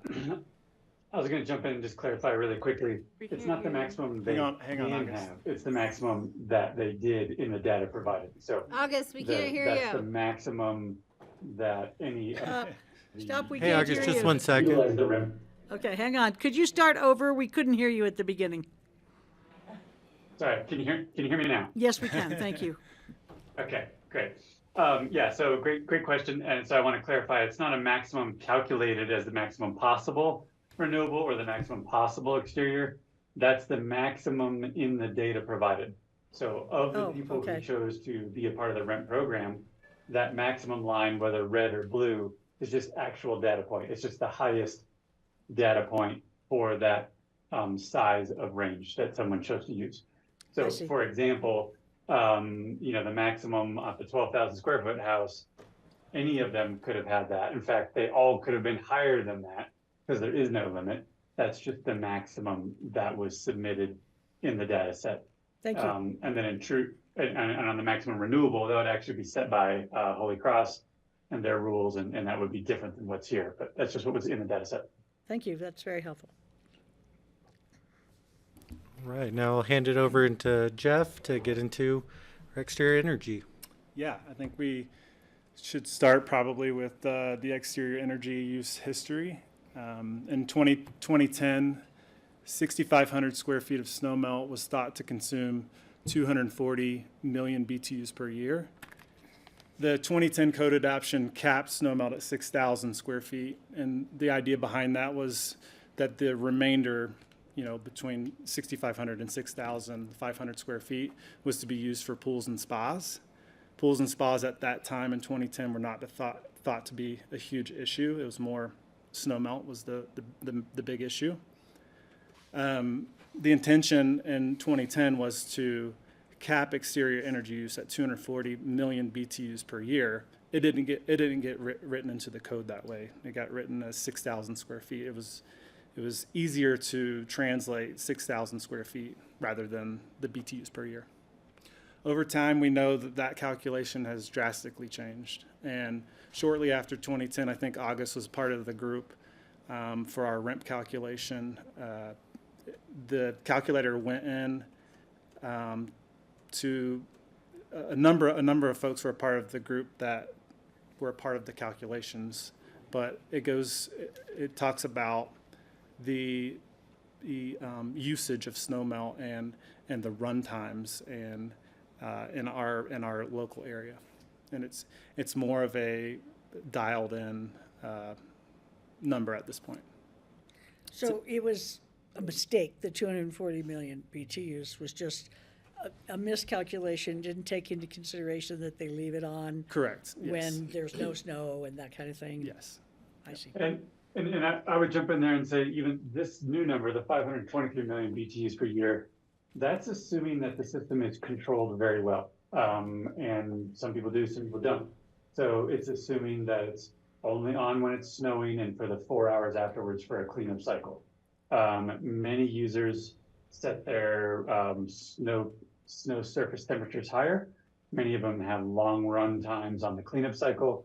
So this is around a best case scenario. And obviously it varies greatly year to year. If you have a light year where it doesn't snow much versus the heavy year, it's a good estimate at an average. I can't really speak to where the 240 came from. I think it was it might have been done by Core, and it just, in the group that I met with in whenever that was, 2011, 2012 or something, we had a bunch of engineers and installers in there, and we ran through calculations a number of different ways and agreed upon this number. Since that time, my company's redone the snowmelt calc in a number of different ways. And really this number's held up pretty good. I think in terms of a calculated value, it's about the best, most reasonable sort of average number you could get. I would love to have a number of slabs measured, so we had real world data to go on versus calculations, but this is a good calculated number.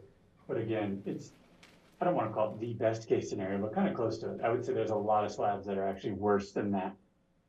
Well, it's enough to shock us. Yeah. So now we recognize 6,000 square feet of snow melt consuming 523 million BTUs per year, which is double what we thought back in 2010. 240 million BTUs per year today would be the equivalent of 2,750 square feet of snow melt. And now that we know the history of exterior energy use, we can talk about what our current standards are. REMP requires homeowners to mitigate exterior energy use, but there is only a cap on snow melt. There is not a cap on swimming pools, spas, heat tape. We do exempt the first 64 square feet of spas. So 64 square feet of spas and less are exempt. The first 1,000 watts of heat tape is exempt from mitigation as well. And the REMP program does not capture additional exterior amenities such as electric heaters, gas fireplaces, and gas fire pits. This slide is the Pickens County built environment average exterior energy use for homes, and this data set is from 2017 to August 2023. The bins that you're seeing as you step up in square footage are average annual exterior energy use. It's important to note that in these bins, there is a potential for maximum exterior energy use. That's not what we're trying to show here. We're showing the overall average.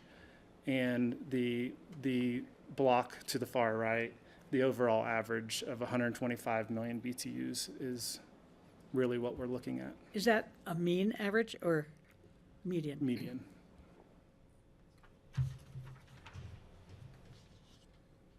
So this slide is a model 5750 square foot home. The block on the left is a home that does not have an exterior energy budget. It has 6,000 square feet of snow melt, so the cap on snow melt, 64 square feet of spa, and a 500 square foot pool. So the dark blue is the snow melt usage. The green is your spa, and then the pool is above. So you can see that on the block on the left, the exterior energy use is 2 to 3 times more the interior energy use. The block on the right is what we're proposing today of a 200 million BTUs per year exterior energy budget. And this is a likely scenario. You could use the 200 million BTUs per year however you want on the exterior energy use. I just broke it out into snow melt and a non-exempt spa. And you can see that the interior energy use and the exterior energy use are roughly the same.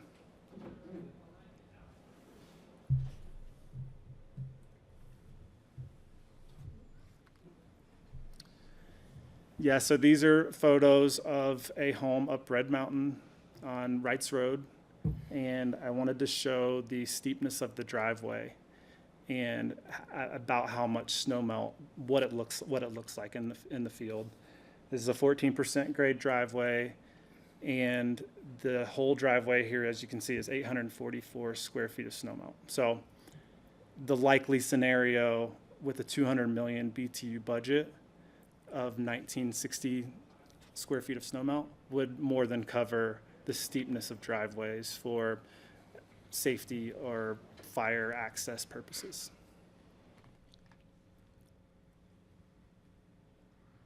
And this shows the upper side of the driveway. You can see the lower half that we just looked at.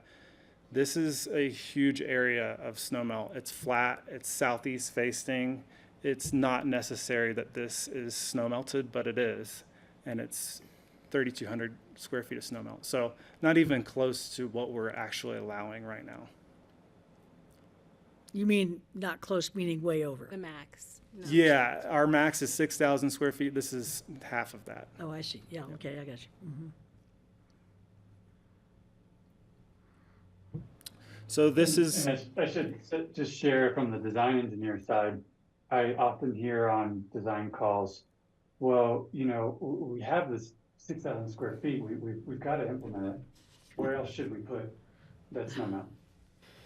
Sure. Right, so, I mean, just so you know, that like that, this idea of playing to the max, like there's a lot of your clientele, a lot of your constituents that when they're building, they see kind of resale value, I think is really what it is in that. And so they don't want to put in less than they can for fear that they wouldn't be able to add more later or something. I don't know quite all the thought process there, but that is a conversation that I've had on a number of projects. Thanks.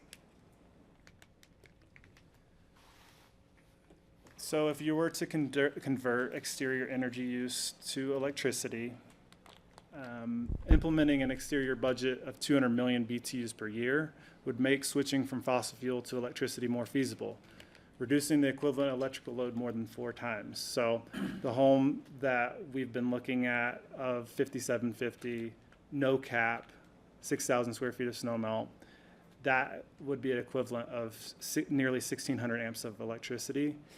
I kind of equate that to our homes typically have, average American homes have 200 amp services. So that would be 8 of our homes just on the exterior energy use alone for one home. So with the BTU budget, the exterior BTU budget, we're lowering those loads so that electrification is more feasible, nearly 4 times. So the equivalent of 368 amps. And this is, we're strictly talking about exterior energy.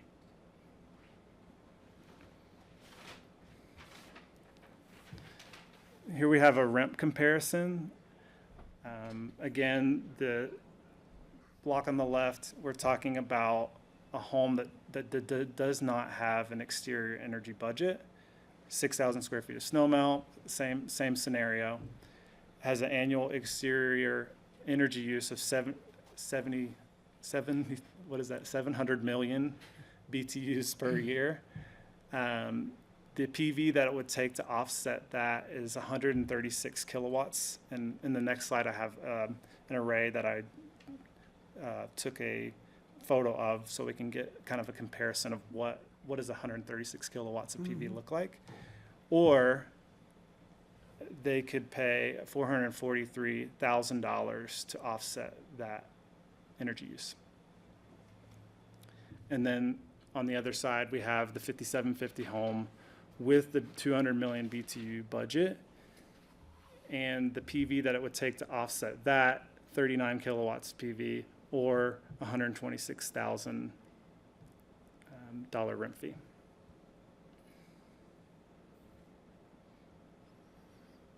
And this is just up American Lane. You can see the 15,000 square foot home and the 100 kilowatts of PV. You can't fit 100 kilowatts of PV on a home, so hence the ground mount array. So that's a third of what you would need for the unregulated use of 6,000 that you showed. Wasn't that It like was, 300 and something? Yeah, I think it's Kilowatt hours? 2/3. Yeah, they would need Oh, it's 136. 136. Oh, yeah, 136. Yeah.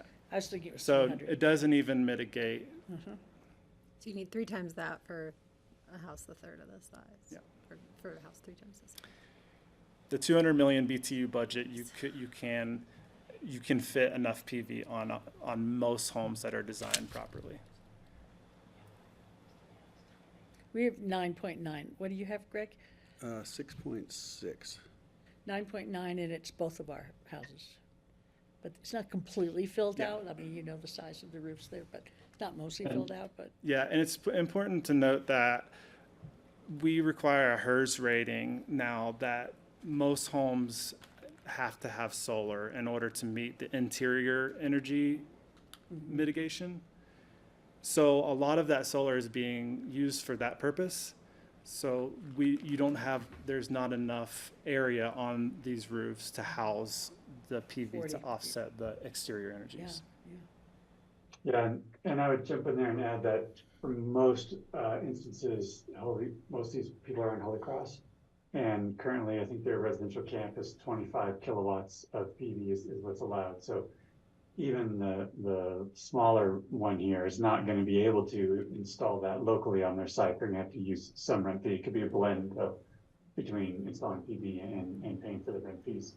And also just to reiterate Jeff's comment earlier that the PV number that's here is for the exterior energy only. Yeah. That is not offsetting the house at all.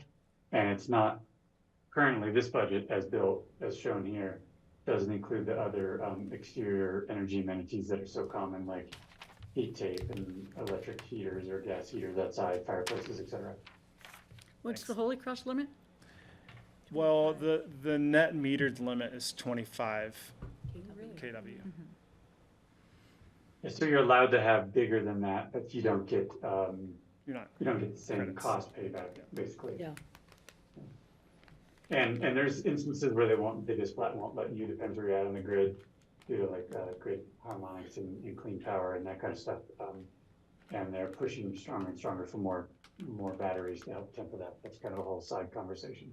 Yeah. This 100 kilowatt array here is, it's not a given, I guess, that you're gonna be allowed to do that. You don't like up to 25, it's no, they're not gonna ever say no. Above 25 requires special approvals, considerations, et cetera. And it's certainly not going to be paid back to the client at a net metered rate, at the standard residential rate. So they'll be buying power at one number and selling it back at a much, much smaller number. So that affects the economics, not really relevant to the power side of it, but it does affect the economics quite a bit. I have a question. Have you guys looked at how would this compare to, say, a geothermal system that could do the snow melt? External energy mitigation, but with geothermal, like what do you call it when it's in an individual home? I hear more and more of that happening, and I know companies are starting to do it. I don't know how soon it'll come here, but it ought to. I think there are some here. I'm just wondering. Yeah, we've been doing ground source heat pumps in this area for 20, 25 years. However, they're a really bad match for snow melt. In that ground source heat pumps, they're very expensive to install. And really the ground loops are the expensive part, and it's really drilling costs have really skyrocketed lately. The cost of drilling can be as high as, $80, $90 a linear foot, and you need thousands of feet for a relatively small system. And the problem there is that snow melt is a really big load that hits for a short period of time. So for example, if I did a 6,000 square foot, 6,000 square foot system is going to need 750,000 BTUs of firepower. So, 750,000 BTUs going to come on, off, on and off as it snows. But the run hours per year are maybe 600, something like that, hours for the whole year. With a ground source heat pump, that would be, just a ginormous amount of loop field. That's 62 tons, times 300. Let me tell you, that's 19,000 foot of He does borehole. math online. And yeah, and it's not a great fit because it's so expensive. You would rather have the ground source heat pump used for heating and cooling the home, which has thousands of run hours instead of hundreds of run hours per year. That makes sense? Got it. Yeah, thanks. I was just wondering if there was a workaround, but it sounds like there isn't. Maybe if you lived in Siberia. Not really. If you lived where there's actual geo-resource, like a hot springs kind of thing, that's different. And that's when we say geothermal, that's truly, a lot of people use geothermal to mean ground source heat pumps and geo-exchange. in my mind, that's a little bit of a misnomer. Geothermal means hot water coming out of the ground for free, truly renewable. Ground source heat pump is just like an air source heat pump, but it's a more efficient exchanger because it's tied in the ground, which has more constant temperature. We are using a lot of air source heat pumps for a lot of our electrification projects. A lot of our homes have air source heat pumps now. And you know, the effectiveness of those at cold temperatures has gotten so much better in the last 5, 7, 8 years, something like that. So we use those a ton, and we use air source heat pumps, not fully in place of ground source heat pumps, but fairly interchangeably. Great, thanks, August. So moving on to staff recommendations for exterior energy budget. Currently, exterior energy mitigation is limited to spas, pools, snowmelt, and heat tape. There are other exterior energy uses currently not captured by the REMP program. For example, the 64 square feet of spas, 1,000 watts of electrical heat tape, electric gas heaters, gas fireplaces, gas fire pits. Staff recommends implementing an exterior energy budget of 200 million BTUs per year or less. And staff recommends all exterior energy uses into the exterior energy budget calculation. So that would include removing the current exemptions for the spas and the heat tape. We want to have an all-inclusive, everything that's used exterior and into the exterior energy budget. Can I ask you a question? I'm not sure that it's a reasonable question, but so if you're using 200 million BTUs a year, can you give sort of an estimate of what kind of amps that means that you're having to come into your house? Is that a possible calculation? I think The reason I'm asking is possible, because but it varies wildly. it does. I think I did the calculation in a few slides earlier. It was the snow melt calculation for the 200 million BTU budget was like 360 amps or something exactly. like that. Yeah. August, did you have? Yeah, I was going to say, like, for example, pool heating, it's going to be a lot less amperage because pool is all year long. And so, you know, amperage is the spike. It's the biggest number at a moment in time. Yeah. Just like the BTUs of your boiler is the biggest at a moment in time. Yeah. Millions of BTUs per year is throughout the year. So a spa or a pool would have a much smaller heater will result in a larger annual number. Mm-hmm. Does that make sense? Yes. You know, similarly, like an outdoor fireplace, you know, we get asked the question, how often do we use it? If we're very infrequently using it, I mean, I could have one 200 million BTU fireplace that I ran for 1 hour per year, and I hit this number. That's an absurd example, but you get the idea. Yeah. Well, I was just asking because, as you said, most houses have 200 amps brought in. That's what Holy Cross brings in generally. So I was wondering, most houses can't even run these kinds of systems without having a lot more amp potential from the utility. That's actually so. Converted to electricity. Yeah. Most of these systems, as of Gas. today, would need gas power. Can I ask a question? Well, I have to go. Patty, yeah. Oh, sorry. Oh. Do you mind if I go? No, Yes, go I have to ahead. Okay. Sorry, I have to run. I was wondering, how should we be thinking about how this would play out in different parts of the county? Like, I guess I'm thinking about like somewhere in Snowmass may have a higher design demand than perhaps other places in the county, and I just want to think about how we're accommodating that, I guess. We are proposing the 200 million BTUs per year throughout the Is, like, county. sufficient? Yeah. All right, I'm gonna call in. Okay. Thank you. It turns out that things are. My phone dies. Or That was poor you planning. need to have your attention go elsewhere. Thank you. We'll get Sorry to back. leave. Thank you. Patty?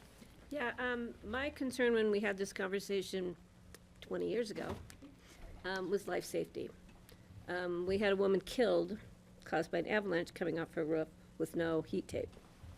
So I think we need to have some level of exemption for people when they use these heat tape or snow melt for life safety issues, not for luxury issues like heating that huge deck area, but for some driveway safety issues, but for some sidewalk areas for access in and out of homes, and especially on heat tape on slopes from the roof that might be significant for, you know, a slide. And this woman literally was hit by an avalanche off a roof. Sure. And that's why we're proposing the 200 million BTUs per year, which is roughly over 2,000 square feet of snow melt. That's But the heat tape is being exempted, am I correct? oh, we're talking about heat tape. I'm talking both, Roof but- heat tape. Yeah, and heat tape, because you get on roof edges. For me, I have heat tape underneath my my trailer to keep my pipes from exploding in the middle of winter. So, I mean, I think there's some aspects. I agree with just about everything you're bringing forward, because I think people just take advantage of the system and they use it inappropriately. And I want to really focus on life safety. Sure.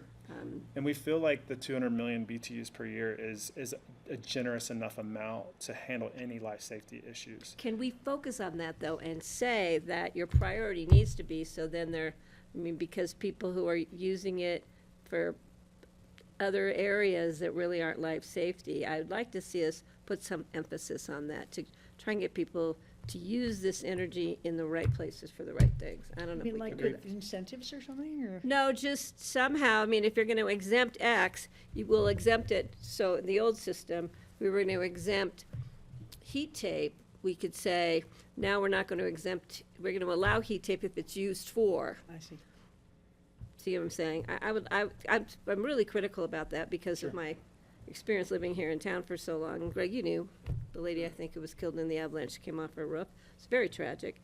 And it was because there was snow. She was shoveling her walk. Sure. Because she didn't have. And the building Yeah, it's code horrible. requires snow fences now over walkways, which that shouldn't happen. What do you mean? They have. That hold the snow on the roof. Over walkways, snow fences are required to keep the snow. No for that. sensors? Fences. Just fences. Yeah. Fences. Yeah, it holds. Yeah. Yeah. You know, the So- thing is, I think they've kind of thought about this, and a snow fence does protect a sidewalk from an avalanche. The thing is that you're going to get an architect or a builder come in to build his 8,000, 20,000, whatever size square foot house, and they're going to say, well, we wanted to have all these different roof angles, and it's a life safety issue. We've got to put heat tape everywhere in order to mitigate it. So you're kind of defeating the purpose. Well, you're I saying think one they've- case scenario, I'm saying the other. Right, and it doesn't happen that often. I don't know the exact circumstances of you know, it was really tragic what happened to that lady. I'm not sure heat tape would have saved her or a regulation would have saved her. You just don't know. But I think that what they're saying is they're providing enough so you can have enough heat tape outside within to take care of a life safety issue like that. But I'm afraid that if we create a door like that, a loophole, and I think there are other loopholes we should look at, because if there's just one semantic, you know, change in it, they might be electric ready but never become electric, right? So I think that Guess I'm done. I'd like to listen to what they're saying and think about it and come back with some suggestions. I've already sent suggestions to the team from people I've talked to, because I think we can make it work. And I think you're really well on your way. This is great. And just to point out, the overall average from 0 to 15,000 square feet is 125 million BTUs per year. So we're proposing a 200 million BTU year. So that's 75 million per year over what we're actually installing. So there's plenty of Wiggle room in there, you think? exactly. Wiggle room, And- thank you. Because I understand the board's concerns about the environment and climate and all that, but I really have a thing about people staying alive. Absolutely. Yep. Well, and, you know, one of the goals for today is to get direction from the board, and then we'd come back with code. And what we can do, Patty, listening to you, is also highlight what are the other things that are in the code that address the life safety. So you all, as the board, can see, okay, this is what's already in the code. Here's what's being presented for consideration, and have that in front of you. What I really like, what I didn't know, which I think I'm garnering from this discussion, is that you can sensor set your snow melt. Because the people who just run it, like the little Nell that was running theirs 24/7 in the middle of August. Yeah. And I didn't know that you could set it for, and is it also Yeah. temperature gauged? It's built into our code. August may be able to recite when, but it's been in our code for a long time that snow melt is censored. and it's timed. So it's timed and censored. Kind of Correct. like the new Yes. sensor we have on Highway 82 to censor when that section dropping into Snowmass Canyon gets frozen. Okay, thank you. Thank you. That was very beneficial. I appreciate that information. August, do you have something there? Steve? I was gonna say the requirement is for a moisture sensor and a temperature sensor, Perfect. and an outdoor temperature sensor. So you have to have, it has to be cold enough for freezing. The temperature of the slab should be warmed up to just above freezing, and you have to have the presence of moisture before that slab will have to turn on for residential applications. Interesting. And then there's a timer system. Boy, that's, Does, Steve, do those he has a work? question. Okay. Yeah, I was thinking about, probably would only work if the thing wasn't turned on. But if someone were to shovel a walk once real quickly, then there's less snow to melt, there's less moisture. The snow melt could clean up the remainder of the snow that's on there and prevent ice spots from forming, which a lot of people have been injured slipping on the ice. But I don't know how that works. If it starts snowing in the middle of the night, it's going to immediately start melting the snow the way it'll sense the moisture, Correct. turn on, and when you wake up in the morning, it probably doesn't need shoveling or plowing at all at that point already. plus So I it's don't. true. Not having one myself, and I never will have one. We live with the snow at our house, and we pack our trails down. We want snow on our trails. We don't want to remove it, so I have a different mentality about snow melt and snow removal than probably a lot of people. I think a And lot of these, it makes it hard for me to look at a picture like that and even understand why would anybody want to live that way, because it's so foreign to my way of thinking. But Yeah. and so therefore I don't totally understand how the snow melt actually works. I think a lot of those people don't live there, and so the snow would accumulate a whole lot. So that's one of the reasons they run it, is that they only come a few times a year, and they don't want 10 Sure. feet of snow in their driveway. And Patty, did you have your hand up? Yeah, I was gonna say, the snow shoveler doesn't live in the house. Yeah. So it's not like he can say, oh, it's snowing, I'm gonna run out and shovel, like I would, or you would. Yeah. The other thing is that we also had a very lengthy discussion about snow melt, and the fact we're trying to save the environment, but how many trucks had to come up with bobcats to plow the driveways, or how many people had to bring snow shovelers up to shovel the driveways? So what was our trade-off there, if those environmental concerns? So that was a big part of our discussion many years ago. And was part of, I think, the whole growth committee Yeah. recommendations, right? So future Yeah. conversations for sure. Yeah. Yeah, I can share really quickly on that on a smaller scale, we did a study for the town of Crested Butte. They remove their snowbanks after a certain metric, right? And so they asked us, what's the carbon impact of melting the sidewalks versus hauling the snow away? And we have to haul the snow. We use a big bobcat to a big snow blower into a dump truck and then to drive it 2 miles away. So a pretty short drive. And so I actually was kind of thinking, maybe the snow melt would fare pretty good against that, because it's a lot of equipment, a fair amount of man hours, et cetera. But in terms of, diesel burn, carbon impact of the diesel from moving the snow versus melting the snow, it was right at 100 times worse for melting versus hauling. God, you're kidding. Thank you for that. Yeah. 100 times worse So to melt. not to Okay, make, so did you hear that, somebody Craig? driving from Go for that at Rifle all. I'm is sorry if different. he's the That's what the expert. guy There's from the Steamboat library said. answer right there. That's what the guy from Steamboat said. That is amazing. When I see 25 guys show up in 5 cars to shovel a driveway, I don't know. Because I see them going up Red Mountain, I see them going up Independence Path to shovel driveways. It's a different scenario than Crested Butte. So Jeff's already seen this. But it's a good frame of reference, though. Yeah, no, that's helpful to hear that, because we heard this from the energy guy, the facilities guy in Steamboat, that he suspected that the snow melt was costing them a lot more. It's just kind of scary, because then it relies on human frailty, to get the job done. Yeah. But Or human the thing is, you mentioned, August, you mentioned earlier that the estimation was based on a optimized working snow melt and outside energy system. and I think about my own laptop or my own cell phone or my electric vehicle, which is baffling to me, I realize that none of my devices actually work the way they were intended to because I've not bothered to learn them properly, or I've been neglectful and I let my desktop fill up.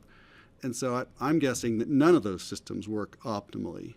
And so as you suggested and hinted that it might be much higher BTU burn than even your new high estimate. I put this proposal out to 3 consultants in the climate space. Hal Harvey, who's energy innovation, is an advisor on a national and global level. Auden Schindler, who's local but a smart climate wonk on a national and global level, and Ryland French, who's with CORE, formerly City of Aspen. And they sent some suggestions on just things that might reveal loopholes, like to be electric ready, for instance, doesn't actually get us to where we want to go. Maybe we need to be more, somehow we need to be more insistent. If something's electric ready, that doesn't mean they're going to actually switch it over. Maybe we're misinterpreting things, but they brought up stuff like We're that. going to get into the electric ready provisions. Okay. Yeah, let's keep going. And then also that maybe that there's still a need for REMP. Suggestion 1 was that maybe you do the 100 million BTU and then a REMP fee for anything above that to 200 where it's capped, because you're going to see people trying to figure out how to make things work. And the suggestion is perhaps a disincentive above that certain point. Sweet spot is finding the sweet spot. And I know you've all thought about this, so I'm new to it and I'm trying to, but I want to bring as many brains into this as possible. Big or small, they either have to pay in lieu for mitigation or install renewables. It doesn't matter how many BTUs per year that they use. And I think on the REMP, just again, the goal is that this is the first step. All of those same recommendations, right? The growth committee said moving towards all electric, that's part of the whole 18 to 24 months. Right, yeah. We had a discussion, do we change the REMP calculation? That gets into much more complexity. That's part of the 18 to 24 months of any kind of change of the REMP calculation. Right. This is kind of the, what can we do now that is going to make a difference, that is also going to be pretty simple in terms of things, code update, code change. So the question then is, what do you want to accomplish today? You're just introducing this to us today, and that's it? Or are So we? The goal of today is to go through, we need to still walk through the electric ready, because that's Right. an important part of it. And then basically, based on board discussion, if you support the recommendations or want to see changes, then we would come back to you in the next amount of time with energy code updates Right. for first and second I just reading. want to say I'm really enthusiastic about this, and I think it's amazing and really a great step in the right direction. So I think we're on limited time, and I think it's really important hear you. Yeah, keep because going. of the state landscape that we walk through the electric ready provisions, because some of it is no longer an option like we thought it was. I want to hear So the Sure. presentation. The staff recommendations is the same as the slide before, so we can kind of Yeah. skip that. So the State of Colorado Energy Office has mandated residential electric ready provisions as of June 1st, 2023, I believe this year. What that means is a dedicated appropriately phased branch circuit sized to accommodate future electric equipment or appliances to serve a comparable capacity to meet the heating load, an electrical receptacle or J-box that is connected to the electrical panel through the branch circuit, and the electrical panel shall have a reserved space for a minimum 2-pole circuit breaker for each branch circuit provided for future electric equipment or appliances, so a physical space in the panel. This diagram here shows what I was just talking about. Number 1, we have the electrical receptacle or J-box. From there, it goes through a branch circuit to the actual electrical panel, and then a 2-pole circuit breaker or spaces in the panel need to be available for the future electrical equipment. What the state model electric ready code does not require is that the service itself be sufficient to carry the future electrical loads. And just to jump in, so the one other piece is, if, per the state requirements, if you open up and change any of the code, you have to do this as of June 1st, 2023. Yeah. So we have to, if we want to do anything for an external energy budget, we have to do the 1, 2, and 3 in this diagram. The minimum. I thought it was a state requirement that you had to be electric ready. When you open up a code. Yeah. So there's not a deadline. to open up a code. Yep. So I have a question though. Yeah. So you have to be electric ready, but you don't have to show that you have the electrical service? Correct. Well, that doesn't make any sense. Exactly. And that's what I we're, get that part. And that's I what we're don't getting get a to lot of here. this, but that doesn't Yes. make it. Why would we not? Why? So if you're building a house and you install a gas boiler, all you have to do is put a J-box, the piping and circuitry to the panel, and then spaces in the panel so that when you do go from gas to electric, you're ready. supposed to be able to just put in a breaker and you're ready to go. This model electric ready code was built for average American homes, not for homes that are over 5750. Homes that are over 5750, the heating systems are way more complex, and it takes a lot more to go from gas to electric. So how can we include that? And can we? You're Getting there. Oh, okay. Oh, okay. All right. So Sorry, I didn't mean to be ahead of you, but you just got me wondering. So the and we're talking about residential here. This is we'll get to commercial standards, but the residential provisions require the receptacle or J-box, circuitry, panel circuit breaker spaces. However, the code does not acknowledge the probability that the electrical service is not sufficient to accommodate the future electrical loads. So all the infrastructure that we have installed in these houses is a waste of material resources. When you So- can't, because you can't plug it in because you might not have any electricity to plug Correct, it into. yeah. So we're recommending that the electrical service also be sized to accommodate the future heating loads. And we're not just talking about heating loads, we're talking about ranges, dryers, All that stuff. anything that's combustion. Is this going to apply to commercial as well as you move on? I'm just The wondering commercial about provisions are capacity. very similar. The commercial provisions do require that the service be of sufficient capacity. So we're dealing with residential environment that is more like the commercial. Yeah. So, yeah, right. So, and this is not an issue with Aspen or Electric or Holy Cross to be able to provide that much service? We are told by Holy Cross that with sufficient notification They that the can. grid can handle the Brian capacity. told me that too, but it He said is. that. And He said it many times. It's hard to imagine, but you're And right. again, to reiterate, right, like the purpose of this is electric ready, not electrification. And that's kind of, I think the idea is by adding in number 4, really requiring that service size capacity, you're creating an incentive for people to start that transition maybe earlier than actually having an electrification policy. Yeah, I get that. I'm just thinking, and of course, AMP is the maximum they would ever use. So I guess the assumption is that if you put the service there, they're not going to be pulling all that right away anyway. So, yeah. Yeah, Steve. So there's another Holy Cross issue that hasn't even been brought up. I found that out when I wanted to do solar electric at our house and net meter it. And in order to do that, the Holy Cross line is not capable of doing that in our neighborhood. They're gonna have to upgrade the Yes, whole the line. transformers, yeah. We would have to put in a payment, they have to get like $10,000 and have a certain number of households wanting to do a solar thing before they'll even let us do it. Agreed. So if a house comes in, this house here, and they want to put solar panels on it, they don't have the right service size capacity, and Holy Cross doesn't allow them to net meter it. The only way they could put solar on there would be if they could use it all in their house and not have it connected to Holy Cross at all. So that There's a has an financial element issue. of, uncertainty and extra steps that people would have to take or that Holy Cross Energy would have to take in order for these houses to add solar. You just can't necessarily go and add solar to your house. Sure. Holy Cross won't let you. So wait, that being said, you can have it, Holy Cross can say we can supply you with the electricity, but you have to figure out how to get it there.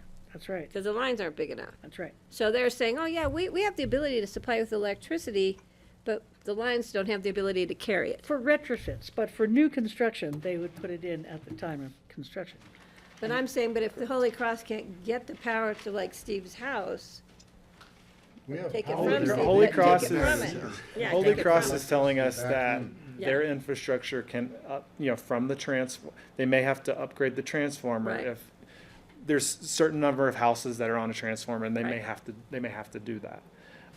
What we're talking about is that what you are responsible for as a homeowner, the electrical service from the transformer, that be of sufficient capacity to handle whatever your Future need may your be. future need may be. Exactly. Can I ask, Yes. regarding, can we add additional requirements, like guarantee there's a level 2 charger outlet, 60 amp or 48 or whatever, in the garage, for instance, so they're pre-wired? Because a lot of places, they may do this, but they won't wire the garage for some reason. Is that a possibility? Is that Part- something we need to put in? Part of the model electric ready code and the solar ready code addresses EV charging. No, Okay. for new So, residential. because on the exterior of the house or in the garage, it's there, and it's in the otherwise you spend a lot of money having. Totally. Yeah, that infrastructure will be a part of this. It will, okay, all right, great. Yeah, let's see some more. What else you got? Okay. So here are some discussion points. The Hesitantly. provisions apply to all new residential and commercial applications and extensive remodels and additions exceeding 1,000 square feet. So in the residential code, it requires that new builds and remodels and additions, that the electric ready provisions apply to those scenarios. Our code defines an extensive remodel as 1,000 square feet or more. So if you're doing a remodel 1,000 square feet or more, you're adjusting the heating system, then the electric ready provisions would apply to you. So it wouldn't be a total retrofit of your electric system, just partial, because you'd have to upgrade some things for that additional square footage anyway. But I don't want to say to somebody, you add 1,000 square feet, you have to redo your whole entire house to be electric ready. Why not? Because where we're people, yeah, That's because what the we're cost saying. and expense for people is a little ridiculous. We did that with sprinkler systems. Yeah. You know, you have to re-sprinkle your whole house, or just an addition, or, If you're doing a gas boiler replacement, 1-for-1, then no, this is not going to apply to you. But if you do an extensive remodel, the state of Colorado is telling us that you have to be electric ready. oh, so this is kind of out of our control, okay. Then I don't have anything to say about it. But I really don't, Well- so, okay, thank you. That was easy. The model, the minimum that we adopt is the circuitry, receptacle, and J-box. Got it. The halfway Got it. part of doing it. We need to incorporate the electrical service, or it's never going to work. Got it. And I agree with commercial should be in here, so. But, yeah, I mean, you're right. Like, if I were going to upgrade to this, I would have to redig my entire electric line, which is long. So, yeah, it would be, it's tough for people who want to keep their same house size, but maybe upgrade to fully electric. It's tough. And they have, And you may not have to. I have a 210,000 BTU boiler in my house. The equivalent of that is 250 amps. So if I were to change out my gas boiler to You're an there. electric boiler, it would be 250 amps. I only have a 200 amp service. Right. So it's never going to work. Yeah, that's what happened to me. Right. So, you have that. But if I can jump in there, in Jeff's example, instead of putting an electric boiler, if you use air source heat pumps, maybe it would fit in with that 200 amp service. Exactly. Probably not, it's probably right on the edge, but to the point of for when we do electrification projects, in general, just in really broad brush terms here, when we find homes that are like, standard American size, 2,200 square foot home, right? That's the standard US size. In that size range, electrification is not a big cost item. In fact, in new construction, we find that it's actually significant cost savings. But there's a point as the homes get bigger where that really flips, and it becomes a pretty big cost impact. But we're also talking about, big in terms of dollars maybe to you and I, but it's not big in terms of the dollars invested in that multi-million-dollar home. Yeah, so homes, as August has stated, homes larger than 5,000 square feet, large homes, have very complex systems, and they're more akin to commercial systems, and it's going to be a lot harder for these homes in particular to be fully electric ready than the standard average American home. Okay. Great. So, you've seen this diagram before. Staff recommends adding the service size capacity to the building code amendments. I don't have a problem with those recommendations and seeing how it comes back. Has to go through P and Z, correct? No. No. So what is before you, what we're Applicable. hoping is there's a couple of decision points regarding the electric ready and the external energy budget, kind of getting any feedback, and then the board has the authority on the building and energy code. So based on your direction today, staff would prepare code amendments for first reading and second reading to the BOCC. Okay, so let's just ask each person. So where are you on this, Greg? I completely support it. I want to make sure that we've thought of everything. So if you would kindly review the information I sent you and throw it out or incorporate it as you see fit, that'd be great. But I support this. Patty? My concern again is life safety. So if I see some language that makes me comfortable, but you guys Again, know how I feel about that, so I Sure. appreciate this effort. The 200 million BTUs per year is plenty to take care of those safety issues. How they use it, I don't know that I could. Yeah, I'd like us to, I don't know, think about it. Sure. You're creative. You guys are good. I'll probably think of it in the middle of the night. I'll call you. And I would like to point out 200 million BTUs per year is the top. Like that is the maximum that we would recommend. We could even go lower, as you've seen the 125 million BTUs per year average. Let's go lower. Yeah, but we just have people in this community that don't always make the wisest decisions. They make the luxury decisions. We're helping them. Not talking about us. This is helping them make. Yeah, but I want to make sure as much as we might have issues, I'd like to make sure that they stay alive. Steve? So do their workers who are shoveling. Go ahead, August, hang on one sec. Did you want to add something there, August? I'm sorry. I was just gonna say, when it comes to roof and life safety, snow fences are much better in terms of, not energy-wise, but practicality and safety-wise. I rely on snow fencing way before heat trace. Heat trace is not used to melt entire roofs. It's used to melt like icicles and ice dams in problematic areas. Right. Snow fences are used to keep roofs from shedding. And I heard Jeffrey earlier say that snow fences are required over dangerous walkways. So I just want to, I hear your concern about safety. I just don't know that the roof and heat melt of roofs and snow safety are tied in maybe in the way it's perceived. I think snow fences are the solution there. When we're talking about life safety and melting of things, walkways for slip fall incidents and cars sliding, that would be a very direct tie-in. But I just wanted to express that. Yeah, and I think we could just put some kind of language and emphasis on life safety, something just to cue it up when people are in the design process, even though we have a little to say about how they design a house in some ways, but just to keep that out there. And it might be one thing if you own the house, it's another thing if you're working there and you're subject to unsafe conditions. Because you're the one that literally have boots on the ground, literally. Steve?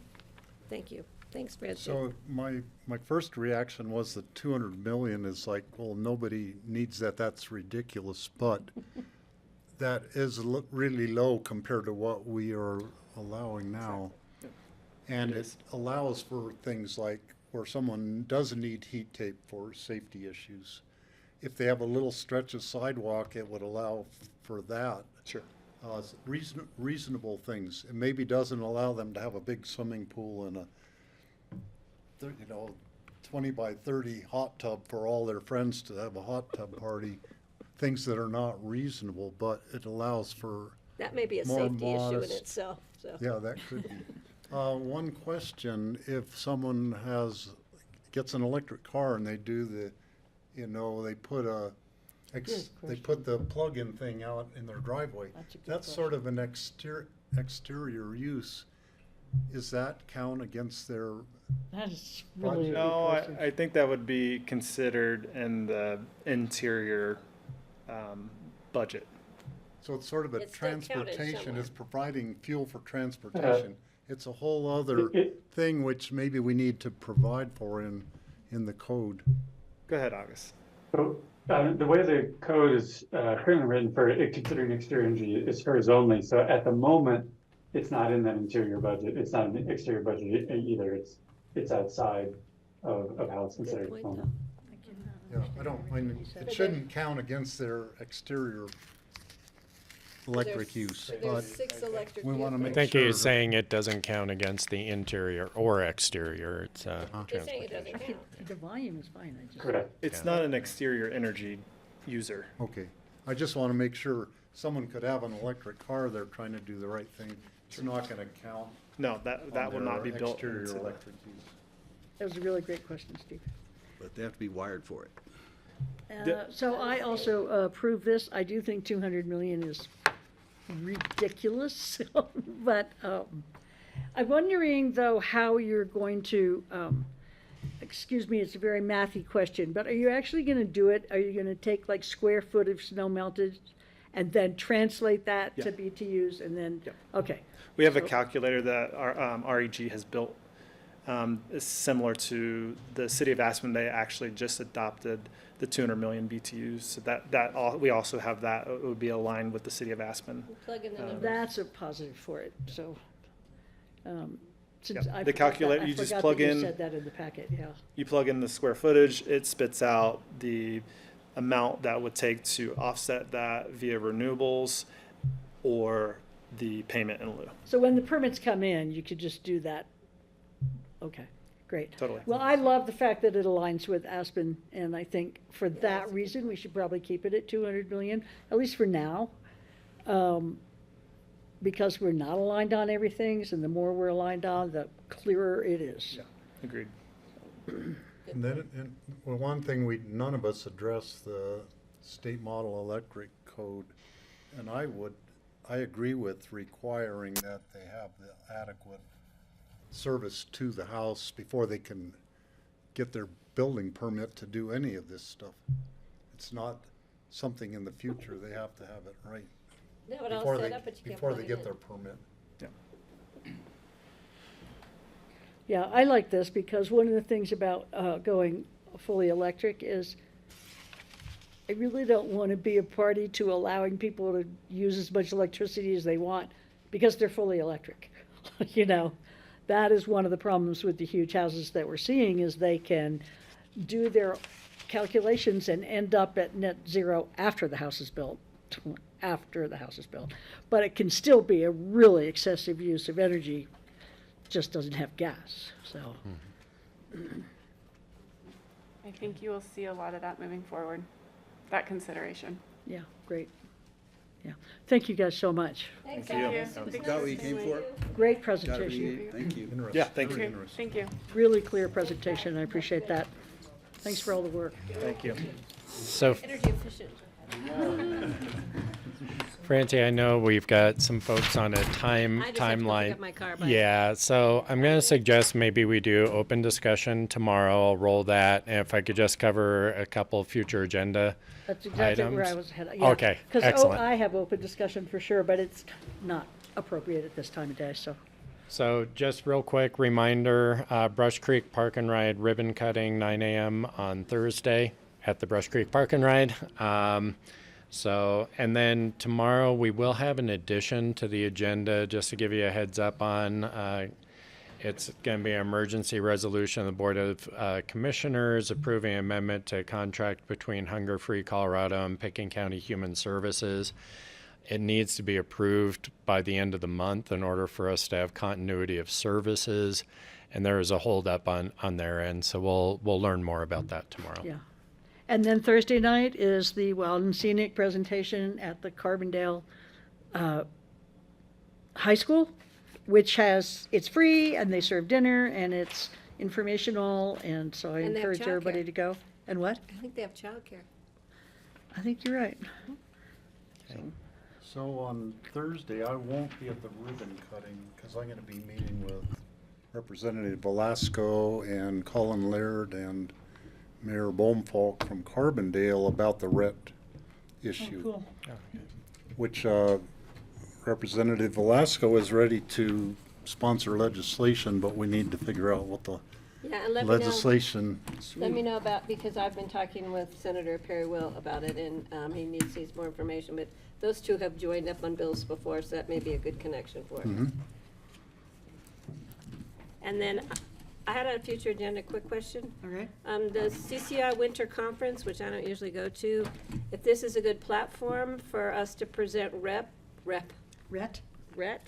at a different level, let me just think about it. I don't know if I, just think about it. Yeah, usually it's done during the legislative items. Yeah, let me know if there's any Yeah. need, and If we're not on the agenda already to present on it, we're not going to get on the agenda now. well, no, but there's, They're not going to be discussing the legislative priorities, but it's a good opportunity to talk to individuals. That's where I was Lots going. and lots of That's where I individuals. was going. And Yeah. that will be the case regardless. Yeah, I'll have to figure that out, because I'm not going to California for Thanksgiving, obviously, this year. I am not going to the Winter Okay. Conference. I was going to, but something. Okay, I think we're finished for today. Thank you very much, Andorra. Thank you. I have a chance.